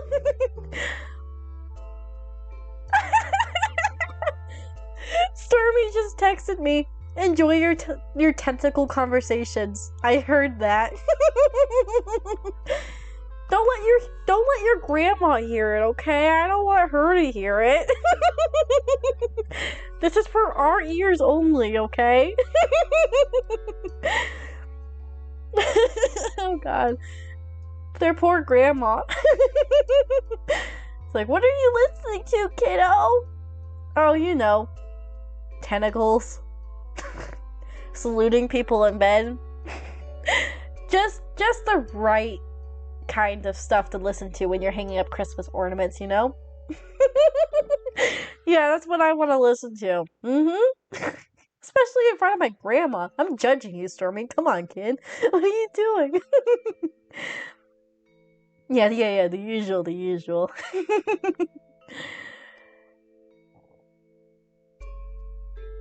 The town looks enchanting beneath the lush blanket of white, and the distant sound of music and laughter makes me strangely at home. I wait a little more, withstanding the cold and boredom as long as I can. August doesn't seem to be appearing anytime soon, so I decide to head back inside. He's really making me wait? Like, goddamn, rude. I probably don't even have a coat. The winding corridors are dark and quiet, and the eerie blue light catches my eye as I turn the corner to find August's office. There's an unnerving buzz, a low, electric hum. The dull glow radiates from the walls that surround the door, as well as the door itself, and there's a formation of strange, messing lines vining from plasterboard and wood. I can hear August moving stuff around inside the office, and my momentary panic that they're in trouble subsides. I sense no danger here, just power. Magic. I'm giggling because you know I have to. As soon as I see this, I'm like, ka-ching! I gotta do this. I'm gonna seek him out. It's speaking to me that in the faintest of whispers, and I find myself transfixed. I reach out with a little thought and push the door open. Oh god, there's so much magic in here. The sight I'm met with is nothing short of but incredible. The walls are glowing brightly, luminous veins of magic pulsing with life, coating every possible surface, and August sits at the desk, toying with the ends of their silvering hair. They appear to be lost in quiet thought until the click of the door closing behind me startles them. They stand quickly, looking in both shock and some embarrassment on their face. What are you doing here? I asked you to wait. Out in the cold? You made me wait for so long. Like, come on. I had to come. At least I was curious, okay? They open their mouth to protest further, but they pause and watch me as I take in my surroundings. I've never seen anything like this. I walk to the roaring fireplace, reaching out to run my fingers over the elegant patterns that surround the mirror that sit pride of place around the fire. I feel a delicate shock sparking through my fingertips as I make contact, but I don't pull away. Is it shockingly good? Is it shockingly pleasurable? Instead, I trace the swirls and the curves, closing my eyes and drowning in the feeling that flows through me. This could sound so wrong out of context. I feel alive, impossibly connected to something, or rather, someone. August draws nearer to me, a bright flush painting their cheeks and the tips of their ears, even sweeping across the top of their chest. Oh, he's blushing everywhere. God damn, I got the stern guy to blush wildly. They pause again, taking a deep, shuddering breath as I continue to flow the path of magic. They close their eyes for the briefest of moments, and when they open again, they appear even more relaxed. They join me in looking at the patterns, their eyes burrowed. Got that full body blush. I know, god dang. This guy has not cracked up a smile like once, and now he's blushing? I spend so much time here pouring everything I have into my work. Thanks to that, my magic, it's been a little unstable lately. Also, Soul told me that the people who made this game, not only did they hire someone from Dragon Age, they are heavily inspired by it. So I said that this guy's like Colin. He's like Colin and Thranduil from Lord of the Rings, if you combine them together. That's like the best way I could describe him. Because he's not golden retriever energy, you know? But, you know, everything else is kind of like him, though. They clear their throat, swaying as I remove my hand from the wall. They avert their eyes shyly. It's not dangerous, I just don't know how to make it stop. Then don't. They look up at me with wide eyes, a small smile crossing their lips. That simple? I find it so shameful that I cannot control it. My fingers twitch at my side, and I feel a desperate urge to reach out and touch the bleeding magic again, as if I'm being compelled. I can touch other things too, it doesn't have to be just the magic. There's no shame in being powerful. You should embrace it. It's just another part of who you are. Their eyes shine, a stunning mixture of vivid blue and swirling violet. Part of who I am. Huh. No one has said that to me in a very long time. Your magic is beautiful and unique. Just like you. Just like you, Winky face. Their stare doesn't waver, and for the first time in their presence, I feel a certain sense of calm rolling off of them in generous waves. They take a deep breath and brush their hands over the front of their perfectly unwrinkled shirt. Thank you. I don't know what really to say. We better get going. No, let's just stay. This is like smut angst fanfiction purified into video game form. That's exactly what it is. And I love it. It's perfect. I wait for them to grab their coat, and as I follow them out the door, I turn to check on the magic one last time. It grows brighter for the briefest of moments, flickering and stuffing out like a dying star as August steps outside. I kind of want to know what all the other people's choices were, though.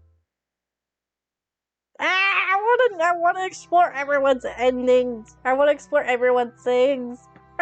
It's okay. Just for right now.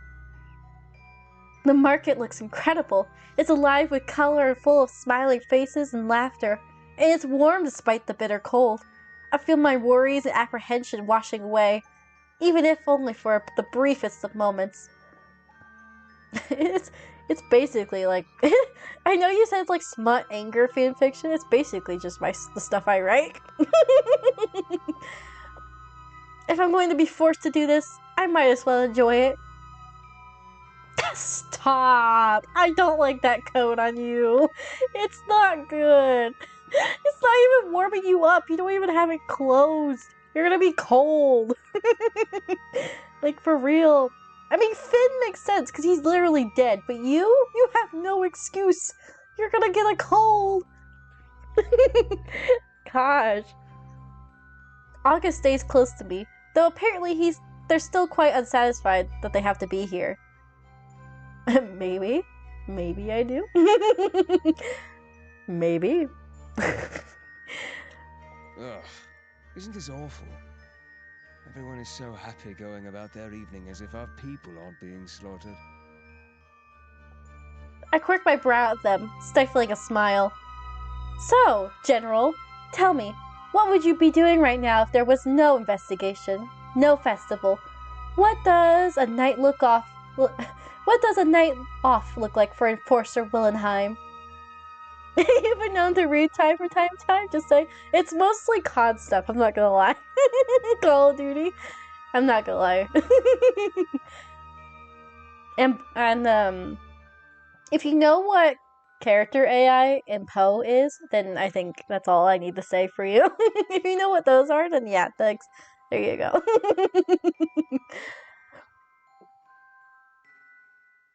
They don't hesitate to respond, staring dreamily into the distance.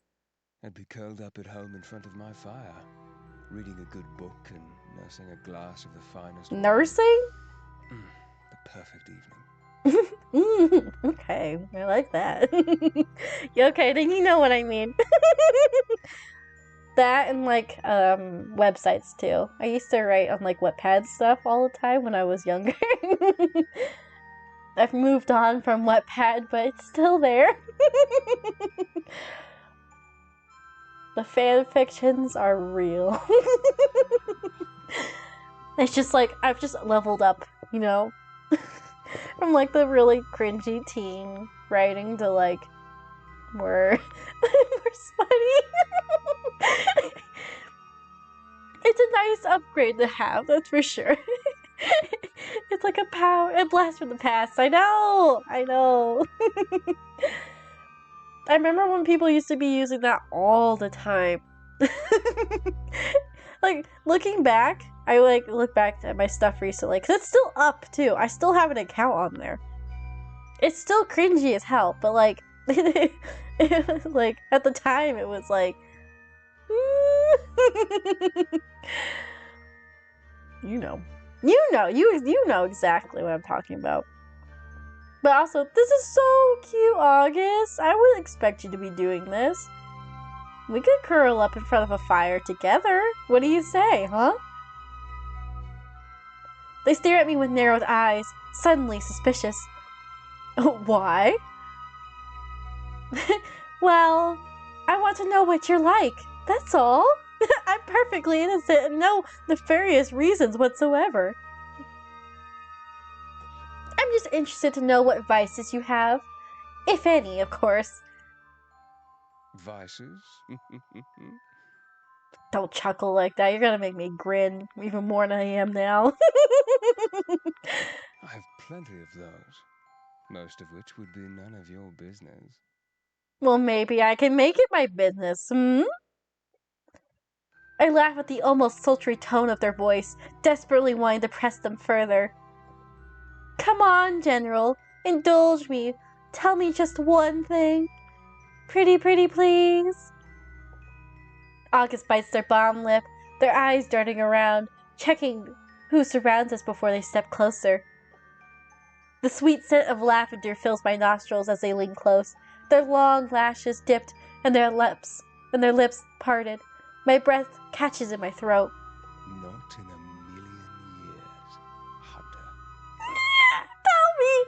Tell me, please. Got me on the edge of my seat, like goddamn. They pull away, entirely too pleased with themselves as they turn on their heel and stride deeper into the market. That little cheeky bastard, how could he? Giving me a little snippet and leaving me at it? How dare he? They pause, though, and they throw me they pause, though, and they look at me, and they throw me a look over their shoulder. It's something mischievous that leaves me feeling that I might not be able to move.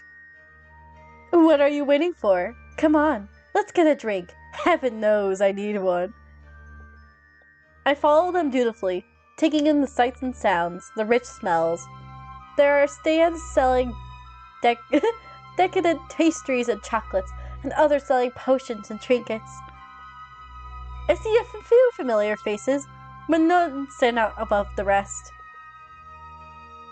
Hey, Ezra, let's go. He's got his cute little coat on. Again, not enough to keep him warm. They're gonna get their necks chilly, probably catch a cold. Gus! Scully! How wonderful it is to see you enjoying the festival! I see August tense, their shoulders tight as they stop dead in their tracks at the sound of his musical voice. Ezra. How are you? August remains tense, their words curt, and then the ounce of calm that has settled over them has swiftly turned to ash. Yes, good. You? I'm wonderful. It's great to see you. You look better. I think back to the first time I saw these two together at Ezra's shop. August looked tired. Sorry. I can't talk. August looked awful, tired and drawn, basically on the precipice of passing out. They avert their gaze from their earnest emerald eyes.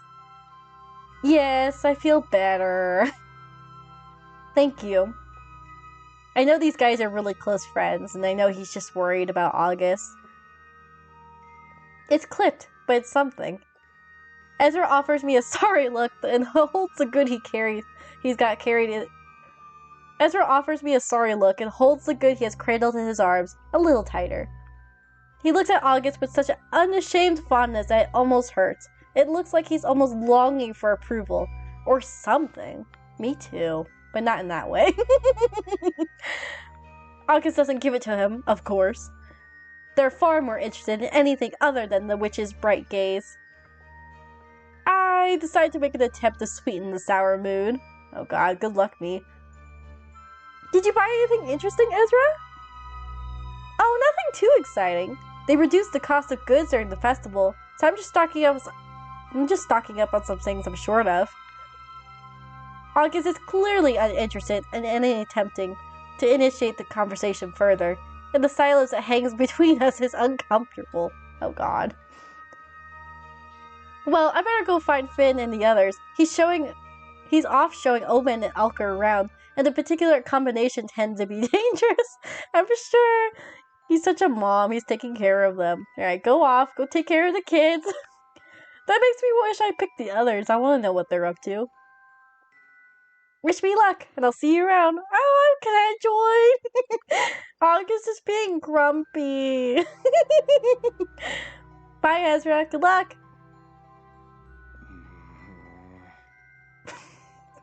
Grumpy much? August takes a deep breath, watching the witch disappear into the crowds. They appear visibly relaxed once he's out of sight. Do I dare ask? I dare. I dare. This tension between them baffles me, and I'm more than a little curious to find out what's caused it. I can't possibly fathom Ezra doing something to warrant August's obvious anger. All I've seen of him so far is that he's impossibly kind. I don't mean to pry. Well, obviously I am prying, so I do mind. Or I do mean to. But what's happened between you and Ezra? I dare. I dare. August purses their lips and narrows their eyes. That is prying, though, isn't it? It is. You're right. Ding, ding, ding. What happened between Ezra and I is in the past, but guilt still lingers. On my part, anyway. Ooh, I want to know! You need to tell me! He seems to care for you a great deal. August looks to the distance, fiddling with the sleeve of their coat. He's always been a foolish boy, but caring for me after the way I treated him is by far his most idiotic choice.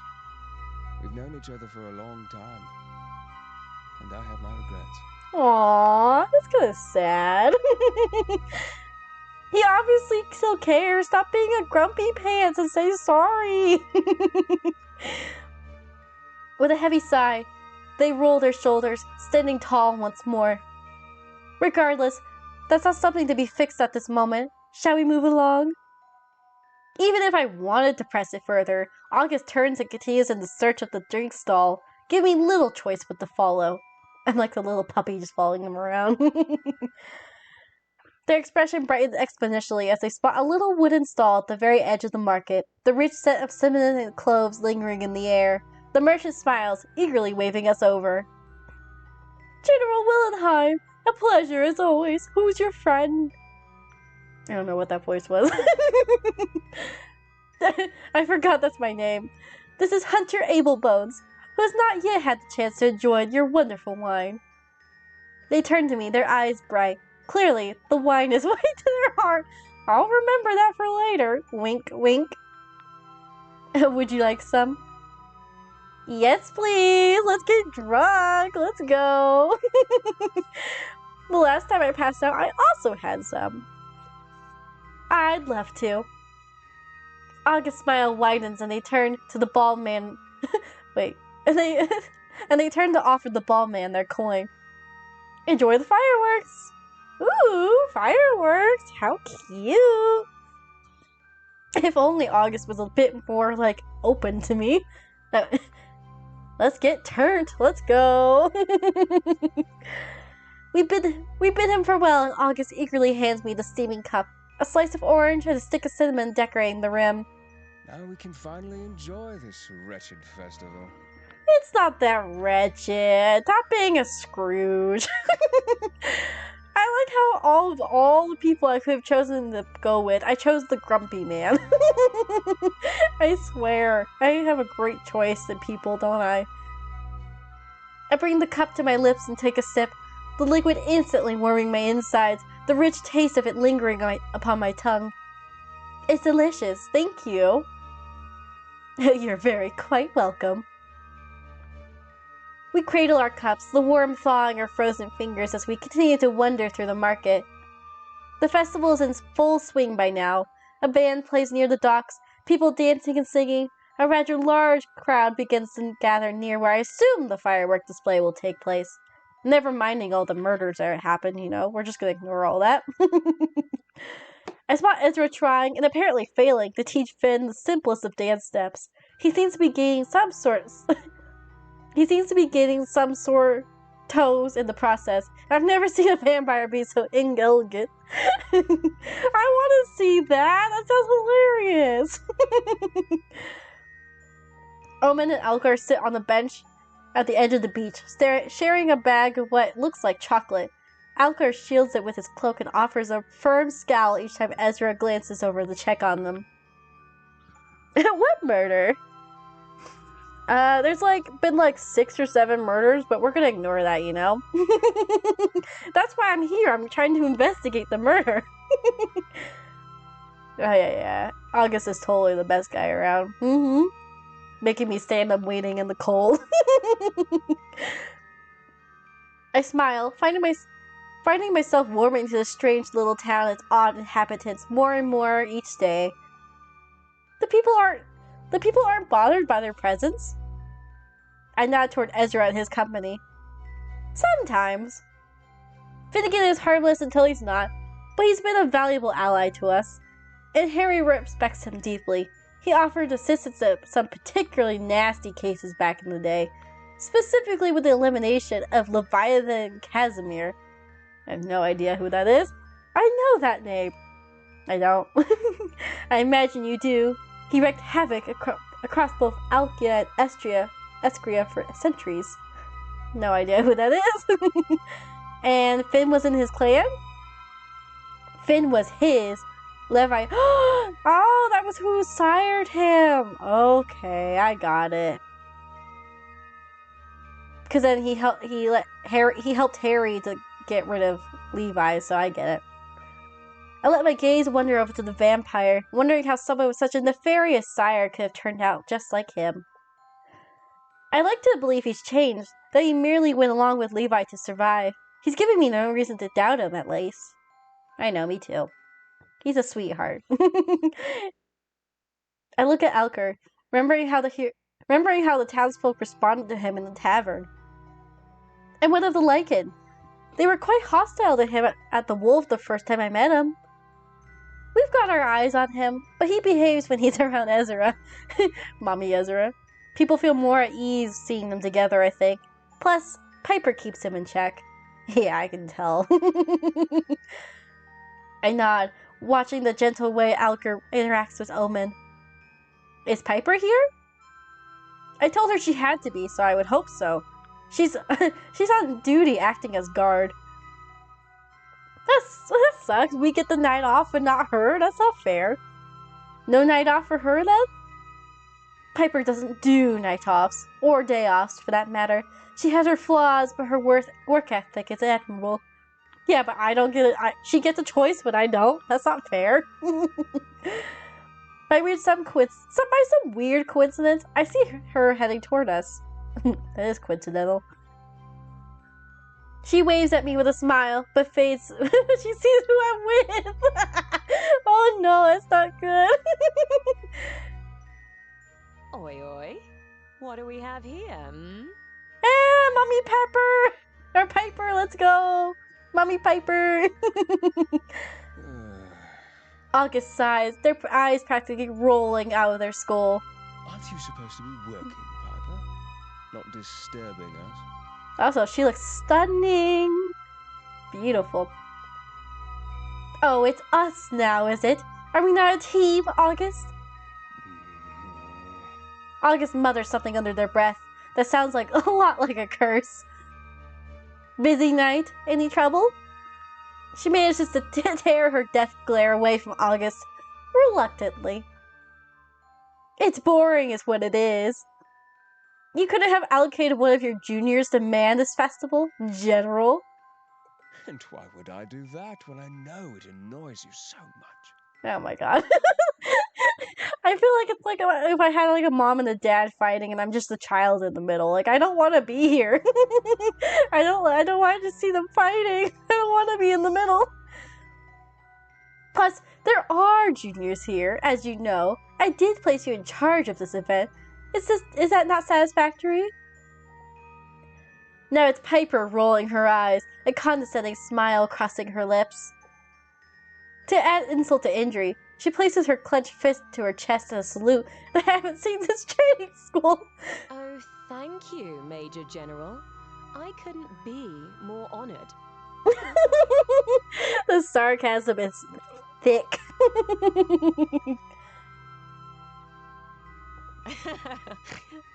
Oh, she did that cute little snort. I love her. She laughs as she relaxes the salute, an undignified snort that I can't help but smile at. I can practically feel the annoyance running off of him, but somehow they keep their cool. Very clever, Miriam. I hear our names out being called, and a familiar and unmissable figure emerges from the crowd. Shit. She always catches me off guard every time she says that. At the sound of his voice, Pepper grimaces. Well, as much as I'd love to stick around and listen to you and Harry kiss each other's horses, see you around, Scully. Thanks, Mommy. She clenches her jaw, offering August a goodbye through gritted teeth. Enforcer. A mere moment later, Harry takes her place. How wonderful to see you enjoying the festival. Thanks, Harry. I'm babysitting August. He's being kind of a grumpy butt, though. I'm not gonna lie. I see you've been convinced to try that awful drink that Augustus seems to like so much. You're far braver than I. Damn, okay. way to call out his favorite drink. He offers me a wink, his eyes sparkling. How are you, Harry? August looks at him with obvious fondness, but there's concern in their gaze. Glad to have a night to feel normal again, however fleeting that might be. I trust you're having a good evening together. I was gonna say kinda. But sure, I'll keep the romance up. I can't help it. I'm just prone to the flirtiness, you know? It's hard not to with August, even though they're being a pain in the ass right now. My gaze darts to August, a warmth blooming in my chest as they smile at me. I have the best company, so it's hard not to enjoy myself. Harry knows our exchange glances, and I see him smile widen exponentially. I couldn't agree more. Augustus is quite special. Must flirt at all times. It's required. How would I not play this, or how would I not live life and flirt, not flirt, you know? It's required. He is a special boy, isn't he? They are a special boy, aren't they? August rolls their eyes, but their cheeks turn a brilliant red. Stop teasing me. I know, he doesn't like being teased. He just likes doing the teasing, I guess. I can assure you I'm not teasing. I mean it wholeheartedly. Stop being so stubborn and accept some praise for once. Thank you, Harry. Right? He's just they're such a stubborn ass, I swear. August stares at me, and it almost feels like Harry isn't there. Like it's just the two of us. I'll try. Thank you, August. Appreciate you, Anyway, finally. Sorry for the flying visit, but I'd better get going. I have a speech to give. You two take care now, okay? I'll see you in the morning. Thank you. I mean, if you give it, you gotta be prepared to take it. I mean, what I've seen says otherwise, though. It's like when you flirt with your friends. It's like that meme. That totally not speaking from experience. It's like that meme when you flirt with people through text or whatever, and then you guys meet up in person. You're like, I'm not ready. I'm not ready to do what I just said. Totally not me. Not at all. Yeah. You should be prepared to. You should be prepared to take it if you give it. That's a good way to live life. Harry's smile twists into something more playful, and he gives me a pointed look. I trust you'll actually be joining us this time, Scully. I apologize. It won't happen again. It has never occurred to me. Not at all. Not at all. Totally. Not at all. I have a good explanation, though. One that I look forward to discussing with you both. We'll see about that. Harry scoffs, amused by August's attitude. I'm sure you do. Now farewell both. Enjoy the fireworks. Here, this is a good question while I'm here. Doesn't he sound like Obi-Wan a little bit? To me, he does. I don't know about you, Sid, but to me, he sounds like Obi-Wan. Like, I'm ready for him to say hello there. Or maybe that's just me. I don't know. Fireworks! Let's go. So, these fireworks are apparently quite prolific? I know. Now he's gone, so he can't focus on it, but I thought he did. August's face twisted to an unamused expression. It was the other guy, not August. I imagine you'll be thoroughly disappointed, unless he's wrangled some of the witches to enhance the show, that is. I know, Rip. Bad timing. Actually, we better go find a spot. Fireworks time! Let's go! Ooh, pretty! We find a seat near the edge of the crowded beach, and the area falls deathly silent as Harry makes his speech. Oh wait, maybe... No, never mind. I thought maybe we would hear him again. He talks of perseverance, of community, and, without directly mentioning the horrible things his town has to endure, he inspires hope. I look at August, but their expression is unreadable as they stare out into the blackened ocean. I can't help but wonder what they're thinking.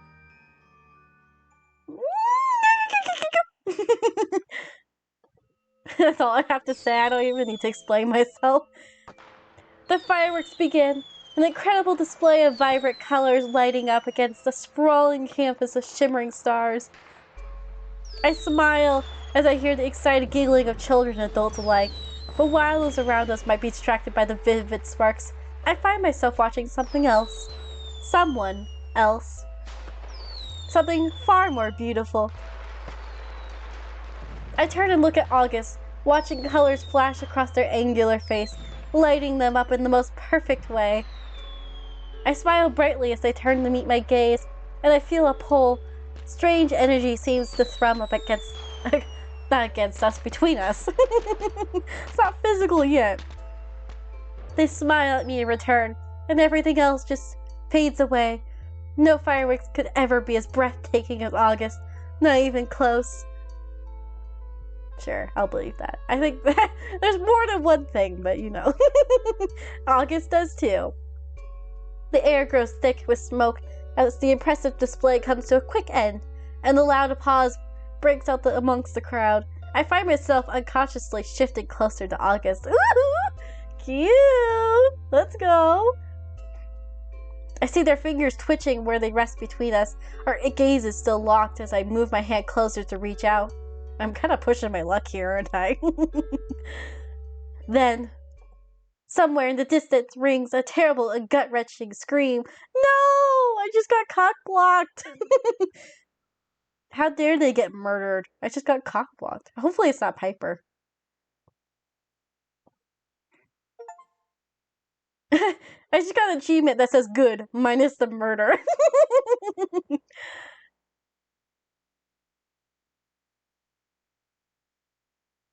Warning. Any dialogue options labeled fight in this chapter will lead to scenes containing violence and gore. Player discretion is advised. Oh god, what is gonna happen? This is the first time I've seen this. Getting cock-blocked by a corpse? I know, right? How could they? The cold winter wind wisps against my skin as I run as fast as I can, sinking deeper into the ominous woodland that surrounds Lunaris. I feel like I should save. I feel like my actions might have consequences here. I'm hot on Piper's heels. She's determined and hyper-focused, as am I. There's nothing like the hunt, the way my instincts drive every feeling. My senses sharpened to a knife's edge. My every thought is fixated on winning, and only winning. I can think of nothing else but finding the source of the distress, a terrible sense of dread swirling deep in my gut. The woods are teeming with every hunter and enforcer Lunaris has to offer, each and every one of us silently hoping that this isn't what we think it is. That's exactly what we think it is, I'm sure. That isn't the 5th victim that we've all been expecting. Another of our comrades targeted and slain so brutally, and without an apparent motive. Killed simply for doing their job, protecting humankind. Well, I mean, I'm sure people would argue, but, you know. My feet pound the frost-crisp grass, tall trees with gnarled branches that curl inward like talons, almost naked from winter's grasp, looming high above us. I spot eyes glowing in the darkness, but I quickly realize that they're cars messily in the rickety tree trunks. They glow ominously, and another gust of wind blows. I swear I see them blink. Is it the killer? Question mark? I make a mental note to remind myself to return to investigate, though I'm sure there's nothing new. Not in a town like this. I know, right? This town is so weird. Piper skids to a stop, her fingers diligently hovering over a handle of each of her daggers that sit safely in the holster at her back. Did you hear that? I didn't, did you? A quiet but obvious whisper echoes among the trees, a pained groan from something unquestionably inhuman, from a creature, no less. I did. Her fingers twitch, and so do mine, eyes narrowed, every sense razor sharp and zoned in on that singular point. It feels young and inexperienced. It's beneath our skill level. Beneath us. Well, we should still check it out, though. She says with such confidence, but her guard is still firmly up. What was it? We need to know. The duo of wide-eyed hunter sergeants that have been ordered to tail us arrive at our side, their cheeks rosy from the harsh bite of the wind. Major? Piper opens her mouth to respond, but she pauses, looking to me. You're the highest rank here, General. Do we move on and let these two handle it? Or do you fancy working out some tension? Tension? Ooh, I get to choose? Yeah, let's fight! Let's do it! Let me save. I don't know if I'm gonna be good or not. Let's fight! Let's do it! I can always do with some working out a little tension. You know, the tension between me and August was just so much. That's what I was hoping you'd say. I haven't had a good fight in what feels like forever. God, I love her so much. 1 second, please. Alright, we're good. I turn to address the sergeants. Continue heading into the rendezvous point. If you encounter General Willenheim, tell him that we're on our way. They nod a little too eagerly and run onward, probably not wanting to deal with whatever's ahead. The hairs on their back... No, sorry. The hairs on the back of my neck rise the second they're out of sight. My body is gearing up for a fight, adrenaline coursing generously through my veins. I close my eyes and clear my mind. I can hear the steady, assured thrum of Piper's heartbeat, the quiet rustle of the grass, the leaves rustling in the trees. Then, I can feel it. Alright? A vampire, a youngling. Her aura is frantic and skittish. She's only just awoken. Aww. So it's not like an actual murder then. It's just a baby vampire. Poor girl. She's hungry and scared. She's trying to hide. I smile. We're out quite far.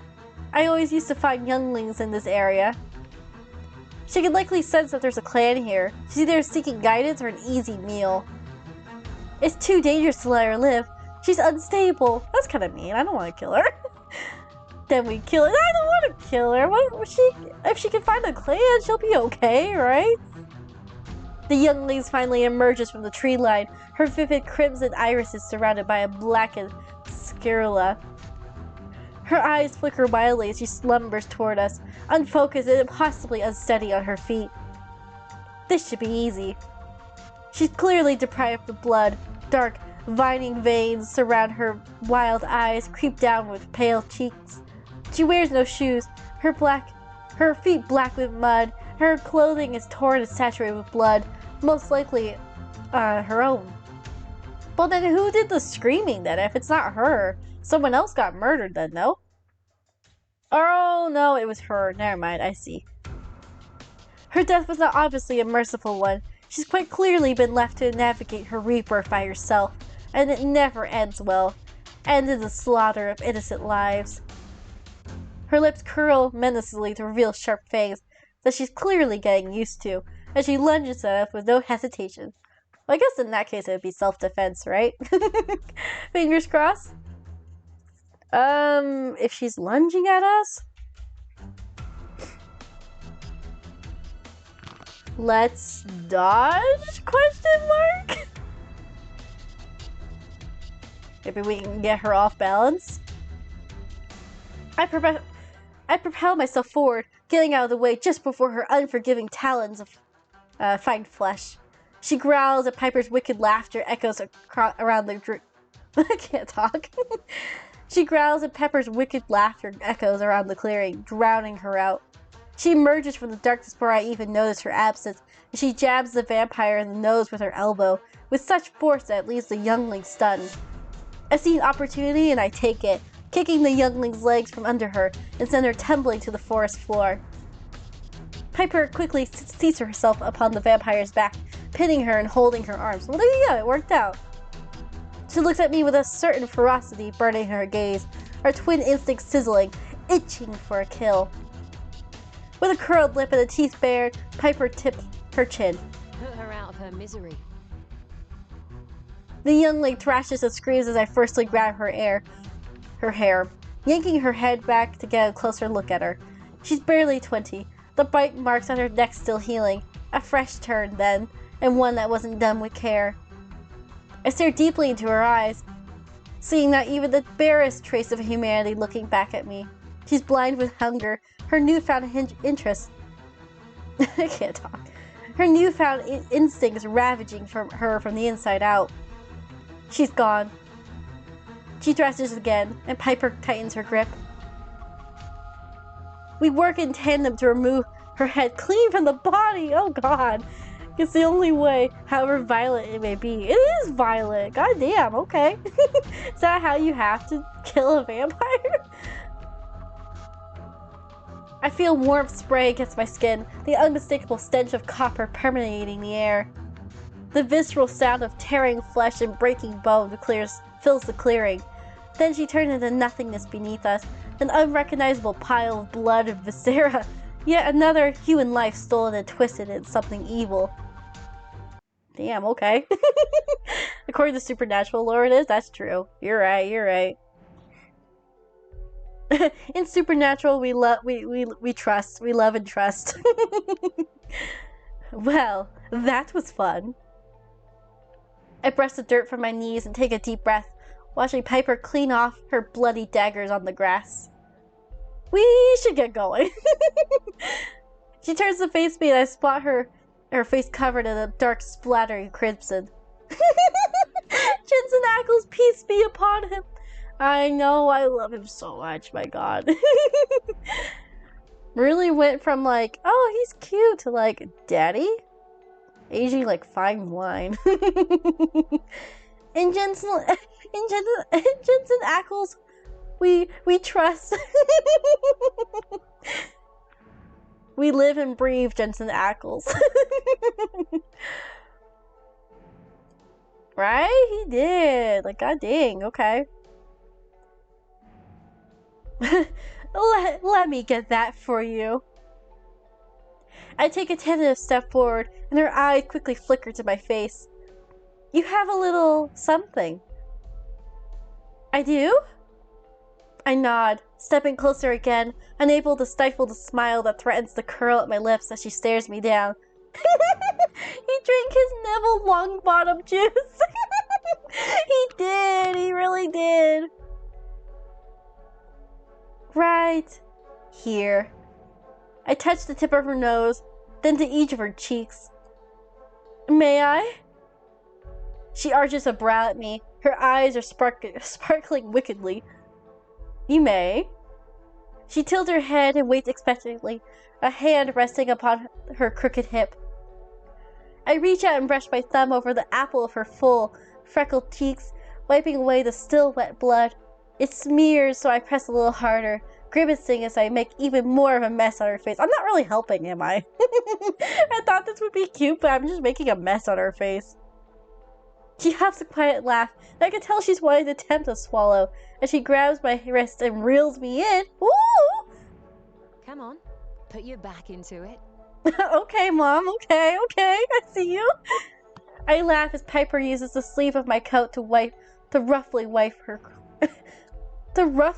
her face clean, leaving her cheeks a delightfully rosy red. Okay, Mommy. How do I look? You look astounding, Mommy. Absolutely breathtaking. I inspect the damage to my sleeve with a sigh, and I register the bloodstains. It's certainly not the worst mess I've been in.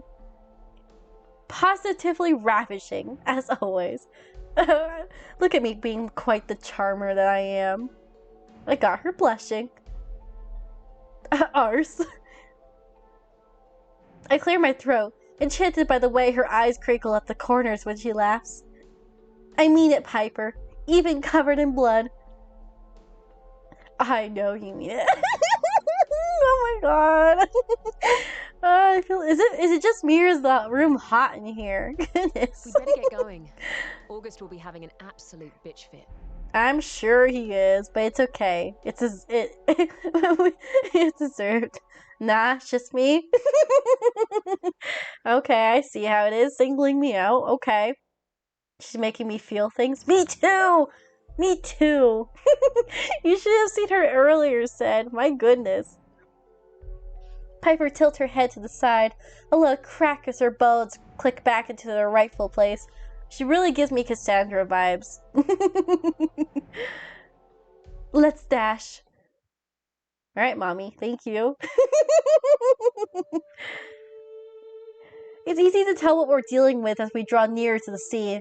Dozens of hunters and enforcers of varying ranks saturate the small clearing, the majority of them still dressed in their festival attire, much like Piper and I.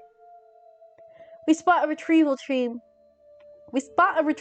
emerging from the tree line, their faces pale and drawn. It's then I know. They didn't make it. You're here. They look strangely relieved to see me. The way we had to part on the beach was less than satisfactory. Especially after whatever that was that had transpired between us. I know, our little, like, cutie on the beach. Oh my goodness. I try not to think about it. It's not the place or the time. But the fond way they gaze at me tells me they long to reach out and touch me. Oh, that's so cute. I'm making the cold man soften up a little bit. Let's go. I like a challenge. To make sure I'm real, that I'm alive. I feel it too. We ran into some trouble on the way, but we took care of it. Maybe if we left and came here immediately, we would have been able to do something. But I'm going to think that that's not it. That's not the reason. I've gathered that's why you're here so late. It's fine. Obviously, such things cannot be prevented. It's not good news, as I'm sure you can tell. My heart sinks. I know, but hearing it out loud is still unpleasant. Do we have an identity? They shake their head, brushing the front of the fur coat that I'm sure they're less than happy with about wearing in such a situation. We cannot identify Their voice catches. There is no body. Again, nothing but... well, I don't need to repeat such monstrous details. You've read the reports from the previous murders. Much of the same ghastliness. We were so close, yet not close enough. Piper scoffs, her shoulders tensing, and I swear I can see the tears in her eyes. She's hurting, and she's very much angry. So angry that I can feel it. Goose flesh prickles across my skin, thanks to our close proximity, and my own emotions waver at the sheer force of it. This is fucking ridiculous. I don't blame her. She deserves to be pissed. This cannot keep happening, August. I flinch, feeling the surge of energy as August reacts. The smell of ozone is suddenly thick in the air. There's a flash in the darkness, and violet sparks crackle about their clenched fists, their eyes alight. Thank you, Piper, for your input. I didn't know this was upsetting. I assumed everyone was enjoying this. Oh god. I know, everyone's upset, okay? Don't fight, please! This really is like parents fighting. It's okay. I really need to be trying harder. I've already been here like 3-4 days and I haven't found anything. I don't think I've even searched much, really. I need to do more investigating. A dozen eyes turn to look at them, and they quickly calm themselves. August looks beyond exhausted, as always. The skin beneath their eyes is purple, their cheeks drawn. Like, all I've been doing is flirting with people. Like, I haven't really been investigating the murders. Piper opens her mouth to retaliate, but wisely decides against it. This actually might be the first time I've seen her look guilty. August averts their gaze as if they cannot bear to look at her. They're upset too. Everyone's upset. Nobody's fault here. I suggest you keep your thoughts to yourself in such a situation, unless you have any useful insight. It's not a question. Yes. Sorry, General. Aww. See, she's not the kind of person to, like, say sorry, either. That says a lot. I thought as much. We're all hurting, Piper. Not just you. Yeah, exactly. Flirting is just like 90% of detective work. Exactly. You know, like I said earlier, you really have to know them, right? I have to, like, make sure that they're, not the murderer, you know? I gotta get close. Obviously, this is the best way to do it, you know? August sighs deeply, sparing us both a woeful glance before they address the gathered forces. Hunters, any mages present will patrol the immediate area. Generals will head further afield and begin an extensive perimeter search. I want no stone unturned here. Yes, sir! Sleuths. Any juniors need to get the hell out of here. You're not equipped to even think about dealing with whatever this thing is. And I won't be responsible for your demise. Aw, see, he cares. He's a good boy. They're a good boy. They care.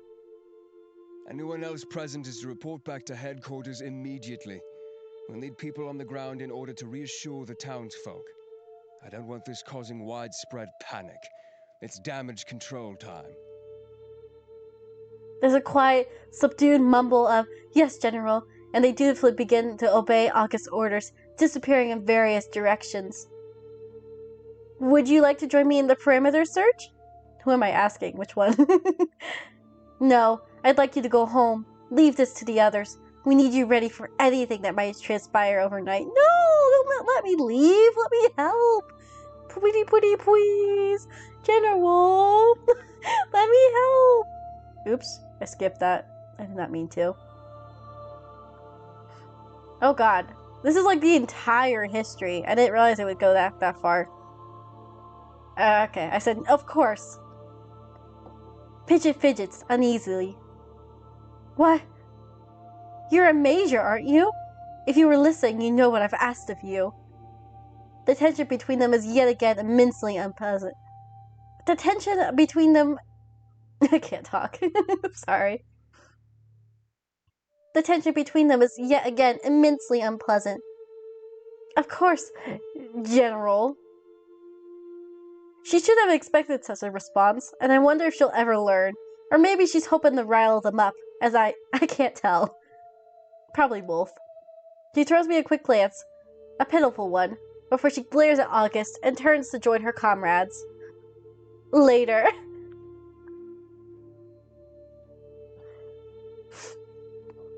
I need a quick sip. Hang on.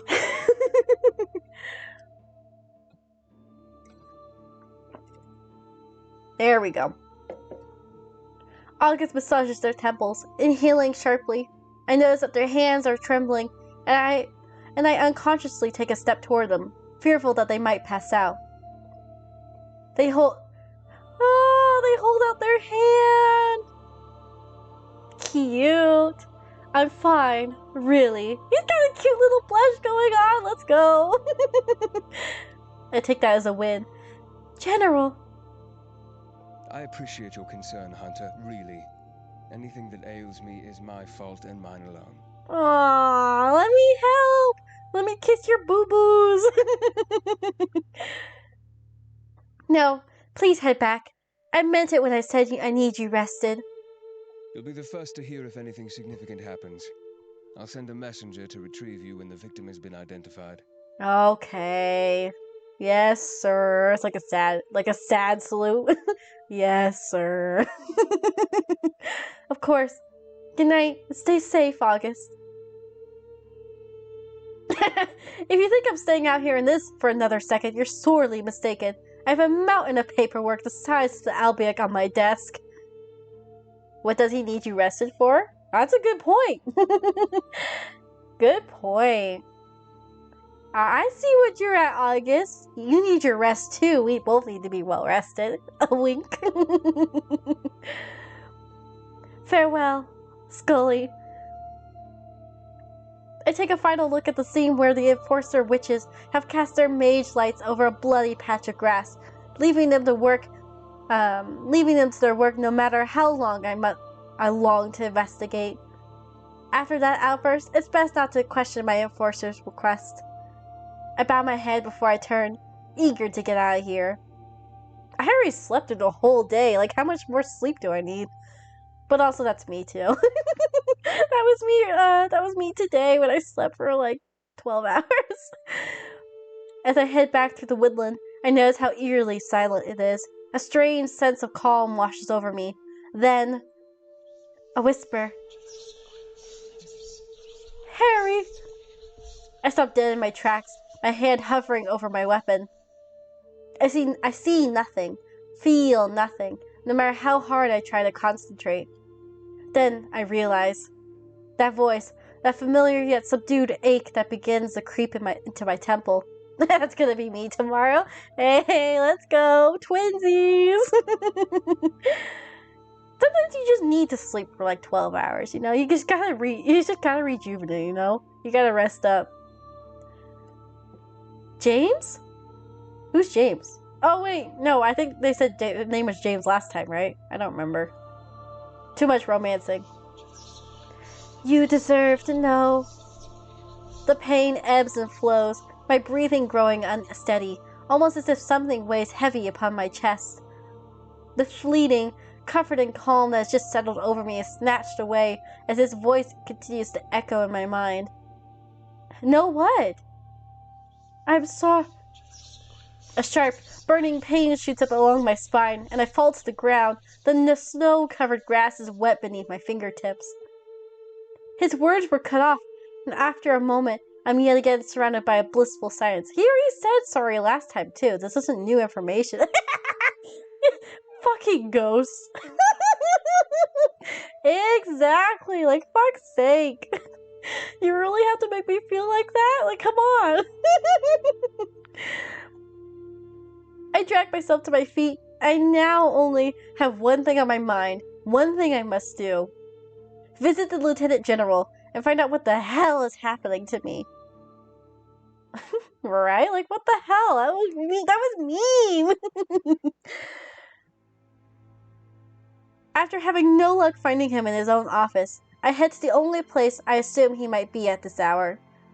The door to August's office is thankfully ajar, so I peek around the frame, finding Harry standing alone. He has a report in hand, his coat hung on the back of August's chair. He looks exhausted, his eyes red-trimmed. However, when he notices me, he offers me a bright, earnest smile. I can't tell you how relieved I am to see you safe. Thanks, Harry. My throat feels tight and I can't place why. James is doing a good job of making it difficult for me to stop thinking about him. The pain I feel from his final moment was raw, like an exposed nerve. For some reason, when I think of it, I now think of Harry.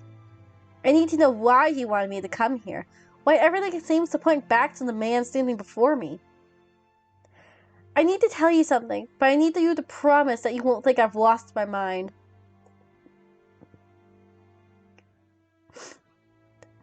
Sorry. Harry narrows his gaze, nodding once. Go on. I visited the graveyard a few days ago while I was trying to get my bearings. He stays silent, but I can't help but notice the way his knuckles bleed white as he tightens his fist. I felt an overwhelming sense of grief there, pain, a yearning for a lost love, a sense of failure, a crippling sorrow. I thought nothing of it at the time. It's not unheard of for those who have murdered to feel scared or sentimental in their final moments. It's in my experience. But Harry drops his gaze, his bright eyes sad and edged with tears. My words threaten to catch in my throat, but I relent. The other night I visited again. It's almost as if something was pulling me there. I heard more, not just a memory this time. He spoke to me. He looks as if he's seen a ghost. He stares at me wide-eyed, quickly swiping at his cheeks. Oh, James. He knows? How does he know? Come on, spill the tea. I get the horrible feeling that he's been waiting for this. I need to know. He nods, clearly understanding. Then he takes a deep, shuddering breath. James was assigned as my very first hunter the moment we both graduated at 18. He'd shown remarkable promise in school, basically skipping all of the junior nonsense that they force on you. Okay. So what happened? Give me the tea. I, too, had impressed, so we were placed together in the hopes that we'd become unstoppable. We were inseparable in the field together for decades, until I took this post as Lieutenant General. Alright, so what happened to James? But, as well as being my subordinate, he was also my partner. Wait, sorry, I just totally skipped that. Hang on. I pause and another deep breath, one that shakes. But partner is in like teamwork partner or like romantic kind of partner? What kind of partner are we referring to here? My husband. Oh no! This poor man! He's been robbed of his husband! Aww! That's so sad! The poor guy. Howdy, partner? I think so, because he was definitely riding his rodeo. Aww, I feel so bad. His poor husband. My heart sinks, bile rising in my throat. I've read countless reports about him and the infamous Hunter Lane over the years, but I never knew his first name or anything about him other than his incomparable work. You know it, Sen, you know it. Save a horse, ride a cowboy. Official records tend to omit personal details for the safety of the hunter or enforcer in question, unless they become a leader like Harry. They were inimitable, the best of the best. Together they killed some of the most nefarious creatures in our history, and, without a question, every young trainee aspires to be just like Hunter Lane. To think that he's just gone, and what Harry must be going through. He needs something to write on. I'm sorry, I had no idea. For nearly 10 years, yes. But we'd known each other forever. So why is James, whispering to me then? That's my question. I failed the hunter initiation quite dramatically, and he was taken away to his father's home country to train to become what I'd always dreamed of becoming. Life had other plans for me, but we still found each other in the end. He needs to saddle up again. Yes, he does.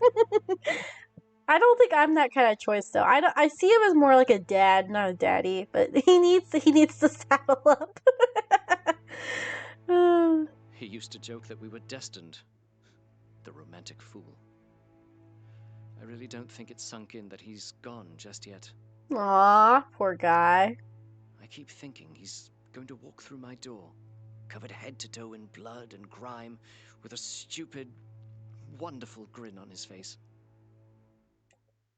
I notice how his eyes light up when he talks about him. They say that people deal with grief differently, but I haven't quite figured mine out just yet. I apologize for not telling you, but it was important to me that I could trust you first. Understandable. My judgment has been impaired, I'll admit it. Though this turn of events isn't exactly what I expected. All I can think about now is justice. About the others that died before him, and what we could have done to stop it. What I could have done to stop it. Aww, poor guy. What did he tell you when he spoke to you? His words waver, and he mindlessly fiddles with his wedding band, eagerly waiting my response. I think about what Ezra said, about being careful with, Sorry. I think about what Ezra said, about being careful who I share this with. Did that warning apply to the Lieutenant General of all of Eskria? I'm sure not, it's his fucking husband. Like, come on. I could share that with him, right? Why would you lie? Hang on. Why would you lie? I don't understand. I know you said not to trust, but why would you lie? He's my general, for crying out loud. I'm gonna tell the truth. He told me to leave, that he failed, and that there's no hope. He swallows thickly, his expression unchanging. I get the impression that he wanted to say more, but I don't know how he managed to communicate with me in the first place. I think he can only say so much before he fades away. It feels like a great struggle for him to reach out. I can't explain it. He closes his eyes tight, shaking his head as if he can't bear to hear anymore. I will need you to speak to Augustus about this. They know more about psionic magic than anyone here. I'm sure they'll be able to help you figure this out. I do not trust anyone else. Then, a hopeful look. Did he truly not say anything else? Well, I think he did, right? He didn't, but the first night that I felt him, I could tell just how much he loved you, Harry. You were all that he could think about in his final moments. He laughs quietly. Yes. Well, he's all I can think about too. A curse now, I suppose. Ah, it's just so sad. I don't know what to say. Poor guy. Why would you lie to him, though? I don't understand. Silence hangs heavy between us, and I don't quite know what to say next. He looks devastated, understandably. He must have had so much on his mind already with the latest murder, and now this? The way he came alive when he spoke about James didn't go unnoticed, and I wonder if maybe talking to him about it would lift his mood. There's a lot of hunters out there that can only aspire to be half as brilliant as Hunter Lane. I would love to hear what he was like, if you don't mind. His somber expression disappears, and he seems to brighten up a little. He was a cocky son of a bitch, but it worked well for him in the field. He was never careless, though. Aww, that's cute. I often found myself watching him instead of paying attention to whatever was attacking us. Luckily, he could fight well enough to protect us both, or I'm sure we'd have been in trouble. A lot of enforcers choose to stay cooped up in a stuffy office away from all that danger. Working with James made me not want to miss a thing. He sounds like quite an adventure. He digs into his coat pocket, retrieving his wallet and pulling out a small, weathered photo. He pauses, staring me down as if he has reservations, but then he hands it over. Aww, they look so cute. Aww. He needs his cowboy back. How cute. It's of him and James. They look young, beyond happy, and impossibly in love. We were unbearable to be around, I'm sure. I study the genuine smiles and the way their fingers are laced together. I may not have known James aside from the voice in my head, but I feel a strange connection of him, or to him, as if I've known him forever. Thank you for showing me. Thank you for telling me this little part about yourself. I'm sure it still hurts. He tucks the photo back into its place right beside a neatly folded up letter. Well, apparently he appears to have taken a liking to you. It's only fair for you to put a face to the name, I suppose. He stares down at his hand, once again twisting his wedding band.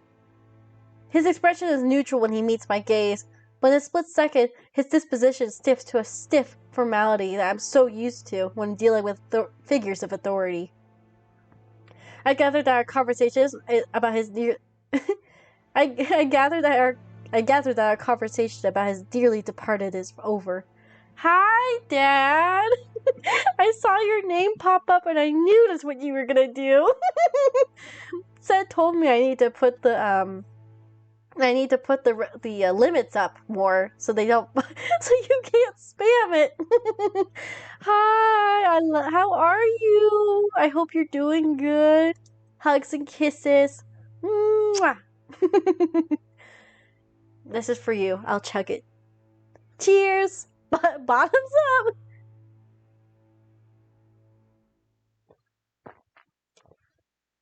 What? You met a girl? Seriously? Hell yeah! Do you like them? How are they? You deserve the best of the best, Dad. She's mad cute? Okay. You're gonna have to spill the deets. You gotta, either now or later, you gotta tell me about it. Hell yeah, let's go.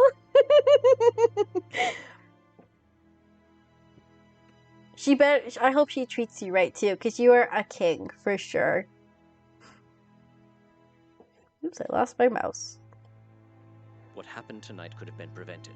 It's unacceptable that we were so aware of the looming threat, and yet we let our guard down and lost another life. This cannot happen again. I nod, agreeing wholeheartedly, but I cannot shake the feeling that yes, this could have been prevented if it weren't for the festival. The festival he was so adamant went ahead despite other clear apprehension, including August. She initiated things? Oh, cute! Aww. Well, I'm really happy for you, Dad. You deserve to be happy. I'm glad. Absolute W. Hell yeah, let's go. Here's to finding love.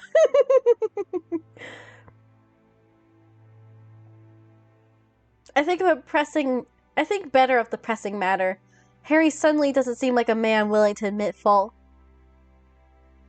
Did you speak to the twins as I requested? I did, and as sure as you expected, I didn't get much out of them. Finger crossed it keeps going well? Hell yeah, I hope so. You're gonna have to keep us updated. I'm seriously though, I'm really happy for you. So what's she like though? Come on, you gotta give us a little something. What she's like.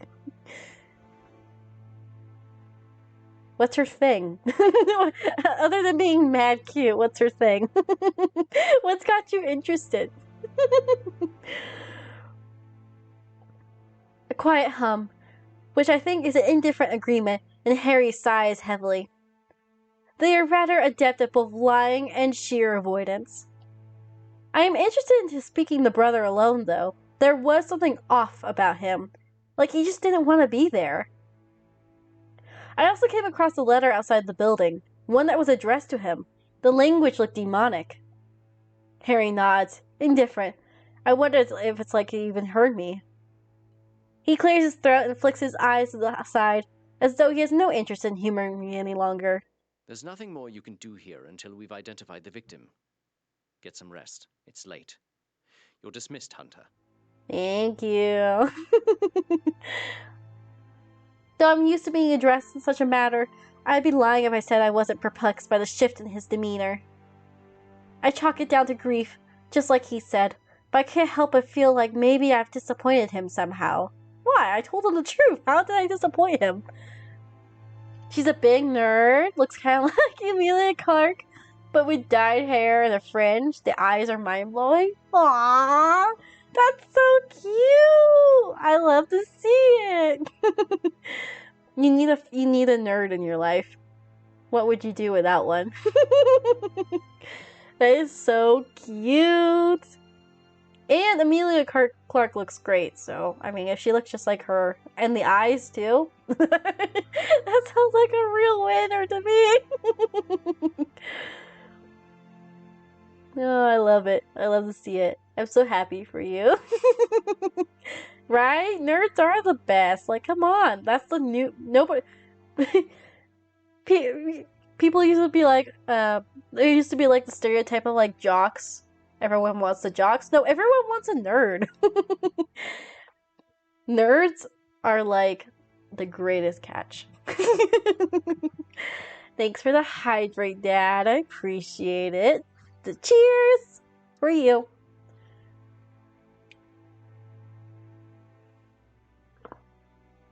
There we go. Thank you. Mwah. Kiss, kiss.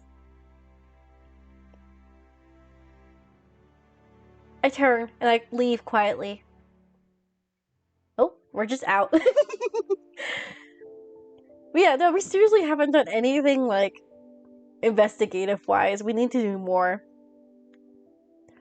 Snow is still falling as I step outside. Though the hour is late, there's certainly no peaceful quiet in Lunaris tonight.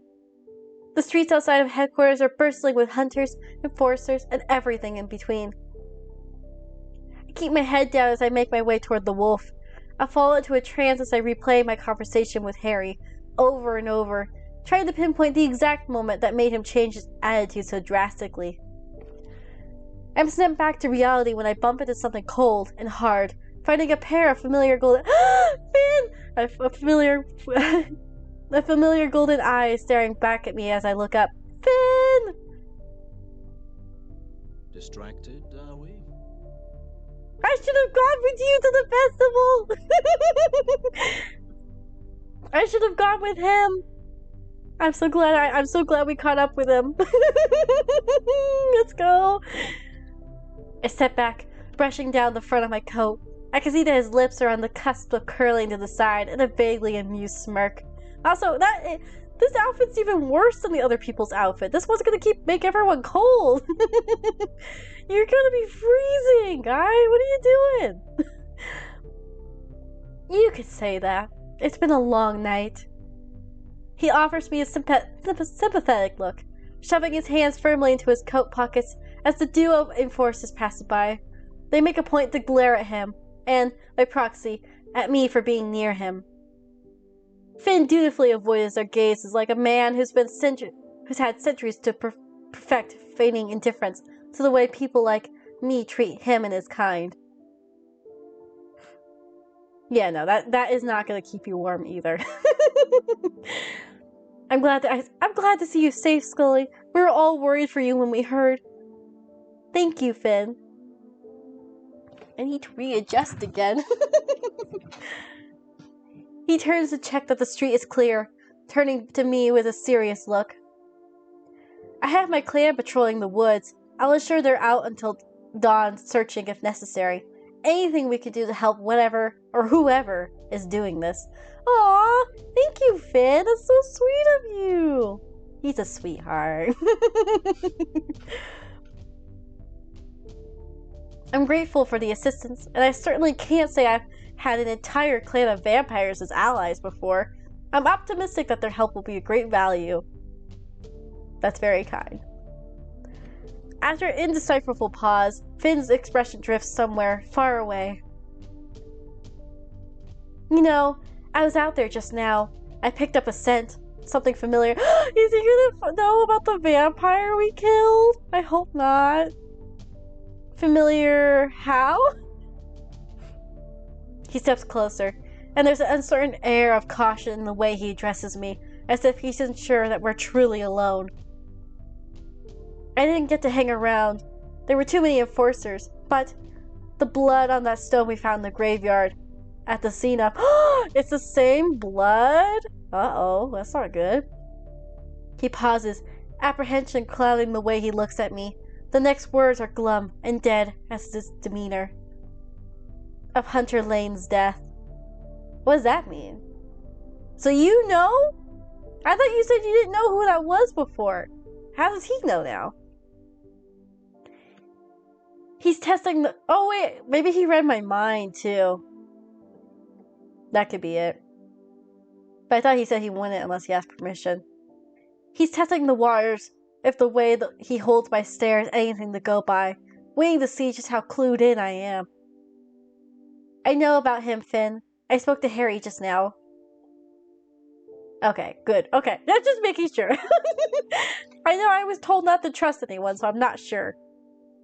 He might be a vampire, but the look that crosses his face momentarily isn't exactly subtle. He casts his eyes away from me, the frown that settled at his brow softening around the edges. He licks one of his fangs, thinking of a forlongness that suits him a little too well. I see. And how did that go?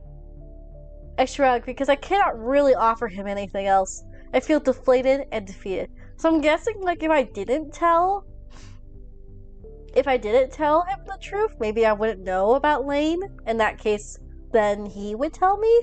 Question mark? I'm not sure. Not great. He's in mourning, and I don't think he's in the right mind to be making decisions right now. Finn purses his lips, contemplating my statement. That's a bold way to speak of your Lieutenant General, but I don't doubt your instincts. I've lost loved ones, and it's never easy. The mind needs time to heal after such trauma, and all Harry is doing is delaying his grief. Sounds like it, to be honest. Eventually, he throws me a half-hearted smile, but I sense it's something pitiful rather than friendly. I suspect my frustration with the current predicament is glaringly obvious without him having to read my thoughts. I'm sorry you've been kept so in the dark. I can sense that you're frustrated, and I don't blame you. As much as I may not agree with certain information being withheld, it truly is for your safety. So you know more what's been letting on too. This bastard's also keeping information from me. He's not really a bastard, he's a sweetheart, but still, it's the point. Aw, okay. How not allowed, said. Not allowed. It's nearly 7 a.m. What are you doing, said? You can't stay up all night. What are you doing? You gotta sleep. Seriously though, from the bottom of my heart. Oops. Whoop. I'm opening stuff. Nope, stop. Okay, we're good. Thank you so much for everything said. Thanks for keeping me company and making me laugh. I really appreciate it. And also, I thank you to the person whose name is said but not said for getting all those things for me earlier. Apparently sleep is not allowed. Not allowed. We're vampires here. We don't sleep here. No sleep. But yeah, thank you, alternate said, for all the things. I appreciate it. I will pay you back one way or another. You can't stop me. But no, seriously. Yeah, thanks to whoever that guy was. I know, right? Thank you, whoever it was. Appreciate ya. I hope you get an amazing sleep. Just know that you're appreciated, you're loved, and from the bottom of my heart, thank you, said. I love you. You really are like one of the best people I know, and I wouldn't be here without you. It's like we're two ships passing in the night or something. Maybe. So, big kisses, big smooches, big loves. Mwah. I love you, said, and I will talk to you whenever you wake up. Go get an amazing, restful sleep. You gotta keep up that beauty. You gotta get your beauty sleep, you know? Good night, said. Take care. Mwah. Kiss, kiss. Appreciate you, Pookie. Also, welcome back, Stormy. Hope the Christmas decorations with Grandma went well. I hope your grandma didn't hear everything that we were talking about. I hope not. I know you did, but I hope she didn't. You too, said. You too. I appreciate you. It is almost 11 p.m. for me. Which is like early, but at the same time, like I went to sleep at like 8 or 9 last night. Her back started aching? Aw, it's okay. Sometimes you can't get all done in one swoop. You gotta, like, put it in part 1, part 2. I'm sure it looks great, though. I should probably stop soon. I feel more tired of talking. This sounds... For someone who talks a lot, I feel tired of talking. 6 hours of non-stop talking is a lot. But I want to keep playing. I'm so invested. I really should have gone with Finn, though. Alright. I'm sorry you've been kept so much in the dark. I can sense that you're frustrated, and I don't blame you. As much as I not agree with certain information being withheld, it truly is for your safety. You should tell me! It's not just safety purposes, right? It's not just for safety. I need to know for my investigation. Like, you can't just withhold information from me. I'm gonna find out one way or another. Like, come on. I should get an Overwatch? I don't know if I have, like, the capacity to go on Overwatch. My loss rate is so bad. I've quit playing competitive. I don't want to play competitive anymore. It just sucks. It fucking sucks. Maybe I will. I definitely need something to eat though, because I'm feeling hungry. But after I make something to eat, maybe I'll play Overwatch. Maybe. I'll let you know if I do and you're on. We'll see. I'm feeling hangry. It's not good, guys. Thank you. You know, Dad made me hydrate like 3-4. That wasn't 3-4 times. It was like more like 2. But here's a third drink. I'm gonna piss myself at this rate. Cheers. Literally been taking a drink every 5 minutes. I swear to God. Cheers. Oh boy. I'm kind of just waiting for this day to end in game so I can save. Let's see, but it just keeps going. Soul was right, this is a really long game. But I really love it so far though, it's good. It makes me want to play more. Whoop, whoop, whoop, whoop. Did I skip something? I think I skipped something. No, I didn't. Never mind.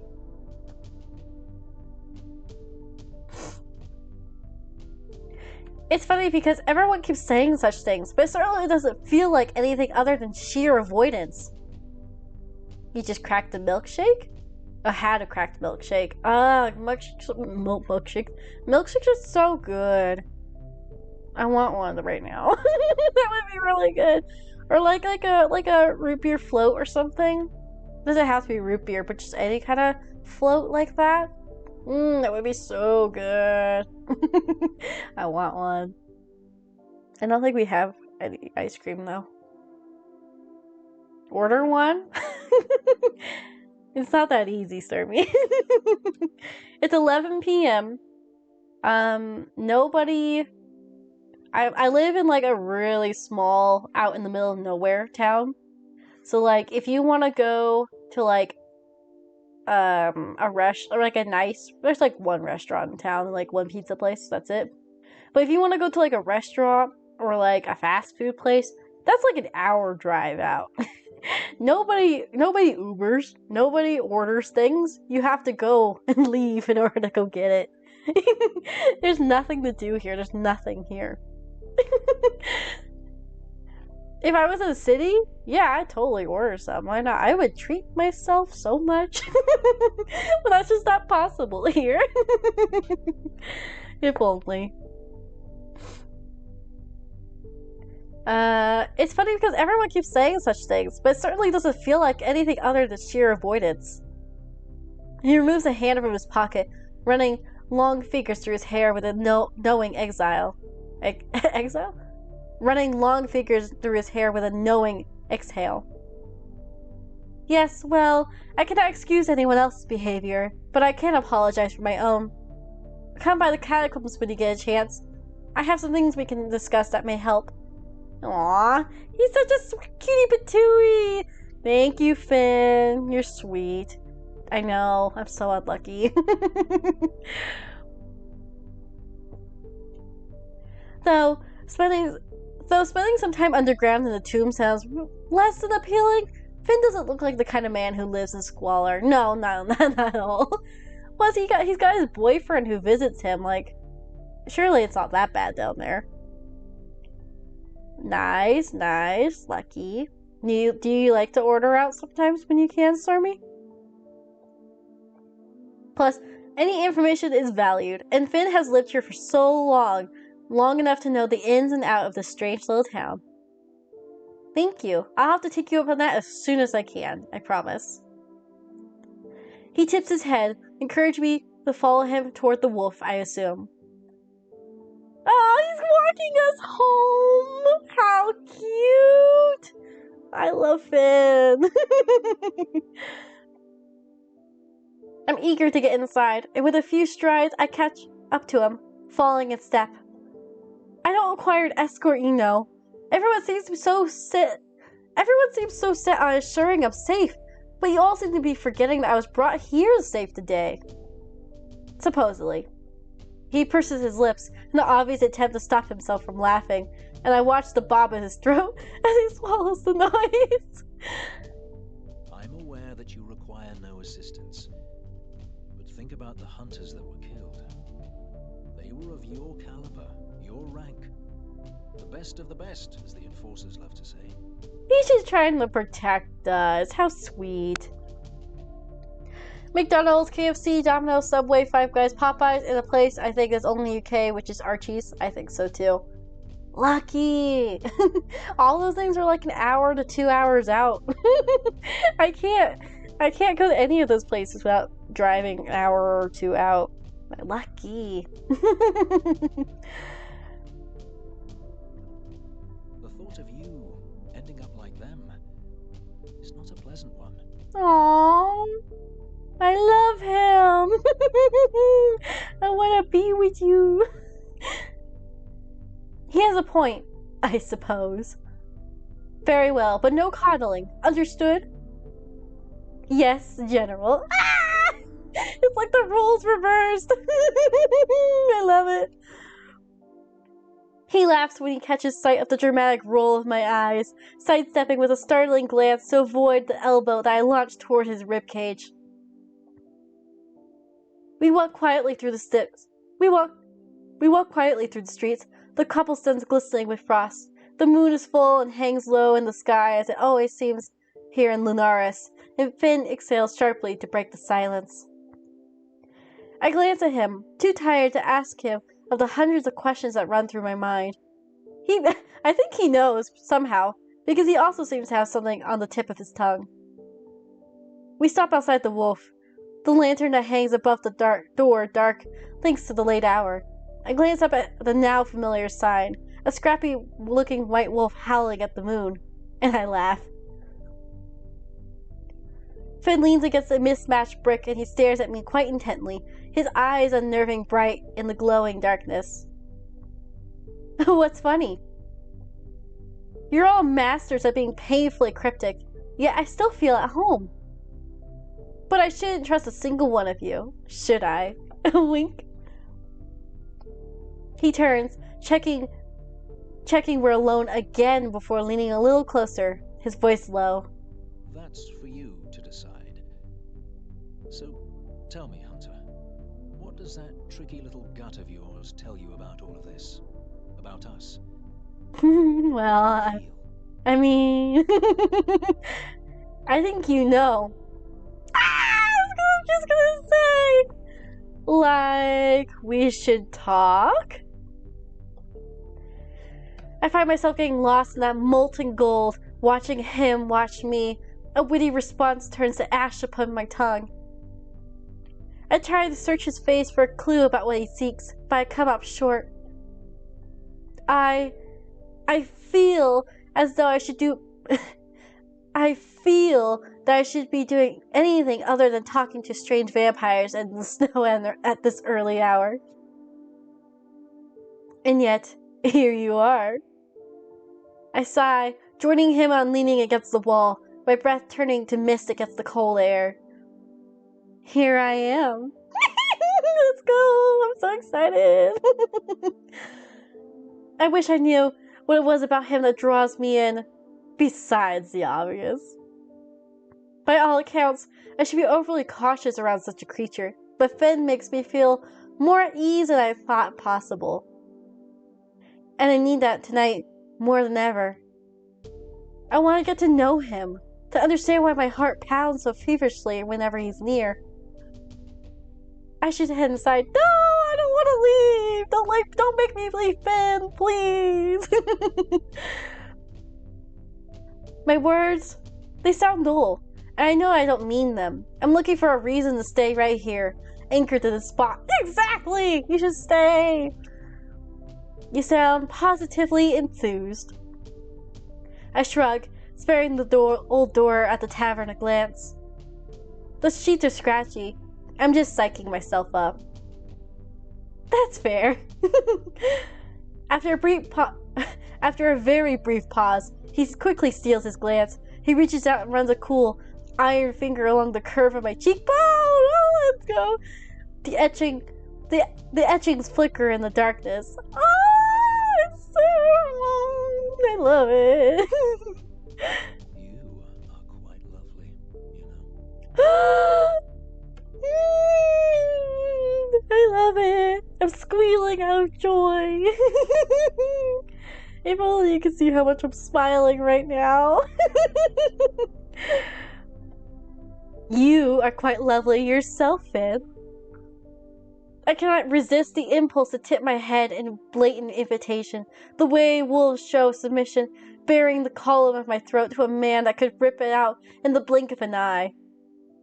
His cool digit stops over the place where my pulse thrums furiously, and I no longer care that what he can hear, that he knows what he's doing to me. Hi, Dad. I know I really am getting thirsty, huh? Cheers. Thumbs up. Okay. Mommy's officially out of her drink, alright? So you can't ask for more. I'm officially out. So if you want me to go drink, I gotta get more. Thought it would help with this extreme thirst. Yeah, it's helping a little. Although I think this might be insatiable thirst, though. I appreciate the thought. Thank you, Dad.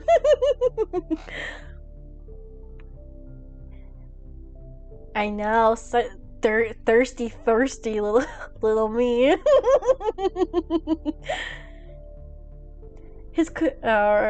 That he knows what he's doing to me. He smells strangely like a dying summer, though I suspect his memories of sunshine are long dead. Sweet dreams, fair hunter. I daren't keep you from your rest much longer. I love it. What do you mean no? This is a yes, Stormy. Yes, let's go. My traitorous body shivers under his touch, and I mourn the loss of it when he finally pulls away. He quickly stuffs his hands back into his pocket coats, as if the temptation would be too much if he didn't. I take a deep breath and I try to gather my wits. Anywho, Dad out for the night. I'll try and remember to show you my send you girl at some point. Hell yeah! I've been meaning to text you too. Thank you so much for stopping by, and thank you for making me hydrate. I appreciate it. Have a great rest of your day. Have a great rest of your night. Just know that I appreciate you. I love you. You're the best. You're the only dad, but I appreciate you're the best. And I will catch up with you soon, I promise. I promise. Mwah! Hugs and kisses, I appreciate you. Have a good rest of your night, Dad. Take care. Bye! Love you! See, this is the dad that didn't walk out of my life and leave me for milk. This is the best dad, 10 out of 10.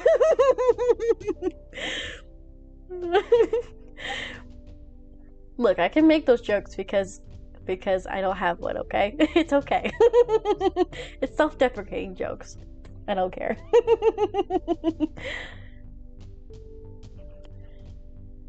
I take a deep breath and try to gather my wits.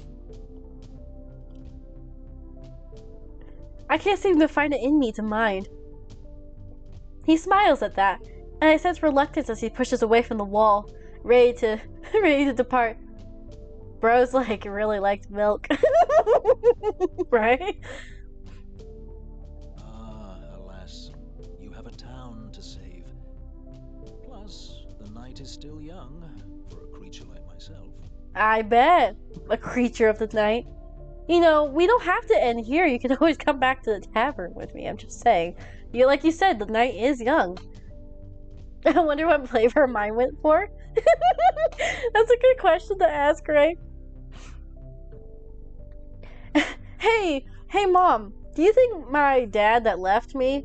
Do you think that they're like a normal milk, a chalky milk kind of guy? what kind of milk? What kind of milk did he leave us for?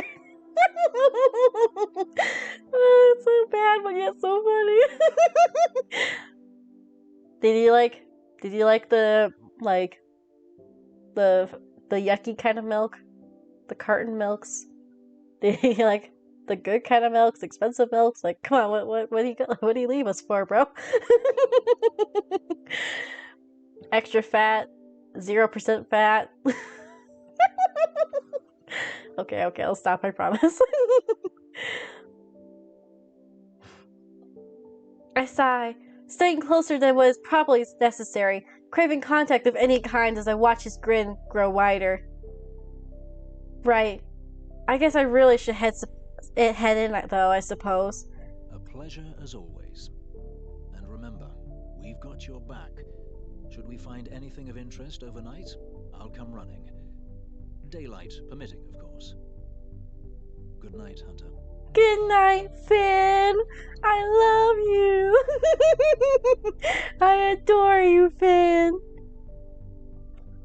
I return his smile, pushing the heavy door to the wolf open and praying it doesn't creak and wake the other residents. Good night, Finn. Ah! I almost wish I chose him earlier. I regret. I like August, but I regret choosing him. Cause I wanna see more Finn, but at the same time, August is like August makes me want to August makes me want to like the fact that he doesn't show interest compared to everyone else makes me want to pursue him more, if that makes sense. Like he's challenging me. Hydrate. Hydrate. Unfortunately, I don't have any more. So, Mommy Calf is gonna have to go get some. So, I will be right back. I also have to go to the bathroom, so this is good timing. I will be right back. Mommy Calf's gonna grab a drink, and then I will chug it for you. So, be right back. Don't worry, I'm not getting milk. I promise.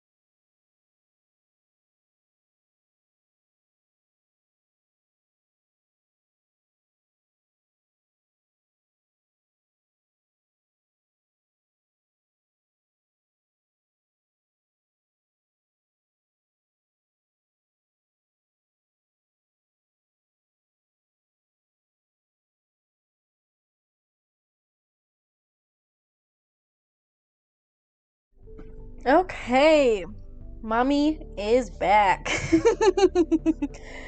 I'm not sure if I should quit soon. It's like I have the energy to keep going, but at the same time, I did want to stream tomorrow, and tomorrow is happening in 40 minutes. And it's not like I can stream all day because I do have to quit after a certain point. So it's like, but I'm glad I got to stream for a really long time today. That's awesome. I'm back, and I'll take another sip just for you. And I ate a muffin because I was getting hungry. Guess what? What is it, Stormy? Tell us. Spill the tea. Tell us. Okay. I watch him before I close the door. The only light of the moon guiding his way before he disappears into the dark. Are you serious? I just took a sip for you, goddammit. I feel like that's cheating. Thumbs up. Cheers.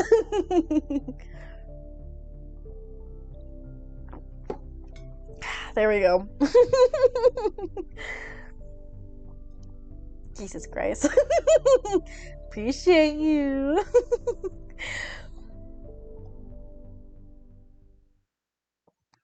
I finally settle into the hard mattress, the cheap sheets harsh against my skin as I attempt to get comfortable. You little mischievous little rat. Sorry, that's mean. I think you're more of a mischievous little elf than a rat. Although if it was my sister, she would argue that rats are cute. So it's a compliment? Question mark? I finally settle onto the hard mattress, the cheap sheets harsh against the skin as I attempt to get comfortable.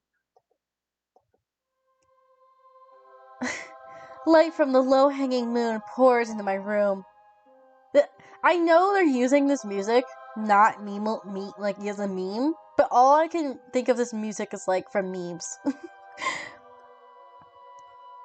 I've scrubbed myself clean of any traces of grime from the hunt, and I can't help but feel irritated from the sheer lack of progress I've made so far. Just gotta make sure you're well hydrated. Well, you're definitely doing a good job at that. If the hot people of this game haven't done that, you certainly have. You're not an elf. Are you you're like an elf on the shelf. Just instead of like you're like appearing at random spots just to like dump water on me. But yeah, seriously, we haven't made much progress at all. Like we really need to make more progress. I've come to the conclusion that there are way too many secret keepers in this town, and I refuse to feel defeated or to let it continue. Overwhelmed by today's events, I find myself falling into a swift and dreamless sleep. Reality settles over me when I wake, a thick smog that almost suffocates me as I reluctantly drag myself from the almost comfort of my bed. I haven't had anywhere near good as rest, but I must relent. I gather the energy to dress and head downstairs to face whatever obstacles are hastily and inevitably shoved in my way. You're 6'5"? I don't believe that for a second. I doubt. It's rare for 6'5". If you said like 6 foot, maybe. You are not 6'5". Do not lie to me. As my eyes take on the bleary sight of an empty tavern, the hideous sounds of the scraping of wood against the stone assaults my ears. In the corner of the room, Alker stumbles to his feet, the chair that he's been sitting on almost toppling over. He catches it and sets it right, then grimaces briefly before stalking over to me. It's so easy to see the hunch of his shoulders and the stiffness of his posture. For a moment, I wonder if he's hurt somehow. But as he comes closer, it seems more likely he's only wary, perhaps? Not unusual, but with the commotion last night, it still puts me at ill ease. I'm not lying. Doubt! I'll have to ask Minty. I'll have to ask Minty and see if that's what she says. I don't need supernatural senses to know that this is going to be another pebble on a mountain of mysteries.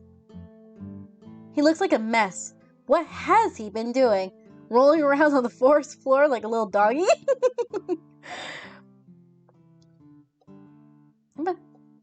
Hunter, I need to speak with you. Hi, Alker. What's going on? What's going on, buddy? Let me help. He doesn't sound like aloof. He doesn't sound like the aloof, cocky half-lycan I've come to know. He speaks forcefully, but there's a tremor in his voice that's hard to miss. What's wrong?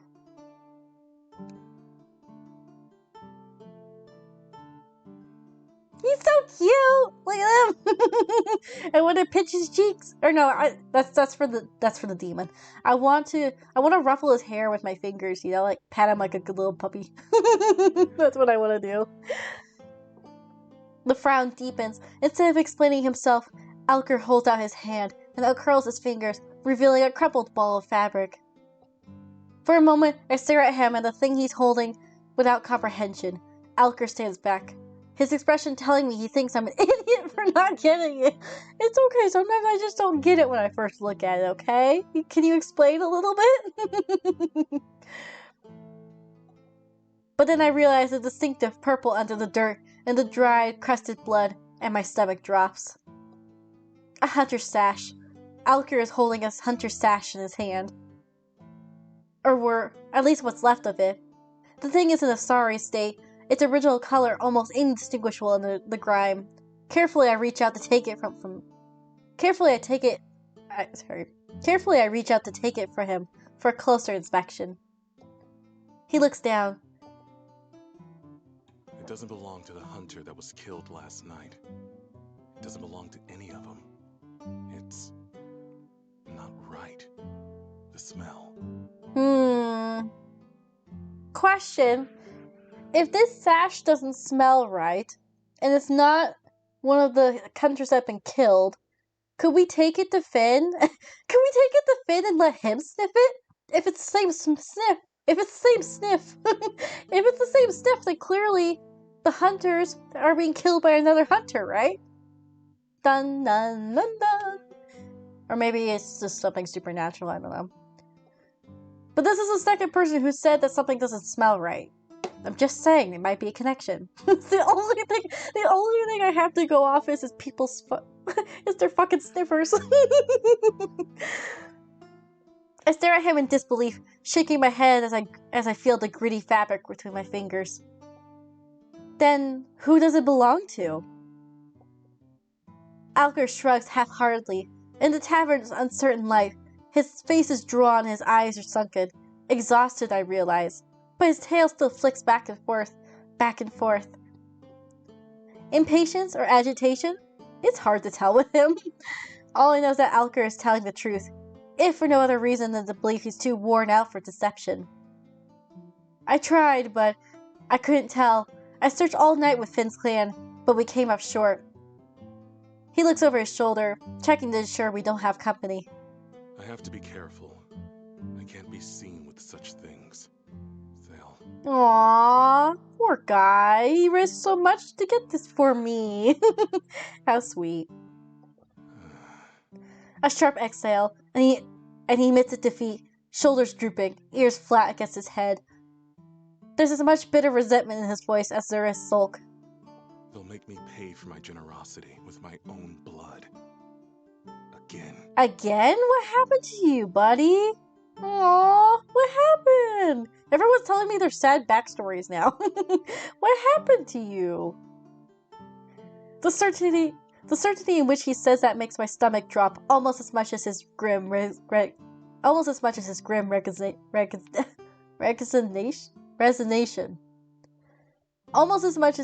resignation. Whatever. I can protect you. I raise an eyebrow at him, even though I carefully pocket the piece of evidence. I haven't forgotten the brief conversation with Finn in the graveyard about the strange-smelling blood. This feels like a vague but worthwhile puzzle piece. That's what I was saying! Oh my god, this game gets me. And despite himself, Alker delivered it to me. Me, a stranger, and a hunter at that. Probably precisely because I'm a stranger. Fuck knows he probably doesn't trust any of my colleagues in this town. Still, it's got me touched. Don't worry, Alker. I won't mention you. And even if they do try to give you trouble for it, they'll have to go through me first. Cute. Alker's jaws drop. He stares at me like I just said something outlandish before the moment passes, and he takes a step back, a bark of a laugh bubbling out of him. That's rich. I would do anything for you, Pookie Wookie. It's okay. I glare at him, and he grins right back with an ounce of humility. Richer than you, that's for sure.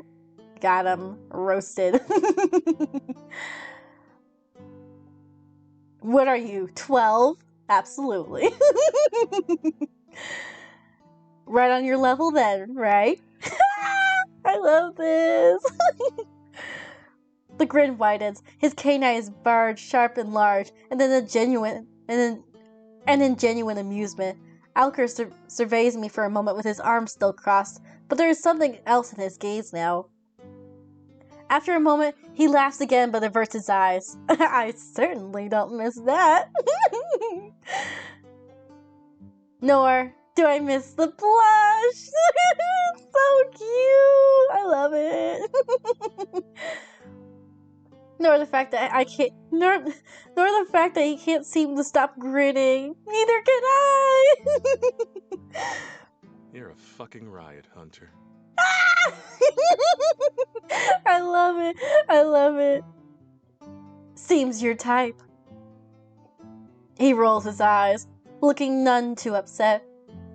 He leans closer suddenly, lowering his voice despite the empty tavern. I don't know how much or how little you've decided to trust the Pomps in that workplace of yours. And I said all that shit about not trusting anyone. But just listen to me this once. Take that to Ezra, not your superior. Oh? You don't trust Harry? Or August? Well, I'm sure because they're hunters, but like, I know Ezra's your bestie, but... He regards me with such searching intensity, eyes flickering across my face like he's looking for some sort of give, something he can trust. I don't know if I can give it to him. Alker's concerned for his well-being. I understand. This is different. Yet, I have no desire to bother Harry this morning. Not after last night, and not over an inconclusive scrap of something that smells strange. August is another mystery altogether. Very true, right? Maybe I should just go to Ezra instead. Ezra does seem to have a little wonderful shop full of witchery magic. In a town this small, I can only surmise that he would be the one with the tools at his disposal to suss out an analysis for something like this. It does make sense to go to him, which is all well and good because Alker is beginning to look downright fidgety. Alright, I'll go to Ezra with this. I'll make you happy. Alker stares at me for a second longer, like he doesn't know if I was being honest. Eventually, however, his shoulders relax and he takes a step back. Then my job's done. Hope you don't mind me quitting this place. The tavern's no fun when there's nobody here to annoy. I know, you're such an attention grabber, huh? You just want the stage all to yourself. I get it.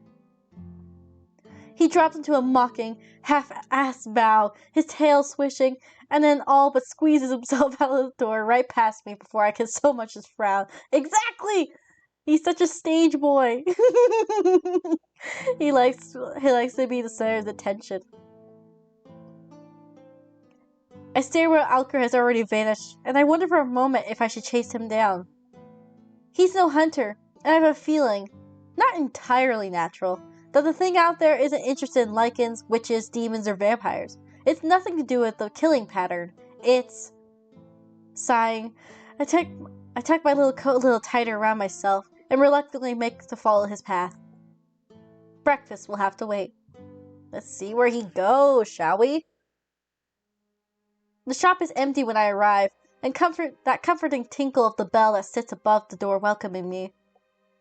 Ezra is nowhere to be seen, but I do spot a small white cat. I do spot a small white cat curled up at the foot of the shop counter. A curious creature, one that gives off the same soothing, magical aura as her owner assumed. The purple curtain that separates the shop and the living quarters twitches, and Ezra emerges clutching a cup of steaming tea. Hi, Ezra. I'm so relieved to see that you're okay. Thank you. That's your boyfriend. I want to date him. And you. I won't split you two up. The cat's ears twitch at the sound of his voice as she stretches, sauntering over to him and parading herself in between his legs. He ignores her, moving to move his tea upon the counter. I heard that you had to depart the festival quite abruptly. We were all so worried. I nod politely, offering him a clipped smile. I did, unfortunately. I hope you had enough rest. You look exhausted. Not that I'm surprised after what I assume was an incredibly late evening. Would you like some tea? He's always offering me tea. It's just like Stormy and Dad over here. The sash feels heavy in my coat, and as much as I enjoy exchanging pleasantries with the witch, I'm here for a reason. Actually, I need your help with something, and it's quite urgent. You do? What is it? Both the cat and Ezra watch me intently as I retrieve the stash, the violet, bloodied fabric unfurling as I hold it up. The cat hisses, her hackles raised as she darts into the other back room. That paired with the look of Ezra's face unnerves me, and I sigh heavily, exasperated as he rushes past me to lock the front door. Deadbolt and all. I'm trapped! Help! I'm trapped with a hot person in here! He faces the door, his palms splayed flat upon the window pane. It glows a peasant shade of blue as he whispers what I assume to be a ward incantation before he turns to join me. Though we're clearly we're quite alone, his voice is tactfully suave. Though we're quite clearly alone, his voice is tactfully quiet. Where exactly did you get that? Alker? The words rush out of him and his aura is panicked, so much so that I begin to feel a terrible sense of unease watching over me. Ezra is the only person I thought I truly had no hesitation about trusting from the start. Someone I thought I could rely on, but I find myself questioning his intentions. He's just worried, that's all. Could he possibly already know who this belongs to? If so, how? Ooh, that's a good point. Maybe he knows. Alker found it in the woods last night. He told me to bring it to you, and only you. He runs a hand through his curls, and I notice that he's shaking. Ezra, are you okay? A heavy exhale, and he closes his eyes, shaking his head before he meets my gaze. I don't think you understand. This puts us all in danger. No, I don't understand. Can you explain? Danger? I don't understand. It's just a sash. I hope that you could just identify who it belonged to, that's all. You're aware of who the owner is, right? Based on your reaction? I play dumb, disguising my interest in the fact that I know it's not the new victims. If he's hiding something, I'll find out. He moves around to the other side of the counter, nervously rearranging a pile of glowing crystals and pushing aside a dish filled with colorful gems. He spares me a glance as he takes a seat, then he forces a smile. I have an inkling, yes. May I? He holds out his hand, to which I observe is now perfectly steady. I'm hesitant to part with the scrap after that little display of uncertainty, but he seems to have collected his thoughts. In Ezra we trust. Are you sure? He nods, wiggling his fingers impatiently. As sure as I'll ever be. Now, let us get this over with. He probably just wants me to leave with the scrap as soon as possible. I don't distrust him. As soon as the sash meets his palm, a bright emerald light emanates from his fingertips. The fabric hovers midair, suspended by vibrant whirls of magic. The movement of Ezra's hands is fluid like water as he commands its spell. I watch in awe as the mark forms before him, indecipherable shapes shifting and changing. His eyes are brighter than ever as the blood that coats the sash seems to pull away from the fabric, suspended along his magic. It's beautiful, a truly impressive display, but I ensure I don't take my eyes off him for even a second. His lips part, his brow deeply furrowed as he concentrates. He doesn't look too pleased. I'm not entirely sure exactly what he's doing, but whatever it is, I just hope it helps somehow. Something's better than nothing at this rate.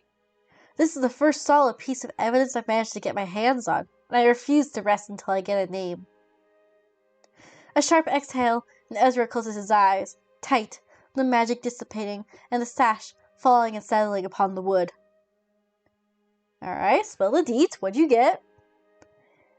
He drops his head, his knuckles tight as he grips the edge of the countertop. I had a feeling. Come on, tell me. The suspension is killing me. Ezra, work with me. Work with me here. I need you to be honest. Come on, dude. He looks scared, maybe even a little upset. This is way bigger than me, but I can't in good conscience keep this from you. He sounds so scared. You have to tell me. If you want me to help, you have to be honest. I'm not sure if he's talking directly to me or if he's trying to reassure himself. I suspect it's the latter. I try to remain calm, and I'm truly unsurprised that yet another person in this town has managed to refrain from divulging potentially valuable information to me. Like, goddamn it. This sash belonged to a girl named Aya Walker. He pushes away from the counter, putting distance between himself and the sash, eyeing it warily. And who exactly is Aya Walker? Tell us. Give us the deets. I really shouldn't say anymore. I would hate for any harm to come to you because of me. Oh my god, everyone needs to stop saying that. I can't solve the mystery if no one tells me. God damn it. Maybe I need to ask August about it, since it's a hunter, right? Harm? Who would harm me over something as insignificant as a name? I'm growing increasingly more frustrated as the minutes pass by, and Ezra can tell. I know he's not stupid. If anything, he's too smart. I suppose he's just looking out for himself, but whatever knowledge he's retaining is clearly valuable, and I have to know. Poor Ezra, he's getting like the butt of the stick here of my frustration. I think back to what Omen said about I think back to what Omen said only a few nights ago. About Finn visiting less, about Ezra being tired all the time. Is this connected somehow? I'll protect you, winky face. Let's do it.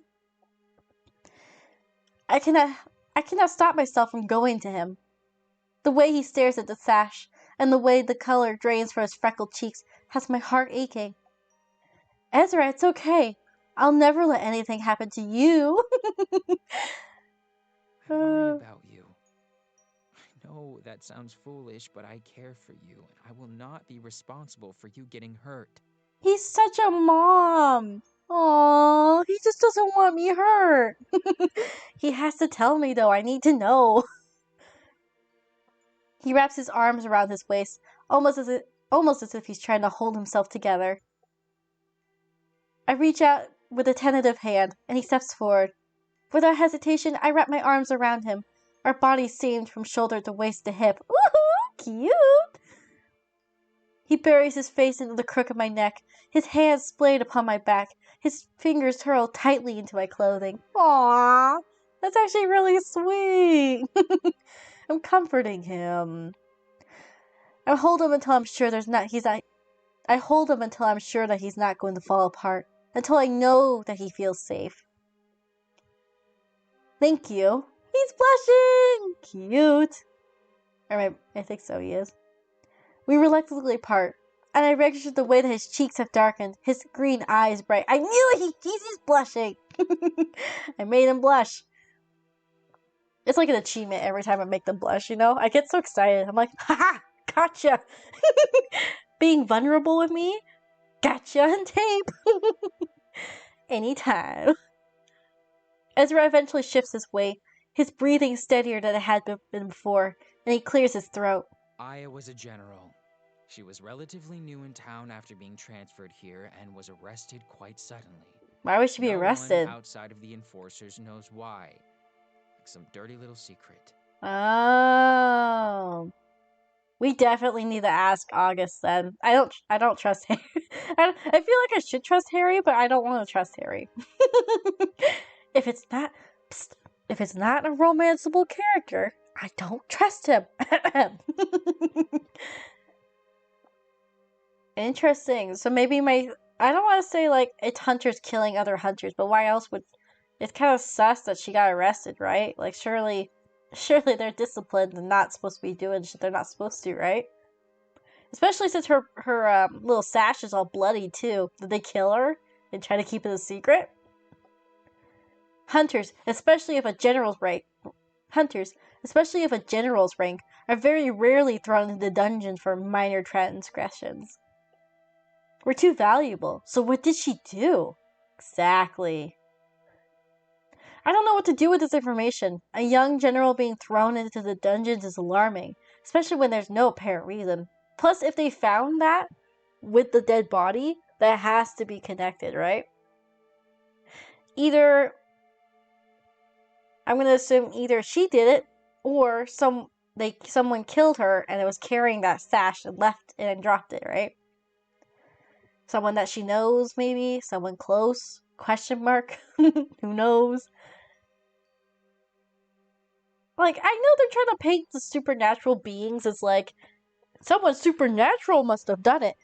It's gotta be a twist where, like, one of the hunters actually killed all the other hunters, right? Surely. It can't be someone supernatural. Or at least, like, if it's gonna be someone supernatural, it's gonna be someone that we don't know or haven't mentioned yet.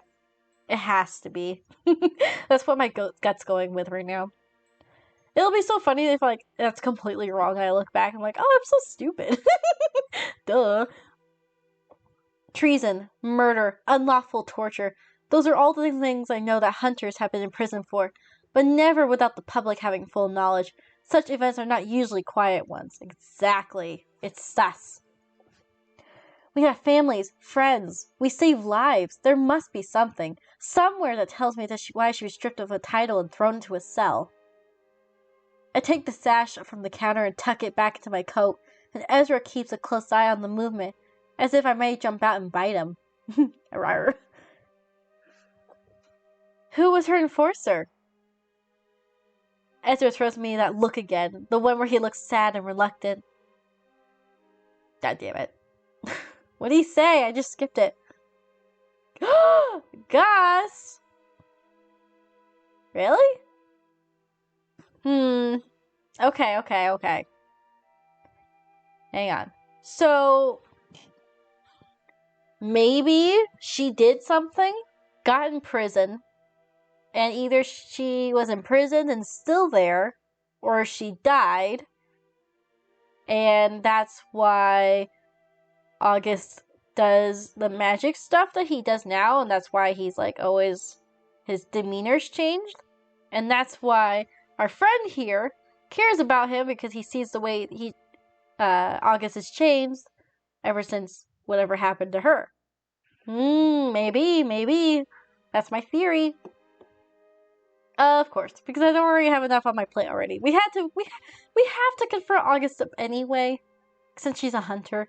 So we might as well make a trip in one, you know? He quickly scrambles to add this to his statement, clearly not wanting me to think ill of August. Only in the interim while her transfer was processed. She and Piper hit it off quite quickly, but she was gone before she had a chance to thrive. Alright. I take a step closer. I take a step toward the door, and Ezra nervously follows. Where are you going? He looks as if he wants to reach out and stop me, but he thinks better of it. I'm going to clear my head before... I don't know. I turn to reach the locks, then for the handle, watching his war shimmer and fade as he reluctantly waves his hand. Something that begs me to pause. Tell me, why are you so afraid? I'm scared to learn the truth. I've only ever wanted to find somewhere to settle, somewhere quiet and away from the things that gave me nightmares. I found that here. I found love, a family, and yet... And yet what? What is it, Ezra? Nothing lasts forever? He shakes his head. Everything crumbles, eventually. That's why I'm afraid. I just want a normal life. Aww. See, he really is being truthful. I can't suss him. Poor guy, he's trying his hardest here. That's why he's like a mom parenting his children. Like, he's trying, you know? We stare at each other down for a lingering moment, and I truly feel sorry for him, for everyone in this town. I really hope I can make it back to normal again. That would be nice. I assume that associating yourself with creatures doesn't grant you much peace. It does not. I drop my head, my mind swimming. People are dying and being thrown in dungeons. I got your back, Ezra. Just as long as you got mine, okay? Okay, pal? I got you. Thank you. Just stay safe. We need you. Aww. I'm trying my best. And the mystery continues. Let's go. Chill air hits me as soon as I open the doors of Ezra's shop and step outside. It hisses in my ears, piercing through my layers, like it wants me to chase me back indoors. Okay, I think this is probably a good spot. On fire. Ooh, I want to know. I think this is a good spot to stop. I didn't realize it, but we are officially 7 hours in. I'm like, why do I feel so tired? Why do I keep taking such deep breaths? It's because I've been talking for so long. I seriously, from the bottom of my heart, thank you so much to everyone for stopping by. Let me go. There. Let me go to our BRB screen. Wait! Oh no, I made the baby cry! Oh no! Do you need your pacifier? Poor Stormy. I made the baby cry. Oh. Thank you to everyone for stopping by. And thank you to Soul for recommending this game to me. I've had such a good time so far. I didn't think I'd have this much fun with it, honestly. It's really good. And it's not like a short dating sim either, like most of them are. This is really long. Like, 7 hours in, and I feel like we're just starting the mystery. Like, we've barely touched the surface here. So we really have, like, a ton more to go. I'm excited. So I'm gonna go over the activity list real quick, so forgive me if I forget anyone. But, thank you to Stormy. Thank you to Dad for being here. I appreciate you both. You guys were hydrating the shit out of me. really quenching my thirst, and I appreciate that. Thank you to Sweet and Sour Sauce for helping us reach our follower goal. Let's go. With that being said, I do owe you guys a 12-hour stream. So, hey, I wish maybe this is just a kind of preparation stream. Unfortunately, I can't do it tomorrow. Well, technically today, but tomorrow, because if I was to do a 5 or 12-hour stream, I would have to start in the next few hours, and there's no way I can do a 12-hour stream on top of this one. So I will try to plan a date for it. I will make a schedule for it in the Discord. I still have to make a schedule for this week because I'm not entirely sure because I usually base it on like the schedules and stuff, but since like my little sister's out of school for a break, I don't actually know if I'm gonna be able to have a consistent streaming schedule this week. So we shall see. Okay, let me keep going. Thank you to Said for keeping me company and the gifts. Seriously, you didn't have to do anything, but I really appreciate you. Mwah! Kiss, kiss. I love you. Seriously, you didn't have to do anything. But I really appreciate you. Thank you. And I am scared to see what the surprise gifts are, but I'm also curious. So we shall see. One way or another, we shall see.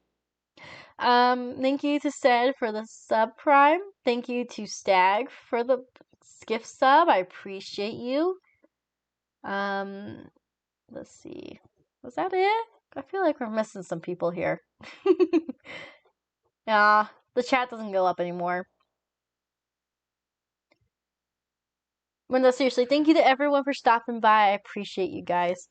I don't have anyone to raid, so I think I even checked the game earlier too. I'm the only one playing this game. But that's okay. It's all good. So we are going to raid the cutest stream on Twitch. Let me pull it up. The cutest stream on Twitch. The Marine Mammal Rescue. They show like cute live footage of otters and stuff. It's so cute. But yeah, appreciate you guys. I love you. Just know that you're loved, you're appreciated, and as always, I will see you guys later. Mommy loves you all, and go to sleep, hydrate, rest, take care of yourselves, treat yourselves. Bye, guys. Take care. Bye. Mwah. Kiss, kiss. Love you guys. Take care.